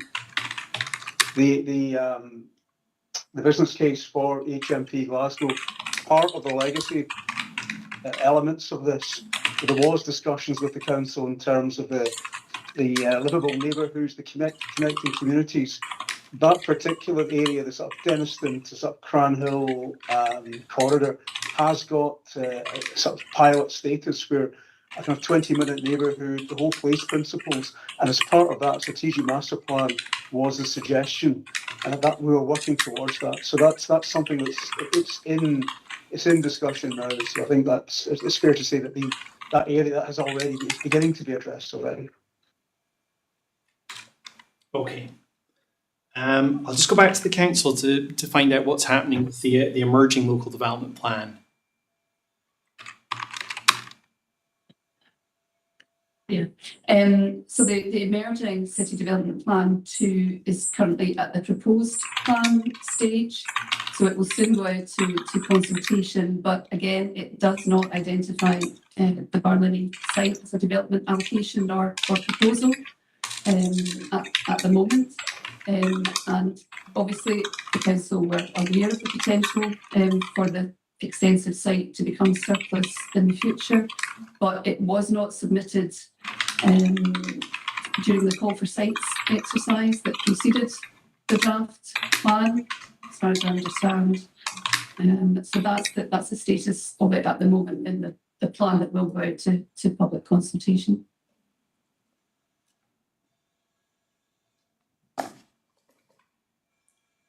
Okay, so at present, now that may change during your consultation on the proposed plan, but at present, I'm just trying to think this through in terms of the process for redeveloping the site and whether the development plan, in particular MPF4, would support its redevelopment with it not being allocated for a mixed, you said housing and mixed use. What kind of process do you think it would be? What kind of process would an applicant need to go through to redevelop the site? Well, I think in the first instance, they would want to make a representation during the consultation period on the draft plan in terms of any aspirations that we might have for the site. I think that would be the first stage of that. And so as it's at consultation, it may then be edited, and I dare say that with new information on the outcome of this appeal, and indeed further steps in terms of a master planning exercise, that may result in a change in terms of what's going out for consultation. So I can't speak to what may or may not occur as a result of the consultation of course process. No, I think from our point of view, in the absence of any obvious alternative use for the site, with all the buildings retained and the constraints that come with that, there would be concerns about the deliverability, for instance, for housing within the 10-year plan period. So what I'm trying to say is there's a lot of uncertainty. Yes, no, I appreciate that. Yeah. I'm trying to figure out what the reasonable outcome would be of it. So the site's not allocated in the development plan. If it were to come forward, it would be a windfall. You haven't planned for it in terms of housing numbers or anything like that. So it not being allocated in the plan means that applying MPF4 would mean it's an unallocated site, and it would have to satisfy some of the criteria to allow an unallocated site to come forward. And what you're telling me here is obviously that there might be some material considerations that might be taken into account at that point. But where you're at the minute, the site is not allocated in the current plan, it's not allocated in the proposed plan, and it's not in any strategic development framework, albeit the themes of those can be applied to the site.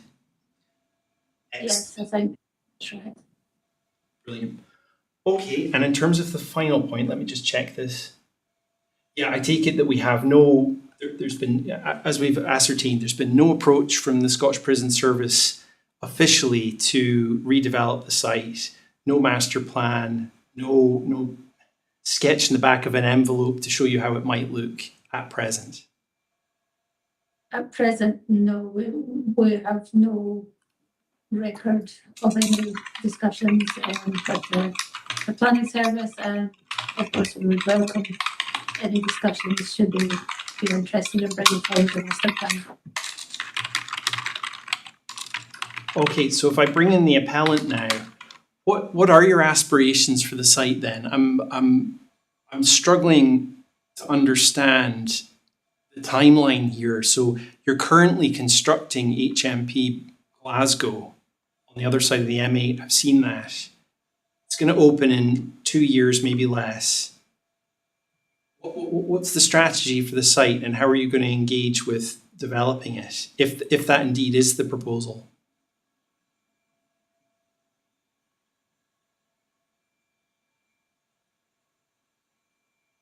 So that's to the appellant. I don't know if you heard me there. Yeah, just deciding who to direct your response to. Yeah, first of all, just to confirm, completion date currently sits at December 2028. And as I think I've already said, it's obviously we're not in a position to come forward with a master plan. The potential is very different depending on the outcome of the listing appeal. Yeah, I mean, you'll The appreciate at present that the building is listed. So, I mean, that's the current position. yeah, but the appeal is ongoing. Yes. So we don't yet know the exact way forward. But the business case for HMP Glasgow included a capital receipt for the disposal of the site. And are you at liberty to say what uses that capital receipt included? No, we would have to get the valuation. I don't think I would even be able to say the figure at the moment without getting. Oh, I don't want a figure. What residential or mixed use or? It was just a statement of the disposal would be offset against the development of HMP. And bringing in, as we've mentioned, the aspirations for connectivity, permeability through the site, and creating neighbourhood spaces. For placemaking. Yeah, placemaking, that's exactly the word, Catherine. Thank you. Now, when I was on site, and I'm straying around a little bit here, but I was quite aware that the boundary walls themselves create a potential barrier to connectivity. But those walls are on embankments already. So even in the absence of the walls, the embankments themselves would create potentially barriers to connectivity. Any comment about that? I suppose that's more towards the south, is it not? Yes. And yeah, so on the south side there is definitely a steeper embankment, but the rest of the site and the areas they're kind of more level. I think even towards the car park on the west side, and I guess because it's built on a slight. And I think dominant, isn't it? So I know there's not a master plan per se, but there has been connectivity drawings attached to the livable neighbourhoods, Shropshire 1, and that shows kind of east-west connections rather than necessarily a north-south route. Is that something that you could expand on any further? Yeah, I'm interested in that because obviously the holes are orientated in the other direction. So yeah, so to create east-west connections through the site with the halls where they're located. They are. It's the super block. They kind of, and with the boundary wall, they create quite a bit of super block to prevent that kind of connectivity across the site.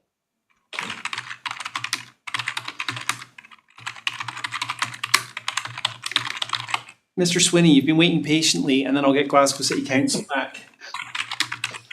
Thanks, and I have been listening in as much as I can, despite other appointments. But I must say, it does come back to the fundamental point of the lack of rigour in proactive planning for the future development of this site.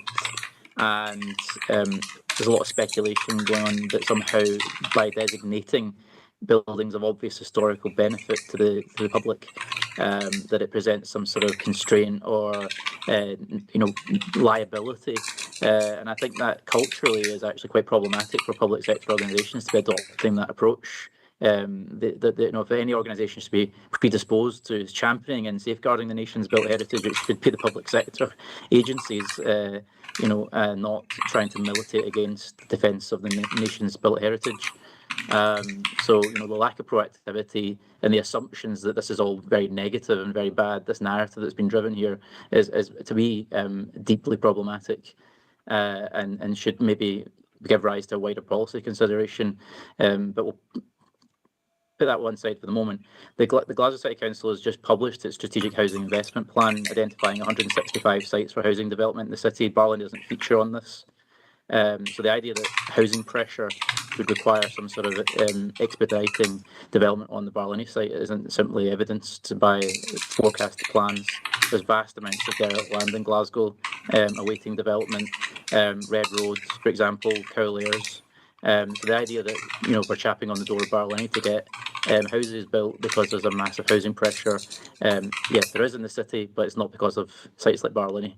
And I think you can see from other examples across Glasgow, for example, the Victoria development, despite its flaws, there is a basis for integrating historic buildings into new housing development in a sensitive way. And even barriers such as prison walls, for example, examples from the Wingford demonstrate how that can be done appropriately and can be integrating historic fabric. Similarly, the Drygate housing estate, those were both done in the 1960s on old prison and barrack sites quite successfully, and they've been proven to be quite successful as enduring social housing schemes in the city. So I just think jumping to the presumption that listing and designating a building somehow presents a deeply negative outcome for development prospects is actually quite worrying.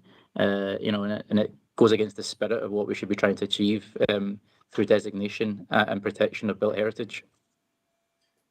Thank you. Just before I come to the appellant then, Glasgow City Council, what Mr. Sweeney's described there is that because it's not an allocated site in the SHIP or indeed in the emerging development plan, there's no pressure to develop it at a particular density. If any comment in terms of why the listing would prevent redevelopment or limit it in any way? Yeah, fully recognise there is no housing pressure in this particular site. And when we're talking about bringing forward a master plan, we're looking at sensitive, adaptive reuse of elements of the site, retaining elements of the historic fabric, and trying to integrate it into surrounding neighbourhoods. So it's not inherently a comprehensive redevelopment approach. We fully recognise the merits of the heritage and just looking at how it can be best used, reused in the future. At the moment, it has to be recognised there is no proposed future use of the site or of any of the buildings. So they would be vacant for a period of time, and that is a concern. Yeah, well, that's a good point to bring it to the appellant then. So you have your hand up. I'll let you come in, and then I'll ask you a question about potential reuse. Yeah, so I think the question in this, I think we'll come on to the next thing. It's very much about proportionality and designation so that there's to be able to progress with any strategic view in terms of how master plan or whatever, how the building can be, or the site can be adapted and reused and integrated into the wider community as part of a strategic vision for the area.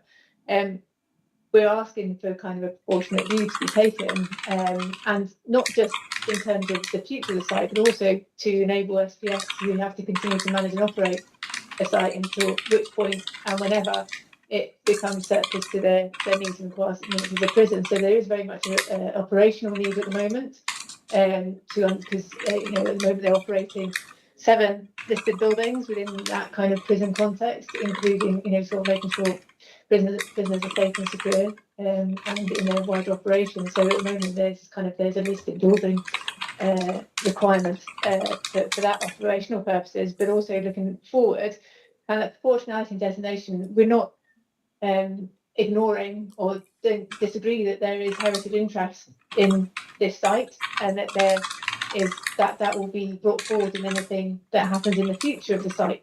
I think what we're asking for is consideration of what extent designation plays in that future, and whether that's the only way to protect the heritage interests of the site, or whether a more collaborative approach is appropriate for this particular site, which has very complex and challenging situation. So it's that proportionality I think we're looking at, and to help bring forward site. So that's the reasons behind sort of it's the extent of designation, I think, that we're challenging here rather than. Yeah, no, I appreciate that. We right from the beginning, we talked about Hall A, B, and the chapel being your position, and I understand that and understand other parties' positions. Just in terms of reuse, there was some mention of, I think, Peterhead Prison's a museum, Jedburgh Castle Jail, that's a museum, visitor attraction. So this is on a different scale than those two assets. So what has the Scottish Futures Trust or the appellant had any thought to how the buildings could be reused if they were all to retain their listing?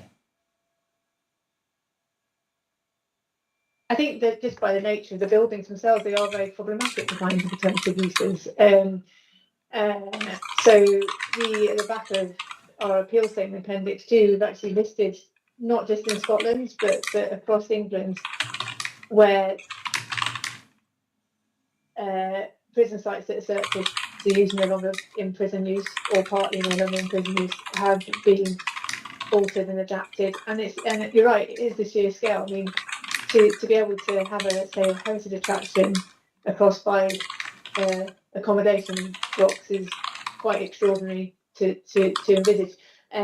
So there are a number of heritage attractions, new prison heritage attractions.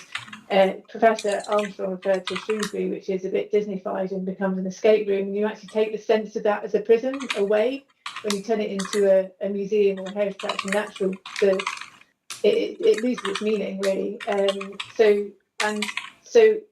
is a museum in Barlinnie actually appropriate? You know, there are other ways of representing the cultural significance and heritage of the site in other ways that actually provide more meaning and interpretation. So in terms of museum, it's not necessarily appropriate to have that across the whole site, or whether it's appropriate to have it in one part of the site or whatever, you know, actually for the whole site to be a heritage attraction. There are very few examples, and only 2 successful examples of 15, 16 odd new former prisons across England, Scotland, and Wales, and Ireland, or over 20, I think, where any other use apart from a museum or heritage attraction has been considered and has been successfully. So there are 4 where there have been proposals for residential use and conversion. I think 1 has progressed to actually be redeveloped. They're very problematic, difficult buildings to find alternative uses for. And the other example is Oxford Castle Museum, which is converted into prison, and that's in a very different set of circumstances in terms of demography, society, culture, community than we have at Barlinnie. It's in Oxford, in the southeast of England, very prosperous part of the city. So, in terms of the appellant, though, and this probably goes back to that there's no master plan or strategy for the site at present. Have you actually investigated the potential reuse of any of these buildings in any depth, or is this just is this a light touch that you're saying, look, there's only been one other redeveloped prison in the UK that isn't a museum? Or do you actually have any evidence behind what you're saying? There haven't been alternative No, there's not been options in terms of not for Barlinnie. We haven't started that process formally. And would you accept? Or that we stated already because of the listing. Yes. It was put on hold. And would you accept that the listing doesn't prohibit development or redevelopment of the site, or indeed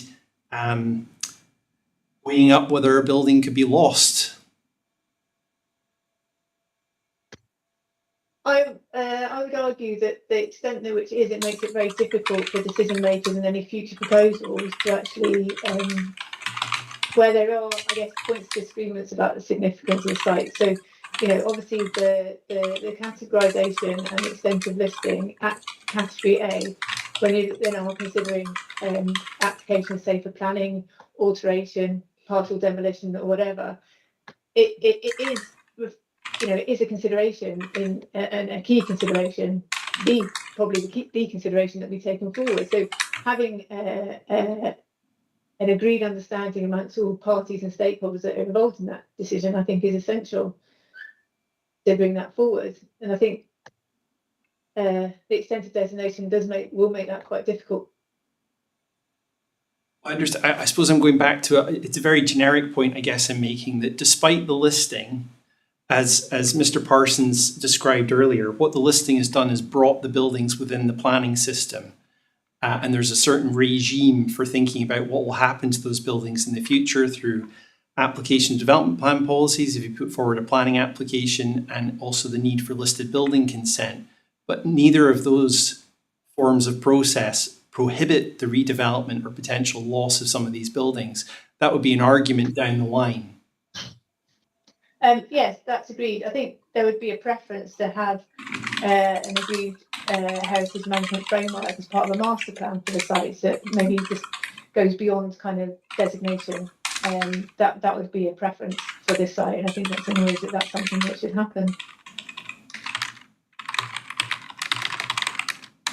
I mean, I completely appreciate the appellant's point of view. It's that the listing description should be proportionate. It should encompass less buildings for the reasons you've provided.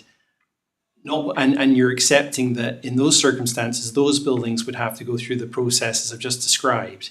But for the rest of it, I appreciate you want that removed at the minute. Mr. Sweeney, again, you've had your hand up for a while, so I'll let you come in just now.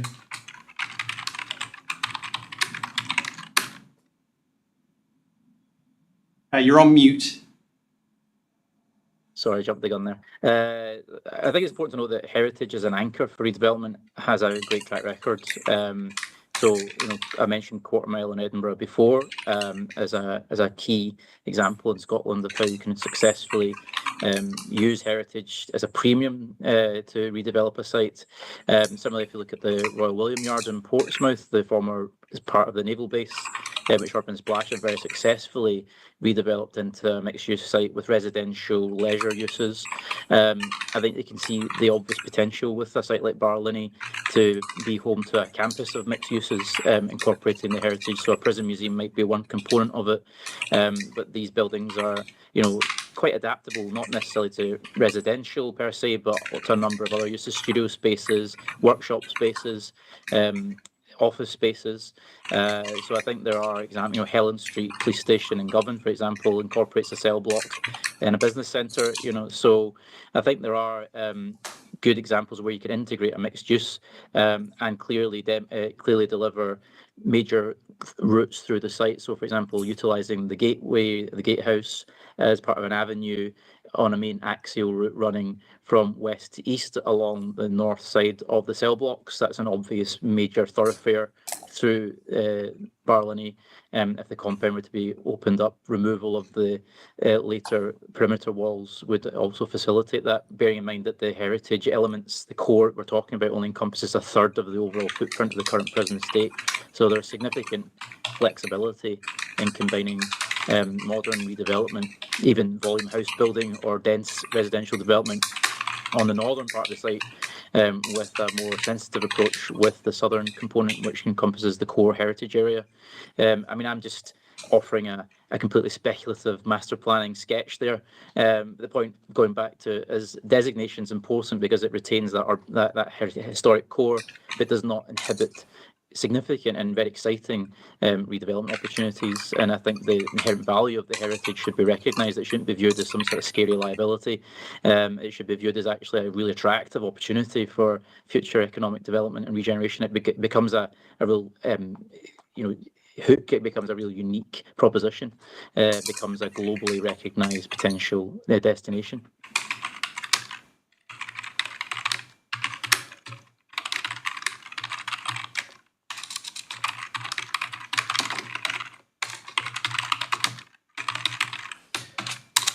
This is a wider question, I suppose, to all of you, and I'm going to come back to the agenda in a moment about proportionality. But if these buildings are so readily adaptable, why have they retained so many of the Victorian features for almost 150 years? Does that in itself not point to the fact that they're not readily adaptable? Anybody like to come in on that point?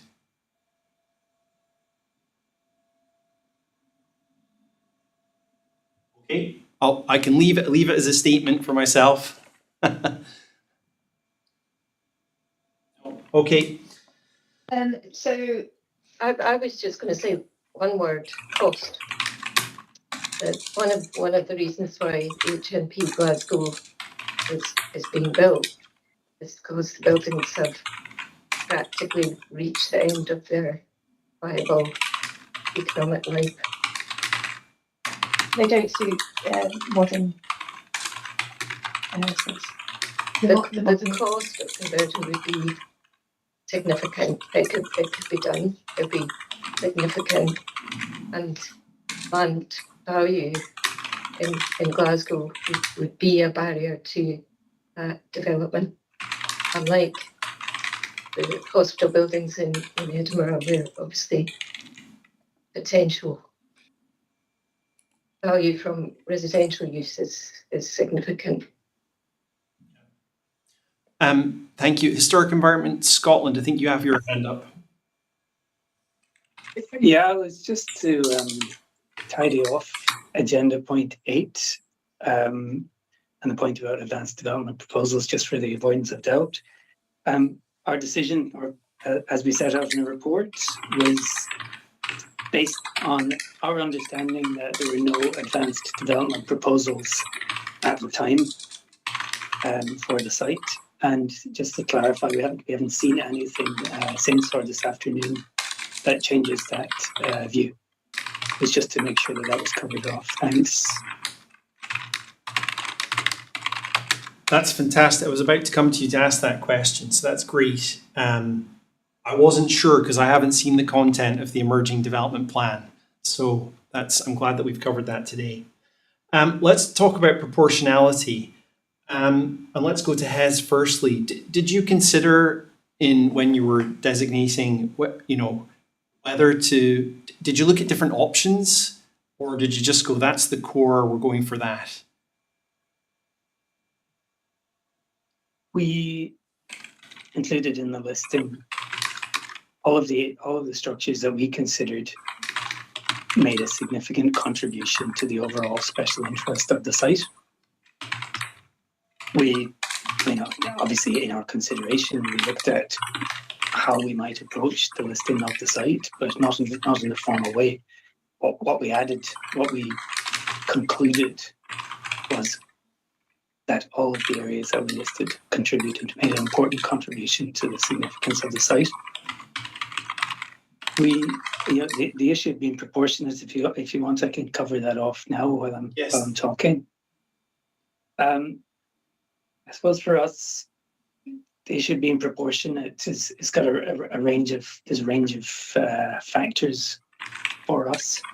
The first is that our selection guidance ensures that there's a high degree of selectiveness overall, that our selection guidance makes sure that only those buildings and sites of special interest are included in the list. In terms of that issue that we've just discussed, in terms of the advanced development proposals, our approach to advanced development proposals and designation is another way in which we consider we apply a proportionate decision making. And that's in deciding where and when to intervene in the planning process. The third way, I suppose, is that in making detailed decisions about designation, we're careful to include only those areas and structures that make an important contribution to the special interest, and to apply exclusions since 2015, obviously, as we've discussed earlier, to apply exclusions where they don't make an important contribution, where appropriate. What proportionate, just to move on, I suppose, is what being proportionate does not mean for us is to decide not to include some structures that do make an important contribution or that are of special interest, simply because they might be awkward in a development context. So there isn't, I suppose, a negotiation in that way.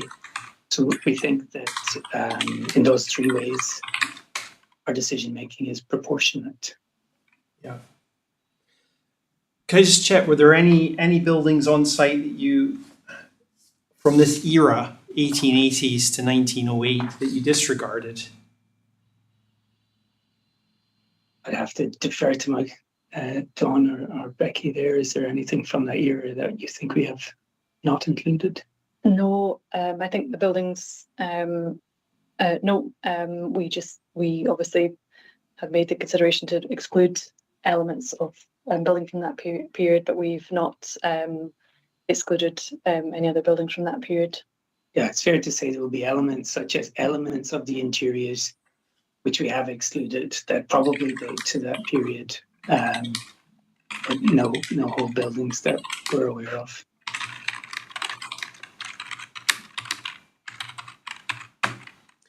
Thank you very much.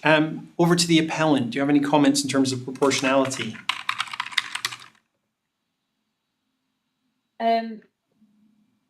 Yes, I think that's something sort of that is actually sort of the essence behind the reasons for bringing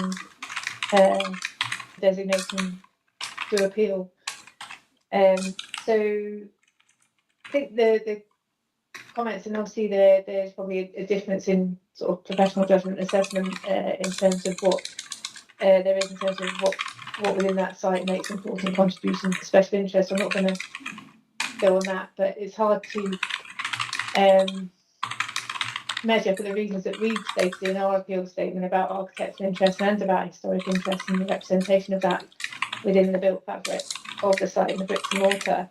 But the fact that there has been effectively a blanket designation of all the buildings that predate 1908 that is suggested there has not been sort of a true application of proportionality, and what truly, that kind of says what really does make a contribution to special interest of this site, and it can be demonstrated through the buildings themselves. So I think, there's probably a difference of opinions about sort of level proportionality that has been applied, and that goes also to the proportionality and incorporating it all under a category A listing. It's hard to understand and interpret how all this is out of outstanding contribution to the special interest and special significance of prison development and prison reform. So just on that basis, I think there's also kind of a wider proportionality argument, and kind of referring back to the historic environment policy for Scotland, and things that Professor Armstrong has raised, and actually, sort of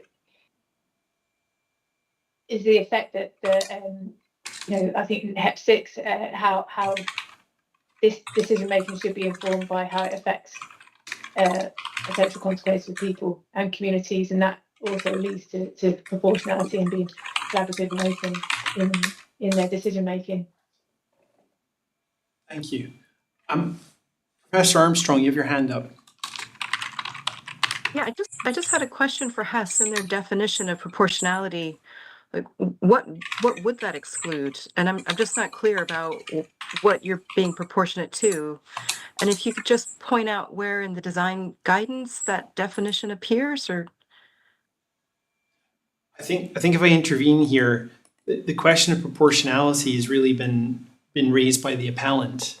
So they've said this is a disproportionate response to what's on site for the reasons that they've given in terms of what is of special interest.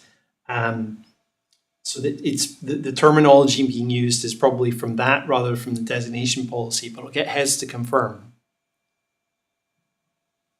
These are my words this afternoon, being honest. We're asked to be proportionate to set out in regulators' code of practice, for example, and I've provided, I suppose, our view on how we apply that principle.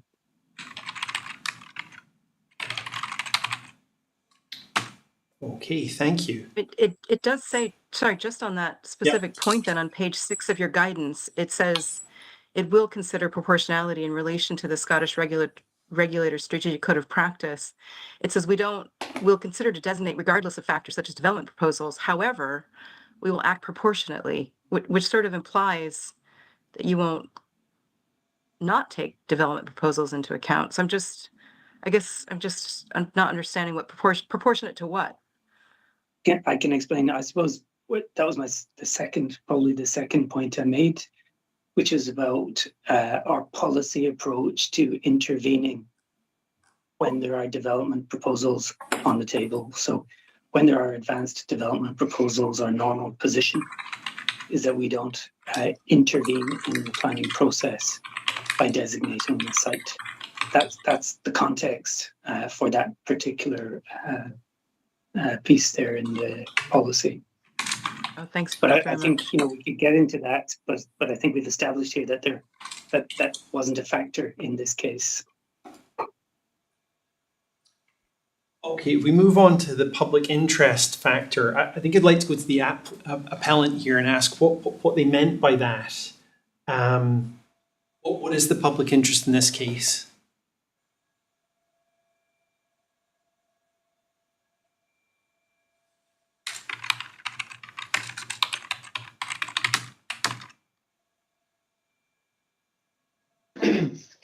I think there's there's a couple of aspects to this. I think not least as a public body responsible for operating and managing a prison estate, to have this as a further obligation as designation in terms of operating and managing a wider prison estate. It does introduce quite complex and challenging considerations to be taken into account in their operation, and for now, and also in the future when the site is no longer in use, and any sort of interim period for or as and when it becomes redeveloped. So that's kind of financial in terms of security, securing the site, but also sort of managing kind of any changes proposed and things like that. So it is a very serious situation, I think, that SPS are facing with sort of a series of listed buildings across their estate. But there are also other ones, and I think there was, in terms of the public interest from the consultation response, I think whether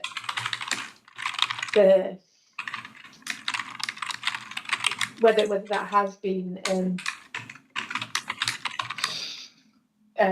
fair consultation, I think, in terms of the level of public interest, whether actually the public interest you've mentioned before about the engagement with communities, but that's also and other stakeholders, and that includes the prison community, the prisoners, prison communities, prison officers, and whether their interests in the site and views are taken into account in the designation.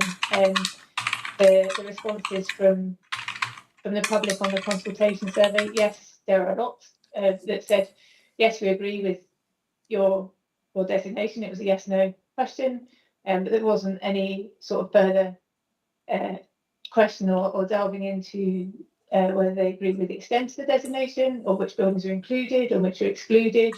So there wasn't opportunity for the members of the public to actually provide further discussion or to provide further views on that. It was, do you agree? Yes, no. Do you have any other comments?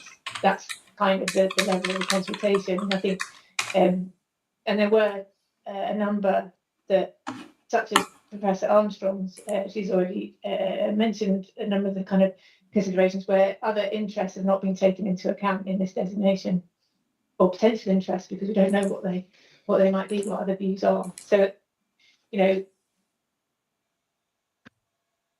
that's part of the thing. I think the other thing is also, we've talked about before, actually what is the potential for reuse and adaptation of these buildings in the future. We've mentioned, I think, stand corrected, there was 18 prisons that we looked at, 18 are heritage attractions across the UK. Do you actually need another prison museum? None have been successfully converted apart from 2 in kind of quite, I guess, affluent urban centres. So those releases have been converted to other uses. And then in Scotland, there were the 4 Victorian prisons that were identified and closed in recent years. There's one which has been demolished and replaced with housing. The other 3 are house attractions, and these are all these house attractions are based in a single cell building. You know, it's not across 5 accommodation blocks, for example. So realistically, finding sustainable and viable new uses for the site are extremely limited, and raises a number of complex challenges that will be borne by the Scottish Prison Service. Could I just confirm, so does the SPS have any public commitment in terms of making a return on the site, or is there any kind of commitment on itself to act in the public interest? I'm trying to understand that point. We have to act in the best interests of the public all the time. In terms of specific return on the site, as I mentioned, there is a figure included in the business case for HMP Glasgow. Okay. But I mean, in terms of the hearing today, one's not inherently linked to the other in the sense that, I mean, you're building HMP Glasgow. There's no restriction on it going ahead without the sale of Barlinnie right now. No, I think the funding is approved. Yeah. But I think there is an understanding, Mr. Edwards, that there will be something done with the HMP Barlinnie. It's just how I would suggest it's how public projects are actually moving, public infrastructure projects are actually moving forward. That you don't get to do the new one without doing something with the old one. I think that's been a recognition over the last 20, 30 years that there's been a tendency to do new projects and forget about the old projects. So Barlinnie is one of the first ones where there is a definite linkage in the business case between you really need to do something with a legacy project. Will it stop it happening? No, it won't stop it happening. But I think you might see there's a direction of travel that actually in the future there will be an almost a mandate that you have to do something with the older projects before you get to do the new project. Yeah. Okay. Just I know other people have got their hands up, but before I come to that, is there anything in the Act, as it's the Planning Listed Building Conservation Area Act, that directs how to engage with the public in terms of designations? I'll ask Hez, are you aware of anything? I'll come in on this aspect, sir. In section 1 of the Planning and Conservation Areas and Listed Buildings legislation, unlike the planning legislation, which is incredibly prescriptive about the parties to be consulted, the extent of the land to which consultation should apply, and so forth, Section 1, subsection 3 of the 1997 Act states, before compiling or approving, with or without modifications, any list under this section or amending any such list, Historic Environment Scotland shall consult such persons or bodies of persons as appear to it appropriate as having special knowledge of or interest in buildings of architectural or historic interest. The obligation on HES for consultation is therefore that there is a pretty extensive amount of latitude as to the nature of consultation, how that consultation shall be carried out as appropriate. There are no underlying regulations, as there is with the planning regulations, development management procedure regulations, for example, to prescribe consultation. And there is also no requirement, as there would be, for example, with a major development on an applicant for something like a pre-application consultation report, that sort of thing. So there is a very significant amount of latitude afforded here to HES, insofar as the consultation in this example is concerned, HES followed the well-published and well-publicised guidance documentation that has been in existence for several years now. And indeed, they were very keen to amend that process to, as we discussed earlier on, to extend the period of consultation so that as many people as possible did have an opportunity to come back and to consult.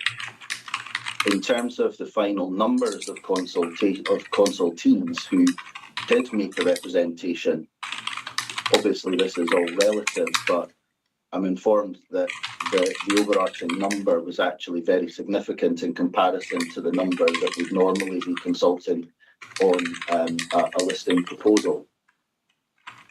So in terms of the consultation that has been carried out here, HES is entirely content that it was consistent not just with the legislation, but also with their own policy that has been in place for several years now.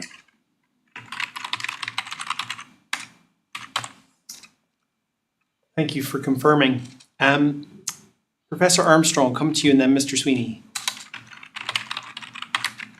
You know, I wouldn't like to think that not having a specific list of persons to be consulted would be treated as being able to conduct a minimalist exercise. We did what we were legally required to do response, particularly with an institution like a prison, which is a very distinct institution where there are divergent views about it, strongly divergent views about it, and communities who are normally excluded from planning processes likely to have some of those views.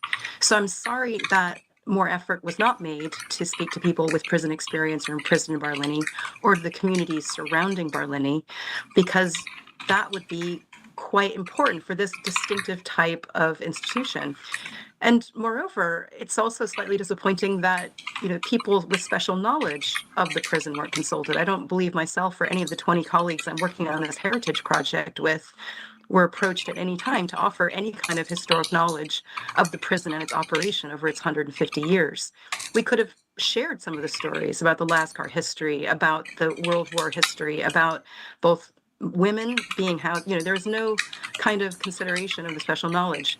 But fundamentally, I think what the public interest statement in the applicant statement from SPS should be linked to are HES's own priorities. And its first priority is around inclusive consultation. So inclusive consultation doesn't imply minimalist or doing what is legally required.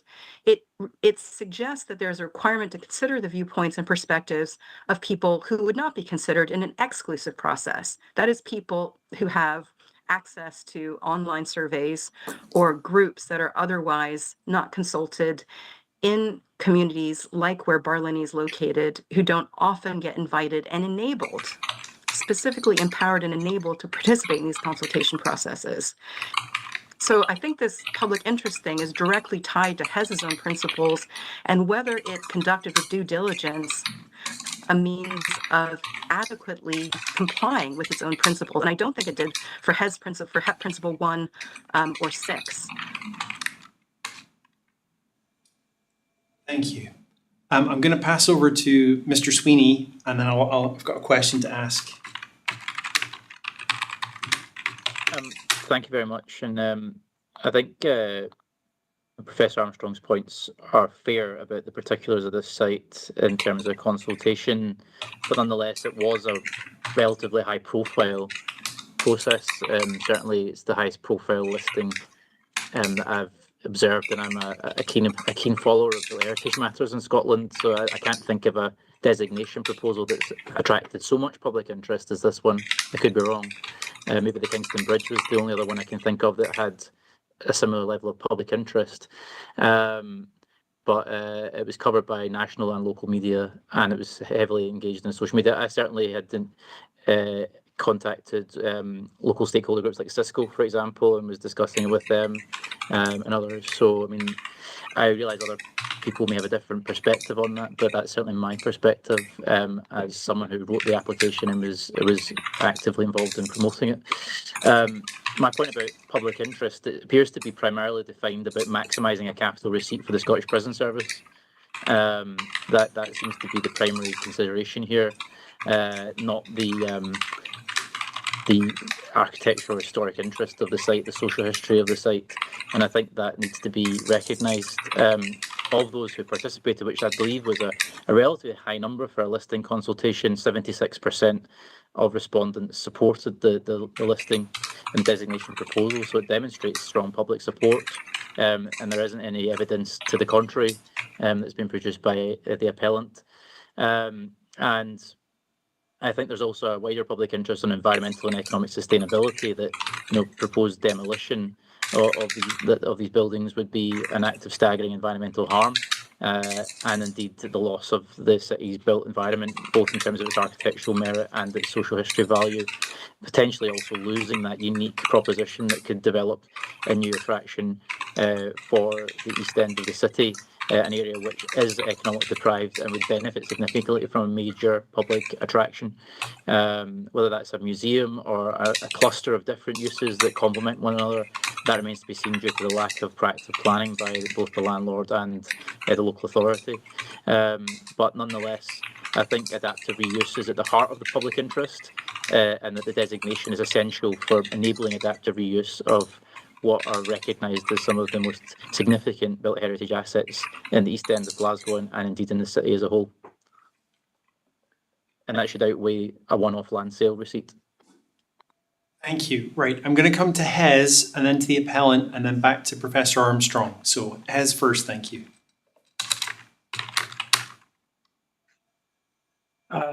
2 points, I think. First one is that I don't think it's right to say that we conduct the minimum necessary consultation. I understand and accept the points that Professor Armstrong is making, but I don't think that's a reasonable position. We are happy to provide any further submission if Mr. Edwards, if you have any concerns or further questions about how we went about that consultation. I would be very happy to provide it. Sorry, I have one question for you, and that's what if I found the consultation was insufficient? What would that mean in terms of the listing?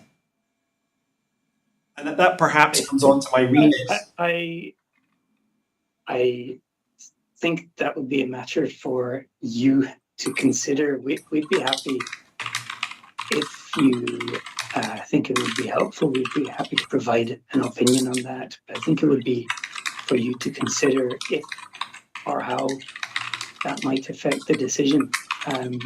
Point of Mr. Devlin's submission there was to address the issue of the supposed compliance with the legislation. We are happy to provide a further submission setting out how we think we complied and how we went about the consultation, including how we promoted it, for example. If you find that helpful, you can let us know. The second point, I think, was about the ability of the prison population to respond to the consultation. We have, during the course of today, been trying to locate some of that correspondence, and we can follow up with that if necessary. So, it was referred really at the start of the day about some correspondence between us, Professor Armstrong, and the prison service. So we've been locating that. Yes, there was a I think it was the Inmate Times. Forgive me if I've got that publication incorrect, but whether it was in that and whether any of the responses were from the prison population. I take it you didn't actively send something into the prison or ask the SPS to circulate something to prisoners. That's what we're establishing today. We know that we were asked by Professor Armstrong to consider this. We know that we got in touch with the prison service, but we can confirm all that separately as we're just locating it today, and we're here and not in the office. Okay.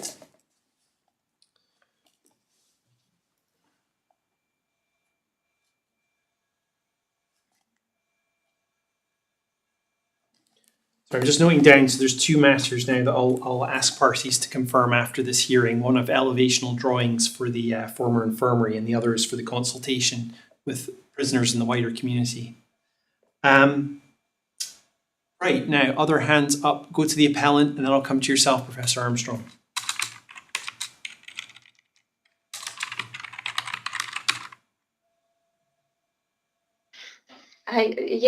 Just coming back to Mr. Sweeney on a couple of things.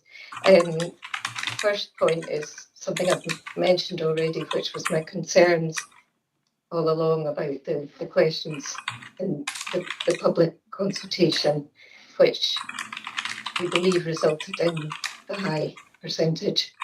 I've always been quite open about that. The second point is definitely not all about a one-off land receipt. And equally, it can't just be all about protecting the heritage. There's got to be a balance. There's got to be a sustainable and lasting legacy for Barlinnie. And finally, I think at one point, Ms. Kemet was possibly wanting to say something and should maybe be brought back in. Sure, Ms. Kemet, we come to you first, and then I'll come to Professor Armstrong. Hi, thanks. So I was getting a wee bit agitated sitting here listening to everything that was going on. Yep. Consultations. I don't feel that they were sufficient. I definitely don't feel that they were sufficient. I don't know if any effort was made at all to contact local residents. I know, I accept that you did everything that was legally required. Fair enough. I accept that. But I think morally, it's a bit much to, we'll make it well publicised and just hope that the people that matter and that should have a voice might see it. And we obviously didn't. So, I just totally disagree with that. I think morally you could have done more to get. I mean, I know you're saying there's a lot of public support. Where was the public support? Do they even live in this local community? Anyone? Are they from across the city or whatever? You know what I mean? The community matters. I know that everybody across the city has an opinion, but the community matters more, I think. I think we should have been better consulted. But thanks for letting me say something. No, Ms. Kemet, I just while you're on, your personal take. Do you want the buildings to be retained?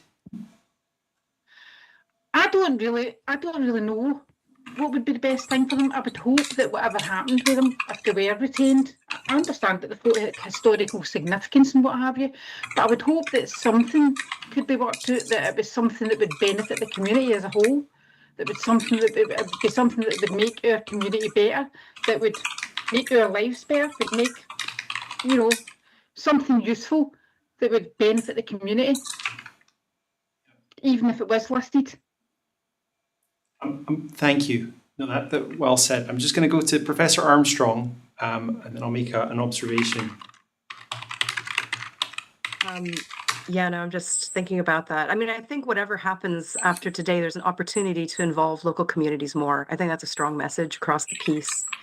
And I'm surprised there wasn't any master planning done either with the council or with the SPS about this.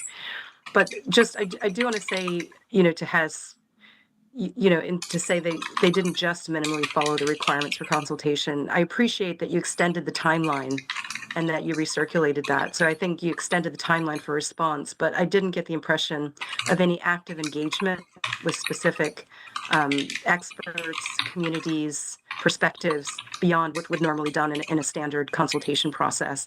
And I do just want to emphasize the particularity of a prison as an institution of designation over a castle or a barracks or a bell tower in a city, that there could have been some extra work done, especially since Barlinnie Prison is surrounded by universities that have been studying it for 100 years.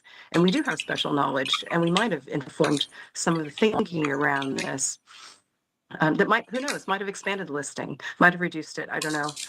But I do just want to make sure that we are drawn back to Hez's own principles here around inclusive consultation and whether it feels like it's satisfied that standard. And, my understanding from the opening statement of Hez also is that, supporting or not supporting an application is not a basis for listing or not listing something, that's not material to understand the significance of it. But the majority of the positive responses to the consultation are simply yes, listed, or no, don't list it, with just mere line of yes, listed because it's our history. So I don't know what actual substantive basis that provides to say that something should be listed or not listed.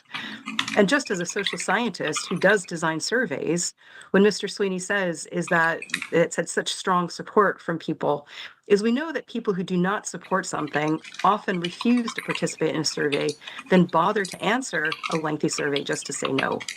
So, so not having a balanced no vote on this is not necessarily indicative of anything. And in the scheme of things, 160 or 170 responses in support, even if that were material, is a very small number of people to lock in a designation that's going to be with us permanently for millions of Scots now and in the future, and for the hundreds of thousands of people who have been in or been impacted by Barlinnie.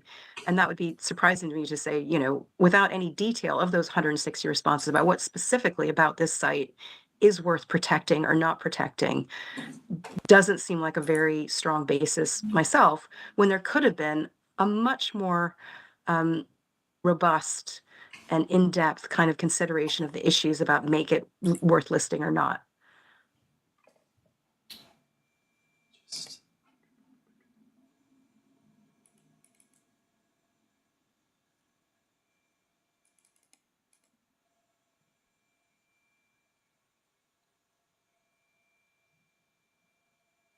So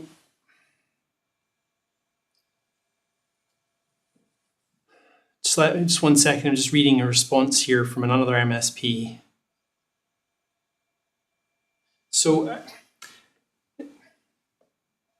Mr. Sweeney, you represent the area in which Barlinnie is located. Is it correct that the David Linden MSP, does he also cover the same area? Is Mr. Sweeney still with us, or has he popped out? Right. Well, on that, there is a response from Mr. Linden MSP. He was elected to cover Glasgow, Baillieston and Shettleston, which I assume includes this area. And he says that while I understand and respect the deeply principled motivations of those who have sought to grade A listing for the entirety of the site, I wish to associate myself with the position set out in the representation submitted by the Scottish Prison Service and Glasgow City Council. In many conversations with constituents who live in the surrounding community, many of whom have spent years living quite literally in the shadow of HMP Barlinnie, it is clear that there is a desire to preserve aspects of the site that reflect its historic significance, whilst retaining sufficient flexibility to allow future redevelopment that could benefit the people of Glasgow in the years ahead.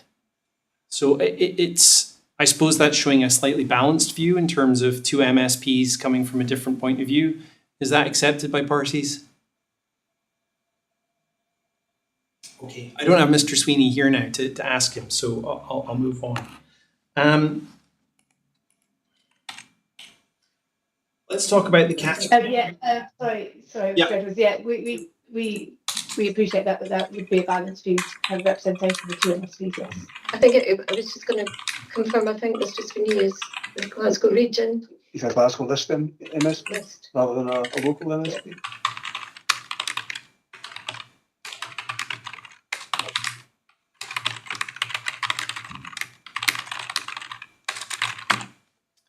Super, thank you. So let's talk about the categorization of the listing. So it's all category A. The appellant has talked about the proportionality of that response and whether different elements could be categorized differently. My understanding is that would require separate, well, I'm not sure, Hez can confirm. What would the process for separate list? Would it need to be separate listings for each building in that case? Or can one list designation cover different categories? And in any case, is it not just advisory rather than have any statutory weight? So I'll ask Hez first. There's a few different questions there, but quite simply, yes, if you have different categories, it needs to be separate listings. Mr. Devlin shortly will go into, I suppose, that issue of what's open to you. But it would, to create a new category for any particular part would require the creation of a new listing. Because as far as I'm aware, I think what's before me is the text. So what the listing actually is here. And if I look at the Act, I think it's section 5B. Give me 1 second.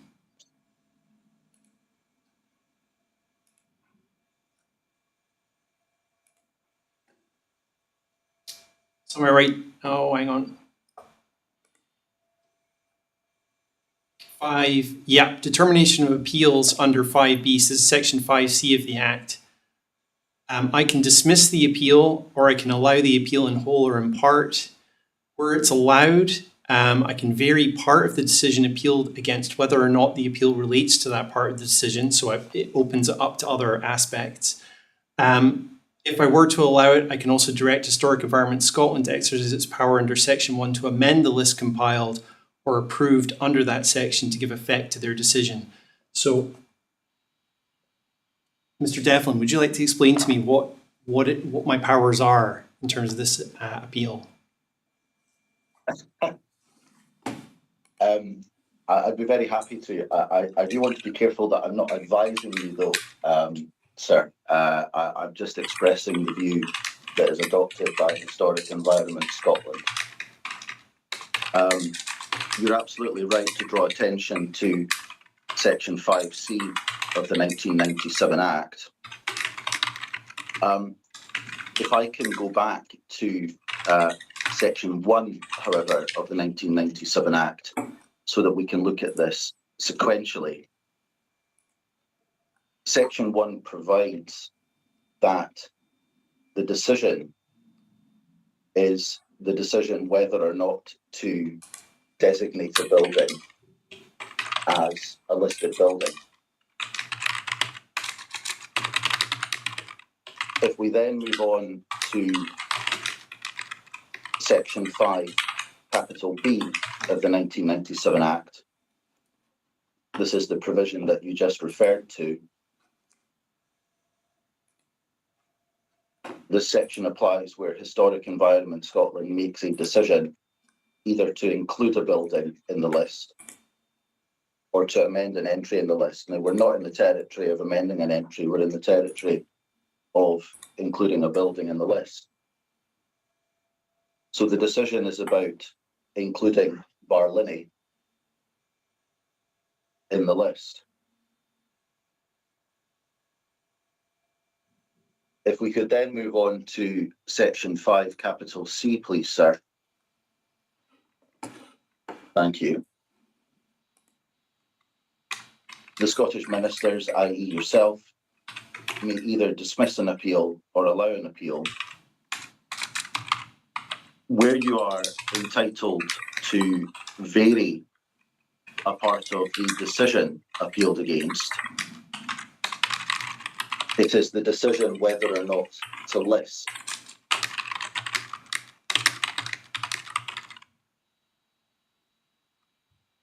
So therefore, it is Historic Environment Scotland's view that there is no discretion on your part to look at the categorisation of the listing.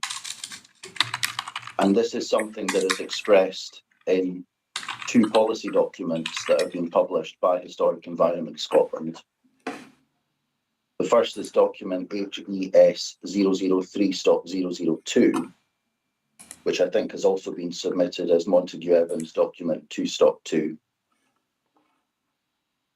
If I can take you please to Annex 2 in that document, list of buildings, and it's paragraph 19 of that document, of that annex.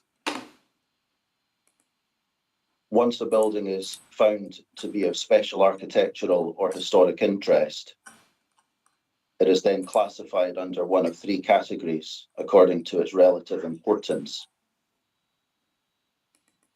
That paragraph then goes on to say, while the listing itself has legal weight and gives statutory protection, the categories have no legal status and are advisory. A broadly similar position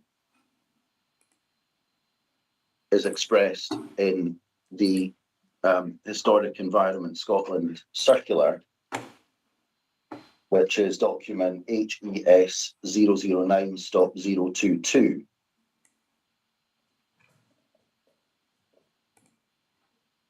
Sorry, I'm just sharing the what you just read out, Mr. Devlin. So just this part here, just for parties at home. Okay. And then you're talking about the historic environment policy. I'm talking about the Historic Environment Circular, which is document HES 009-022. And more specifically, paragraph 131 in that document, which is on PDF page 27. Okay.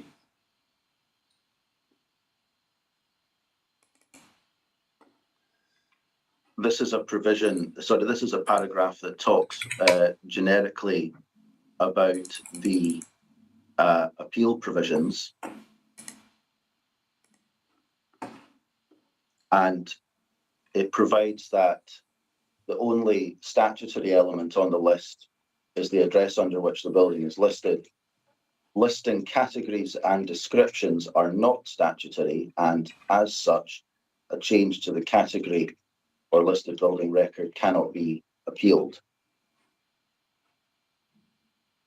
So, as I said at the outset, sir, I'm being careful that I'm not advising you necessarily, but setting out the position of Historic Environment Scotland that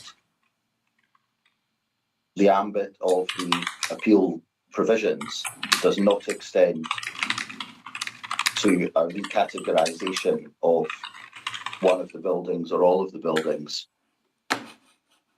insofar as the legislation is concerned, and that's the view that HES adopts and has published.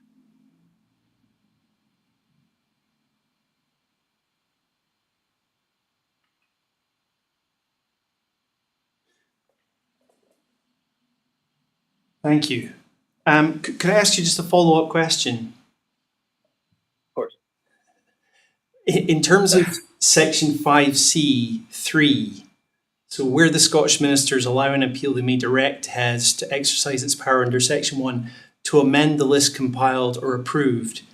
Could I, within that power, direct that HES disassemble or pull apart this particular list description and then create new ones where the buildings are categorized differently? Can I just take an instruction on that for 20 seconds, please? Thank you very much.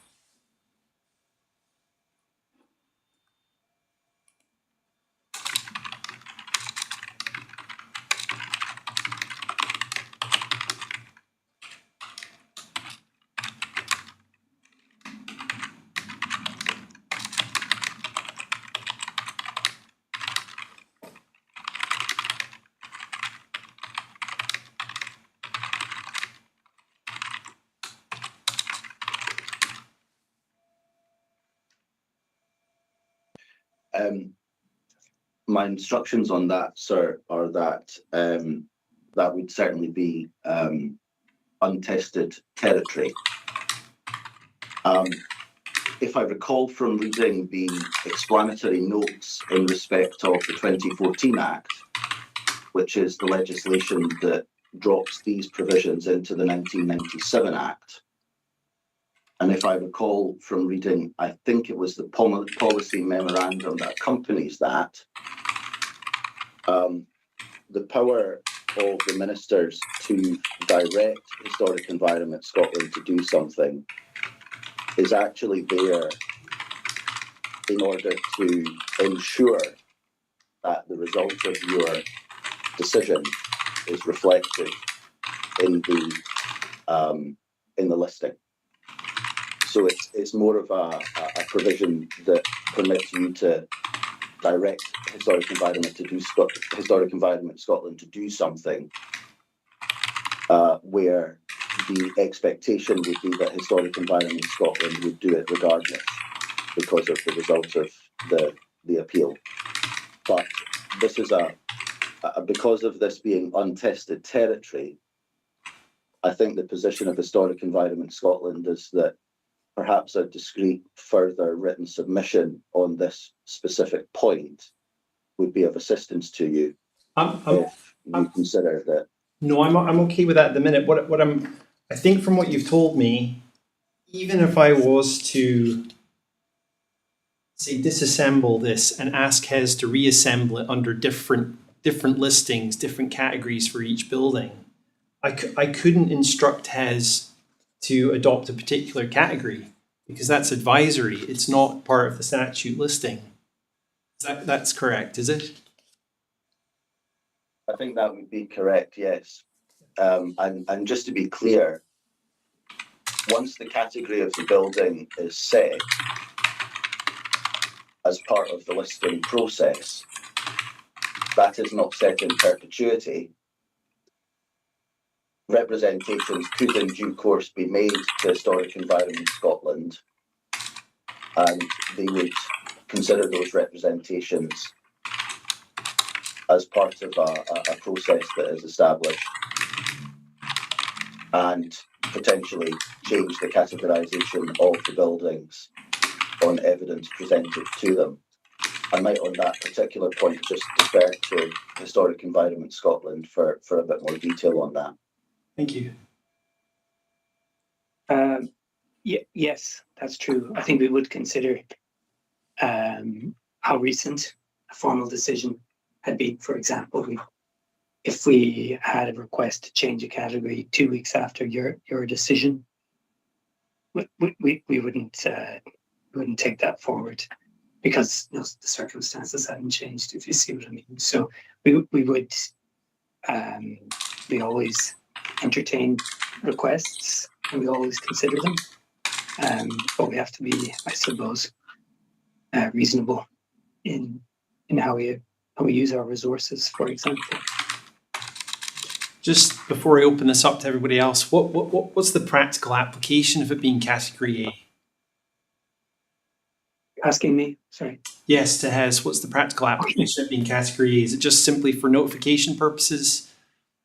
Notification, I mean, really in brief, the principal issues are around, from our point of view, and the council may want to come in on this as well, are the principal differences, notification and consultation requirements for HES.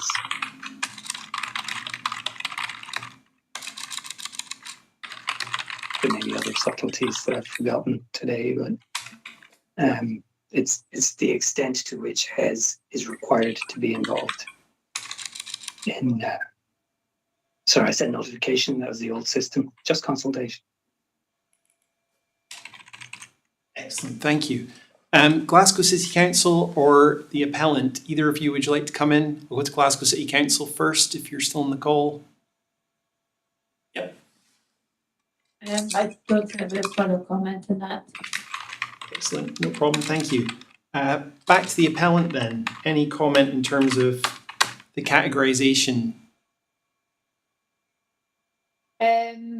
Just briefly, I mean, we haven't necessarily asked for directly of consideration of change to categorisation of one or all of the buildings in this, but as part of the broader review of whether some or extent to which these buildings meet the criteria of special historic and architectural interest.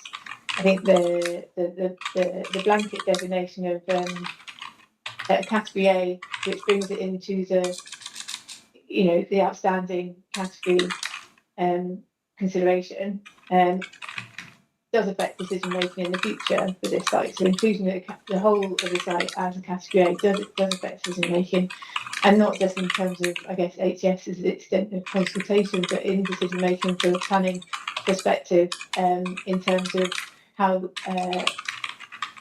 the level of impact of change is considered when you're looking at listed building consents, etc., etc. It does have a real implication for the future of the site, for alteration, for partial demolitions, removals, for loss, all those kind of things that may come to play in the future and are present now in terms of any changes that the prison service need to make as an operational prison. So I think that categorisation is of fundamental importance, and whether all of those buildings that have been identified by HES to be of special historic and architectural interest are of that outstanding quality. That's a question for others to decide. But we have asked for sort of a review of the designation, and in terms of the consideration that there are a number of buildings that do not meet the high bar of being of special historic interest and architectural interest. And I think that it's noted that there is inherent historic interest in this building type, but to the degree to which that is special and should be designated. And we've asked for a number of buildings to be delisted for the reasons that we stated in our appeal. Noted, thank you. Any further comment from Hez in relation to the category A? Why was it determined it should be A?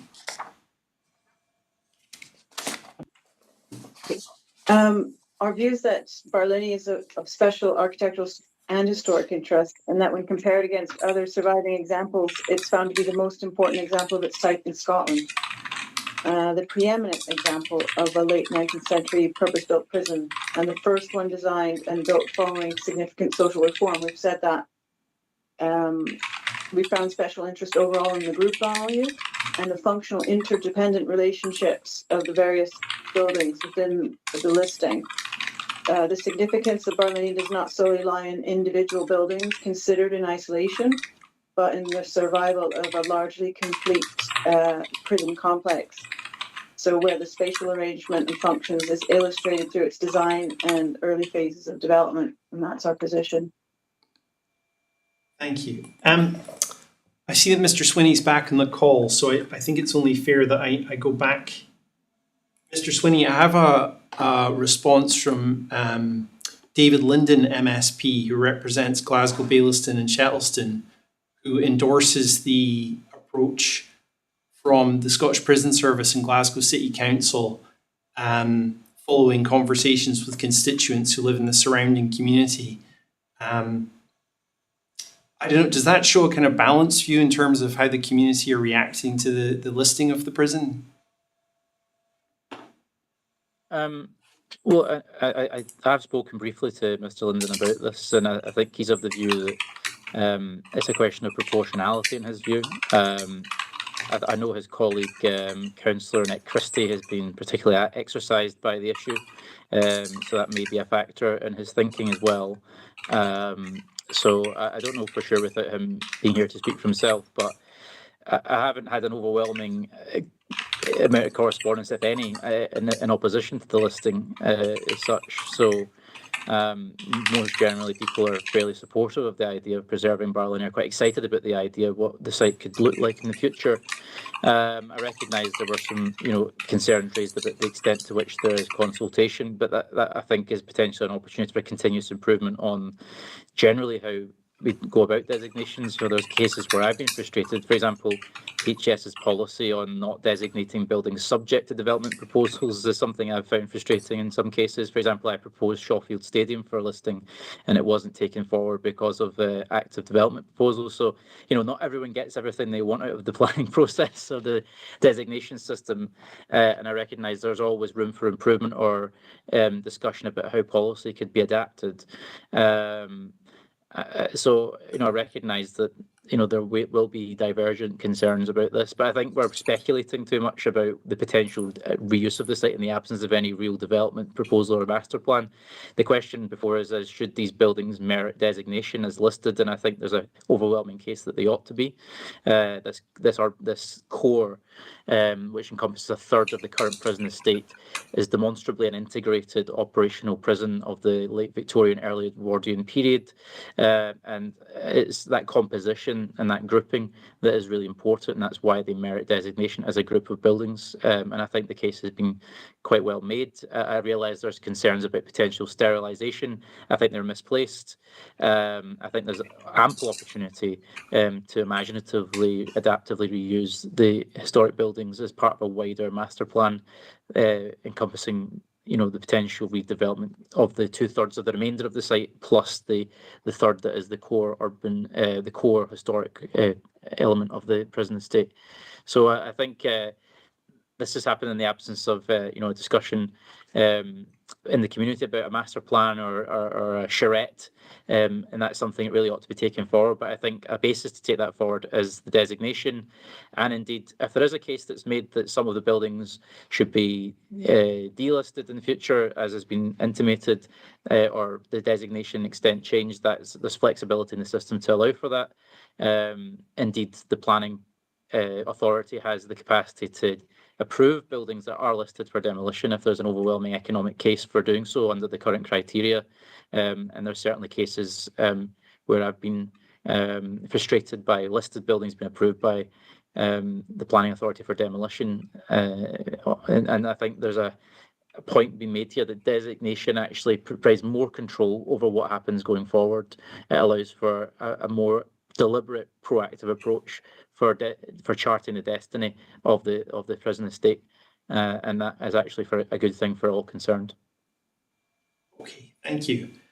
I'm going to move on now to any other competent business, and then I'll ask for a close.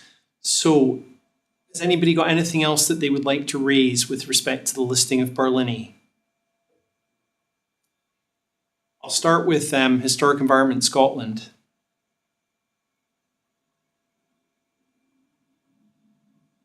Thank you, sir. Just very briefly then, in terms of various points that have been raised today, the first point to address, it's a point that has peppered the discussion throughout today in terms of consultation. The position that I set out earlier for you is a position I'd like to reiterate at this time. Insofar as Historic Environment Scotland is concerned, it is their view that the extent of consultation, the means of consultation, and so forth was entirely consistent with the legislation that they are required to adhere to. That's the first point that I would wish to make. The second point that I would wish to make is to refer you back to Section 1 of the 1997 Act in terms of the nature of the listing. The nature of the listing relates to buildings of special architectural or historic interest. It is not an and historic interest. And in this example, it was considered that the totality of the designation has special architectural interest, but it also does have historic interest. And both of those tests are met in large part. The third aspect that I would wish to draw to your attention is in terms of the totality of the listing. The appellant has indicated that certain of the buildings contained within the group should drop off the listing. There has been nothing presented today that would change Historic Environment Scotland's view about the extent of the listing that has been designated in terms of the Barlinnie site.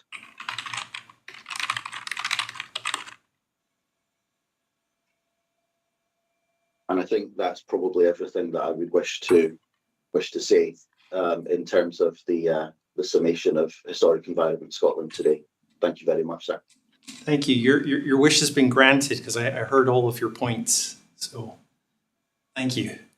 I'm going to move on. Glasgow City Council, do you have any final points that you'd like to make? Only that we would welcome further discussions with SPS regarding any proposals they may have, like the adaptive reuse of the site, brought forward through a master plan approach, and also that just to note that the next Glasgow City Development Plan will be out for consultation late August, I think it is, and all parties are welcome to make comments at that point. Thank you very much. I'm going to come to Mr. Sweeney first, and then I'll come to Professor Armstrong. So, Mr. Sweeney, do you have any concluding remarks? Just to thank everyone for their participation and effort in trying to get a good outcome here for the public interest. It's my firm belief that designating Barlinnie is in the public interest, that it represents a good decision by Historic Environment Scotland, and their handling report was comprehensive. I believe there was a significant level of public engagement, more than any I've ever experienced in a planning designation inquiry or process before, whilst recognising it could always be better and more expansive. And I think that's a good point to sort of consider in future and how to improve the policy and the process. But nonetheless, I think the designation is merited as a grouping of significant national heritage value both architecturally and socially, and that designation as a group of buildings is logical and rational, and the discretion applied within that grouping about excluding modern accretions, keeping it to that evolution through the 1880 to 1910 period, which is that build-out phase of the prison complex, is important, and that represents an evolution, and it's the entering the boundary wall through the gatehouse, the accommodation blocks, the confinement, the rehabilitation through the workshops, the prison chapel. These are the key components of life in the prison estate for over a century, and I think that is a good representation of what is a significant part of Glasgow's social history, and I think that's why this designation should be upheld. And it's then incumbent on the landlord, which is Scottish Prison Service, to develop a proactive approach at master planning the site with that designation, and I'm sure they will unlock a lot of value in doing so, in terms of the heritage capital that they will inherit, and the opportunity for engagement with funders such as the National Art Heritage Fund and others about how they can take forward a really exciting development plan for Barlinnie once it's decommissioned. And will certainly have my full support in trying to achieve that outcome, which would benefit for the community, and I'm happy to work with everyone concerned to achieve a good outcome there. Thank you. Professor Armstrong, do you have any final points? No final points. I think I've said everything I need to say and appreciate the opportunity to do so. Although I welcome Mr. Sweeney's invitation for all involved to be part of this, and we'd love to meet with you as part of our Barlinnie Heritage team to find a way forward. Thank you. Ms. Kemet, do you have any final points you'd like to make? I would just like to thank you all for inviting me along to listen to everything in the proceedings today. And I'd especially like to thank the people who are representing the Scottish Prison Service, because I think they made a very good argument. And I think if anybody knew it would be them, because they work there and they know this site. They've been there for years, they know about these buildings, and they definitely persuaded me. So I really don't think the whole every single building in that place needs to be listed. I agree with what SPS is saying, that the ones that they suggested should be dropped off, because I feel that they have the knowledge they've certainly gave me knowledge that I didn't have before, and they've persuaded me. But thanks for having me here, and thanks for Professor Armstrong for encouraging me to speak up. Welcome. Finally, if I come to the appellant, do you have any final remarks? Say something. Is this final remarks or just any competent business, or is it closing statement? So just to know where. Yep, everybody you're else going to come is, back to us again. yeah, everybody's given a closing submission, as it were, now orally. But if you have any other points you'd like to raise, now is the time. Okay, I'd like to bring Susan in. Can I just ask if it would be possible, because I wasn't 100% clear on what your options are now. Would it be possible to follow up with just a bit of a summary on that? That was the first thing I was going to say. And then from SPS perspective, just again to thank everybody for attending. And as has been said already, we SPS look forward to working with all the stakeholders going forward. And hopefully that can be from a starting point of a balanced position, which is in the best interests of the community. Okay, so as Mr. Devlin pointed out, Section 5C of the Act says that either I can dismiss the appeal, so that would be status quo, the buildings would remain listed as they are described in the list description, or I could allow the appeal in whole or in part, and in that manner, I understand that I could amend the list description and include any exclusions as if required, and then I could direct HES to make those changes to the list. Just confirm with HES, is that the correct understanding? Yeah, yes, sir. That's our understanding as well.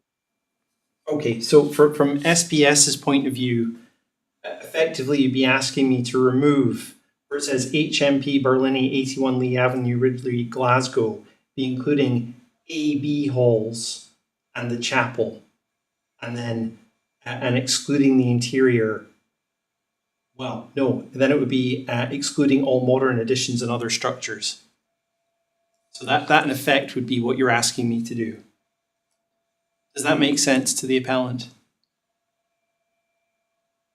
Yes, there was also, I think, kind of broader considerations depending on how you find in terms of the designation and the number of buildings listed and what to include and not to exclude, whether consideration of exclusion of interiors, particularly of the repetitive sound accommodation, and others where the interiors have been notably modified. For example, if you were to keep some of the buildings such as the gatehouse or all of the accommodation halls, or if that consideration be given to exclusion of interiors. Yeah, that's fully correct. I could add in some exclusions for other areas. So were I to retain, let's say, Hall B, there might be some elements that I would ask to be excluded from the interior or somewhere else. That would be open to me as well. Mm-hmm. Yeah. Okay, do you have anything in any other competent matters that you'd like to raise? I don't think there's anything further we want to add to the discussion here today, but I was just in conclusion was going to just go through our conclusions from our appeal statement, if that was helpful, that kind of just summarises, I think, everything that we have aimed to bring forward as part of this hearing. And we are very grateful to be able to have this hearing and for everyone to be present and represent their views as well. They're really very important to this discussion and understanding of the site. I'm just going to read it out for Yes. if it helps to formulate structure. So obviously we've brought the appeals to SPS have brought the appeal against notice appeal against the section 5B of planning listed buildings and conservation areas of Scotland Act, as you rightly mentioned right at the beginning, against decision by HES on 10th December 2010 to include all the historic buildings dating between 1880 and 1908 on the list of buildings of special historical and architectural interest. The appellant's assessment concludes that the majority of buildings do not meet the criteria for listing, and this forms the primary grounds for appeal. The assessment concludes that whilst there is inherent historic interest associated with purpose-built prisons from the 19th century, this interest is not unique or exceptional to Barlinnie, and it is insufficient to justify the extent of HMP Barlinnie's designation as a listed building. The assessment concludes that architectural interest of some of the buildings at Barlinnie is limited, and through detailed assessment against design criteria, it has been determined that only 3 of the buildings within the historic site, in our view, hold sufficient architectural interest for this interest to be considered to be special. These are the A and B halls and the chapel. These buildings are considered to be representative examples of their building type as principal buildings of 19th century purpose-built prisons. The appellant submits that there are other material considerations. I note HES in their response actually considered these part of the consideration of special interest as well. That's worth mentioning. In deciding whether and how to designate the buildings at Barlinnie, including through a robust, transparent and consistent approach to designation and through applying selection and proportionality to how the buildings are designated, working in partnership with stakeholders. I think for a prison site such as the stakeholder group is quite broad in this context. These form this sort of another ground to appeal in terms of how we identify special interests, cultural significance. The appellant requests that Scottish Ministers take this into account, or yourself, Mr. Edwards. The submission considers that informing their decision to list Barlinnie to the extent to which they have, and at a blanket category A level, HES have not provided a robust assessment, and there are errors in their understanding descriptions of the history of buildings, and we've mentioned those already before. This level of accuracy, clarity and robustness is of paramount importance both to the appellant to inform development and change to the prison, including its listed parts, and to other stakeholders in determining its future. It is essential this is based on a shared understanding and agreement of significance.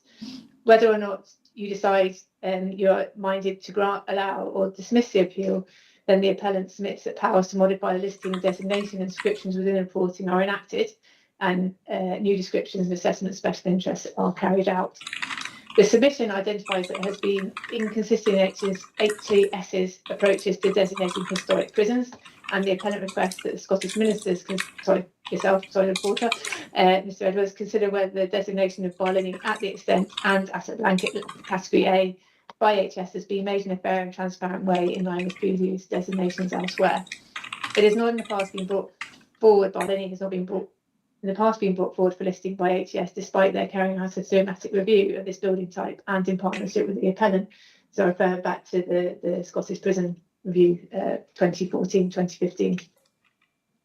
The blanket designation at category A and the reason for this have not been justified. There is failure to consider the buildings on their own merits. The appellant requests that where it has been clearly demonstrated in this submission that buildings of limited significance architecturally or the historic interest, including social historic interests, are not directly related to them, so they are removed from the listing designation. The appellant asks the Scottish Ministers to apply proportionality and selectness in terms of this appeal, as this has been applied to other designations of large, complex historic estates, including prisons, and for which examples have been given. I think it's important to remind that not every historic building, within a prison estate is necessarily special interest. And I think a lot of the other buildings that might be considered ancillary in this context are not designated elsewhere, such as work sheds or anything like that. And so it's by their absence in designation suggests that they're not considered to be of special interest. The third grounds of appeal asks whether it is of public interest to preserve through the listing the historic buildings at HMP Barlinnie. This is with the awareness of the limited potential for finding sustainable and future use for buildings of this type. It is appeal to forward-turn DPA for a decision which is in the best interest of the wider community. The appellant as a public body is well aware of the cultural heritage and importance of Barlinnie and the responsibilities regarding its future. The submission of this appeal avails itself the opportunity to engage in constructive dialogue between stakeholders, including with HES, about the heritage management of the prison sites, but this must be built on a fair and transparent process and shared understanding. Should you decide that consider all the buildings that all the listed buildings at Barlinnie do still meet the criteria for listing, we respectfully ask them to request HES to apply a more selective and proportionate designation. We would ask for the use of the powers of exclusion to be applied to listing designations more widely. This would include the unremarkable or heavily altered interiors and those buildings that are out with or no longer represent the original boundary, namely the work sheds, core and the surviving boundaries of sections. Based on the additional information provided in the appeal statement on a without prejudice basis, we consider that the following should now be removed or excluded from designations. The work sheds, these are simple structures out with the original boundary. They do not relate to the 19th century purpose-built prison system, a later addition following early 20th century prison reforms. They do not fit within the claims of historic interest set out by HES, and they have no architectural interest. E-Hall, it's a later cell hall addition, a repetitive built form out with the original boundary and not part of the original plan. It's been altered. They do not fit within the claims of special historic interest set out by HES, and they have no architectural interest, being a repetitive sort of building type, seen elsewhere on the site. Surviving boundary wall sections, these have been heavily altered with large sections removed, including the eastern section, does not clearly define the original prison boundary or enclosure, and this affects understanding of the original plan and has limited historical architectural interest in surviving sections. The former infirmary store, originally a prison office, it's been identified, the use of which is identified as not its original function, and it's been extensively altered externally and internally, affecting understanding of the original relation. It was the original prison plan, and then again, it's a limited historical architectural interest. D-Hall, including all interiors, has been extensively altered internally and externally. This affects the relationship with the original prison plan and other cell halls, and significance of cell hall built as a purpose-built prison on the parallel plan. And the gatehouse, including all interiors, again, a simple gatehouse design, and much altered internally, affects and understand the functional relationship with the original prison plan. I think that did have the prisoner boxes in it, which are no longer present, and I've looked on the historic plan if you'd like to see that. And the architecture is not comparable to listed prison houses elsewhere, which are more substantial and more architecturally interesting. The appellant also requests that in the interest of selection and representation and consideration is given to the exclusion of interiors of cell halls, excepting A hall, which is the first and best surviving example found at Barlinnie. And that concludes our appeal.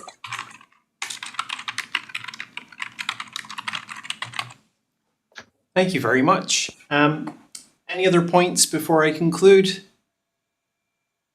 No. In that case, just an observation from today that going forward, no matter what happens with this appeal, I suggest it became apparent that maybe there needs to be some collaborative or partnership working going forward. And hopefully through this hearing, if anything, some networking or connections have been made and you know who to go to. Beyond that, all that remains is for me to thank you for your participation and your helpful discussion today.